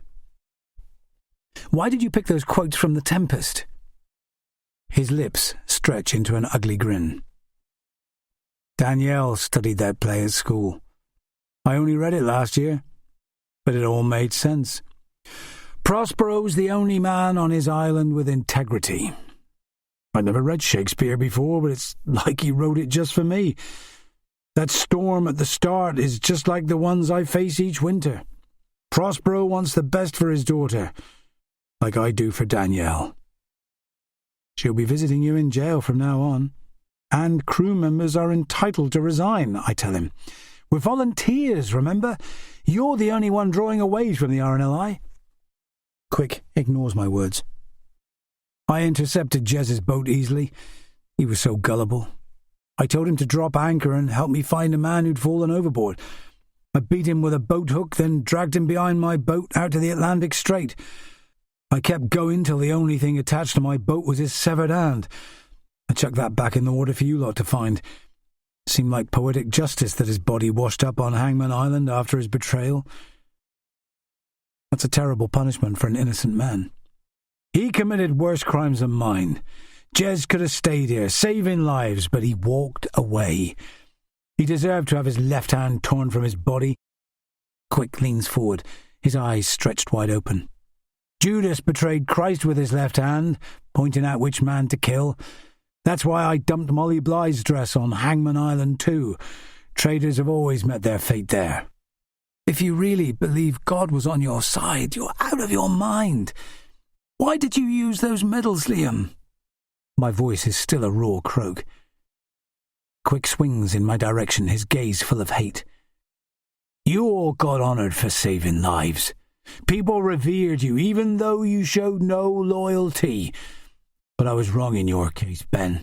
I should have seen that. You've got no intention of leaving, whatever your wife says, because the sea took your dad. I don't reply. My decision not yet made. Quick's crumbling at last, rambling to himself when he speaks again. The ocean steals everything we value, our sanity, our lives. I never got any recognition from the islanders or my wife for facing it every day. Only Danielle understands my sacrifice. It's a travesty. Can you see that? That's rubbish. The whole community respected you, I tell him. Was it your wife leaving? Did that send you over the edge? He looks away. She asked me to get a new job, go and live inland, far from the sea. My wife was jealous of the ocean's hold over me. It's my vocation, but that stupid bitch never listened. She even tried to steal Danielle. Molly Bly never hurt you. I gave her a chance to change her mind about leaving the crew when I sailed out to St. Agnes, but she refused. The girl put up quite a fight before I threw her into the water. It upset me when that wire snapped, setting her free, but I knew she'd drown eventually. The sea punishes disloyalty. It knows who's right and wrong. How come you attacked Sam? He had no intention of leaving the crew. He was stealing Danielle from me. Prospero would never let that happen. You've lost her anyway. She'll see I had no choice. The interview lasts another 10 minutes, but Quick's argument never changes. If any member of the lifeboat crew showed any sign of leaving, they had to pay for it with their lives. I'm certain part of his motive was resentment about never getting a gallantry medal, but his wife's desertion may have been the trigger. He hated anyone else being viewed as a hero after that. He stopped feeling valued, and rejection compounded his problem. Only Danielle was safe. She never questioned her dad's obsession with the lifeboat, and neither did I. He struck me as a bona fide hero, facing the sea in its worst moods without flinching. It's a relief when Ginny Tremaine finally orders me back to bed. I've given up protesting about the oxygen mask she straps to my face.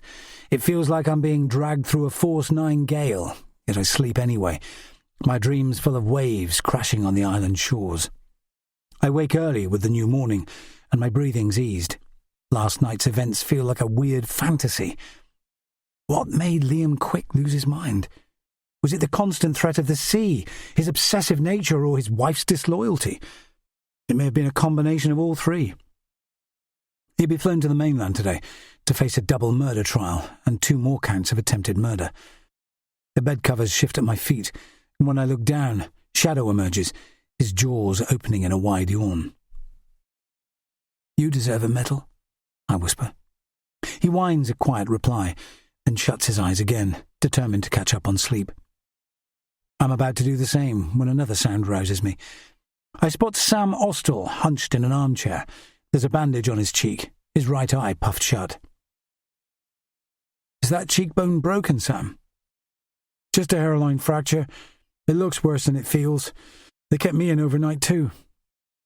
I wouldn't be here if you hadn't pulled me on board. When did you realise Quick was the killer?"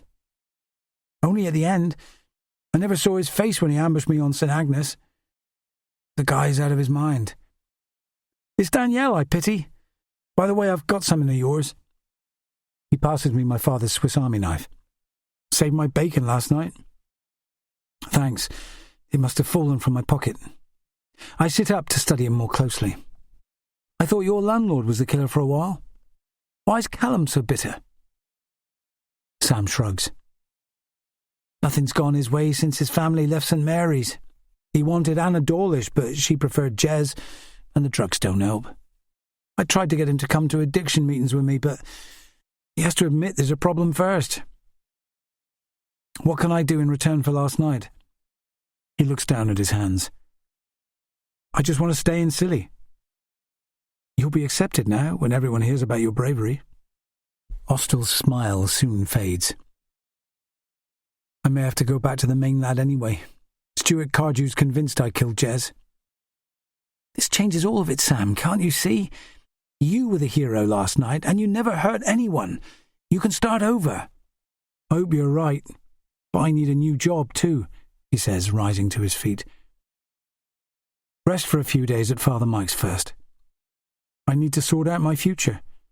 "Because of Danielle?" "She's part of it, yeah, if she's still talking to me." A new thought enters my mind. "Have you thought about boat building as a career? My uncle needs an apprentice, and you've got the right skills." His face lights up. "Are you serious?" Let's see what he says. I put a call through to Ray. There's a pause at the end of the line before he replies. I listen in silence, then hang up. "You can start Monday for a month's trial. My godmother will give you a room at the pub on Briar till you find your feet." Sam's grin of amazement makes him wince in pain, but relief echoes in his voice when he says goodbye. He gives me a mock salute, then dashes away. Shadow continues snoring at my feet. The creature seems completely at ease, while last night's drama rattles around my head. My father's knife lies on the bedside table, with a new scratch on its casing from last night's adventure. It seems fitting that his favourite tool helped to save my life. I pull off the oxygen mask and take my first deep breath unaided. Sunshine pours through the thin hospital curtains, and I can't wait to sail home. I need a day on the beach with Nina and our boy, doing nothing except building sandcastles as the sun burns down. Chapter 66. Sam is still dressed in last night's clothes, the fabric gritty with sea salt. He pauses outside the smart-looking bungalow Danielle shared with her father. Curtains are pulled shut in every window like closed eyes, and Liam Quick's Volvo is still parked on the drive, with RNLI stickers displayed in the back window. He feels like running away, but that never helped him in the past. Danielle might hate him for hurting her father and exposing the truth, but he needs to find out. There's so much tension in his body when he rings the doorbell. His hands bunch into fists at his sides. Danielle's expression is unreadable when she finally appears. Her face is puffy from crying. She still looks beautiful. He wants to apologize, but there are no words to match the sadness in her voice as she greets him. It's a surprise when she flings her arms around his neck, then leads him inside. One of her aunts scuttles out of the living room to see who's arrived, then retreats to give them privacy.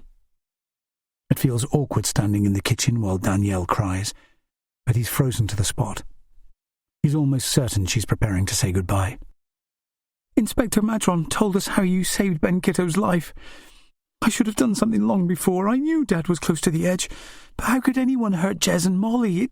doesn't make sense. There's no blame in her expression for him bringing her father to justice, only confusion. I've lived with him all these years, Sam. Why didn't I realise he was falling apart? Everyone trusted him, not just you. I respected him so much. She looks up at him, eyes glistening. Tell me something good, can you? I have to believe things will get better. You'll survive this and come out stronger. I'm staying put, Danielle, if that helps. I've got a month's trial as an apprentice on Briar in Ray Kitto's boatyard. I'll make damn sure he gives me a full-time job at the end. That's perfect for you. Her hand settles on his arm. You won't stop seeing me because of this, will you? Didn't that Valentine's card convince you I'm serious? She manages a smile at last. They sit together at the kitchen table with hands linked. Sam can tell she's shocked to her core. Danielle will need to talk it out for years to come until it finally makes sense. He's nobody's hero, but he's a stayer at least. Sam won't give up now that he's found the right girl. She's the lifeline he's dreamed about, the one to help him keep his head above water. Chapter 67. Saturday, the 2nd of September. I'm standing by the altar on Briar Church, with Eddie beside me, the pair of us in our matching suits.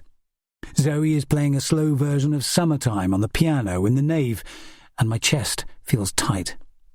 I've had a full day to recover. It still feels like I'm drowning. This time, it's nerves making me short of breath, not cold seawater. Every aisle is packed with islanders wearing casual summer gear while the sun blazes outside.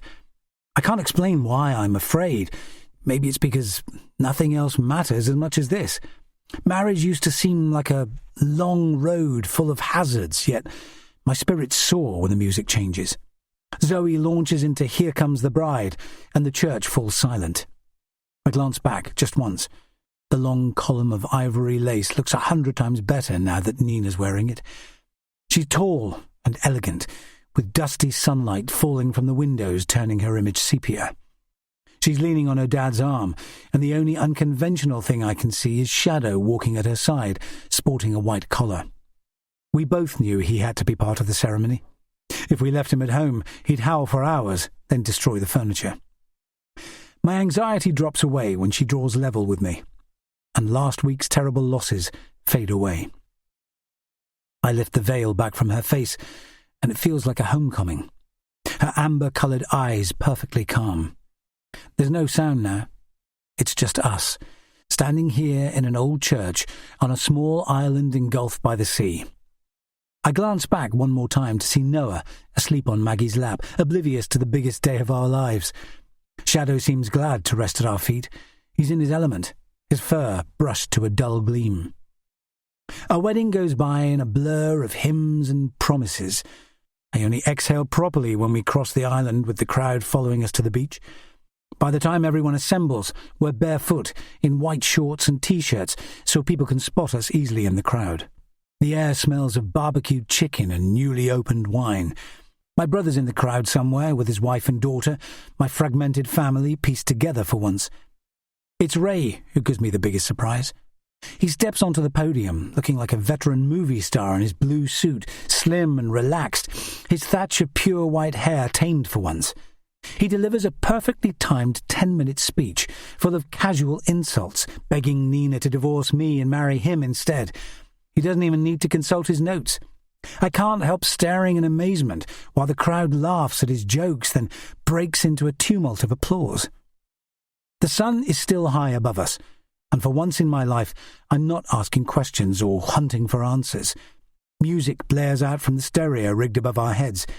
Soon we're drunk and dancing, arms round our friends' and neighbours' shoulders, until darkness claims these islands again, and the bonfire flares into life. I know it's stupid to wish time away when it's so precious, and yet I do. I've been surrounded by goodwill throughout my wedding day, as summer blazes to an end.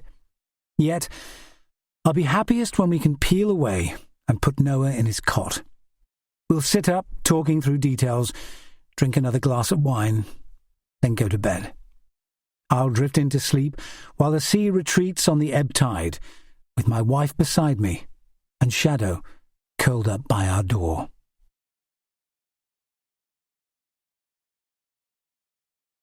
Hangman Island was written by Kate Rhodes and read by Stephen Perring. Text copyright Kate Rhodes 2023.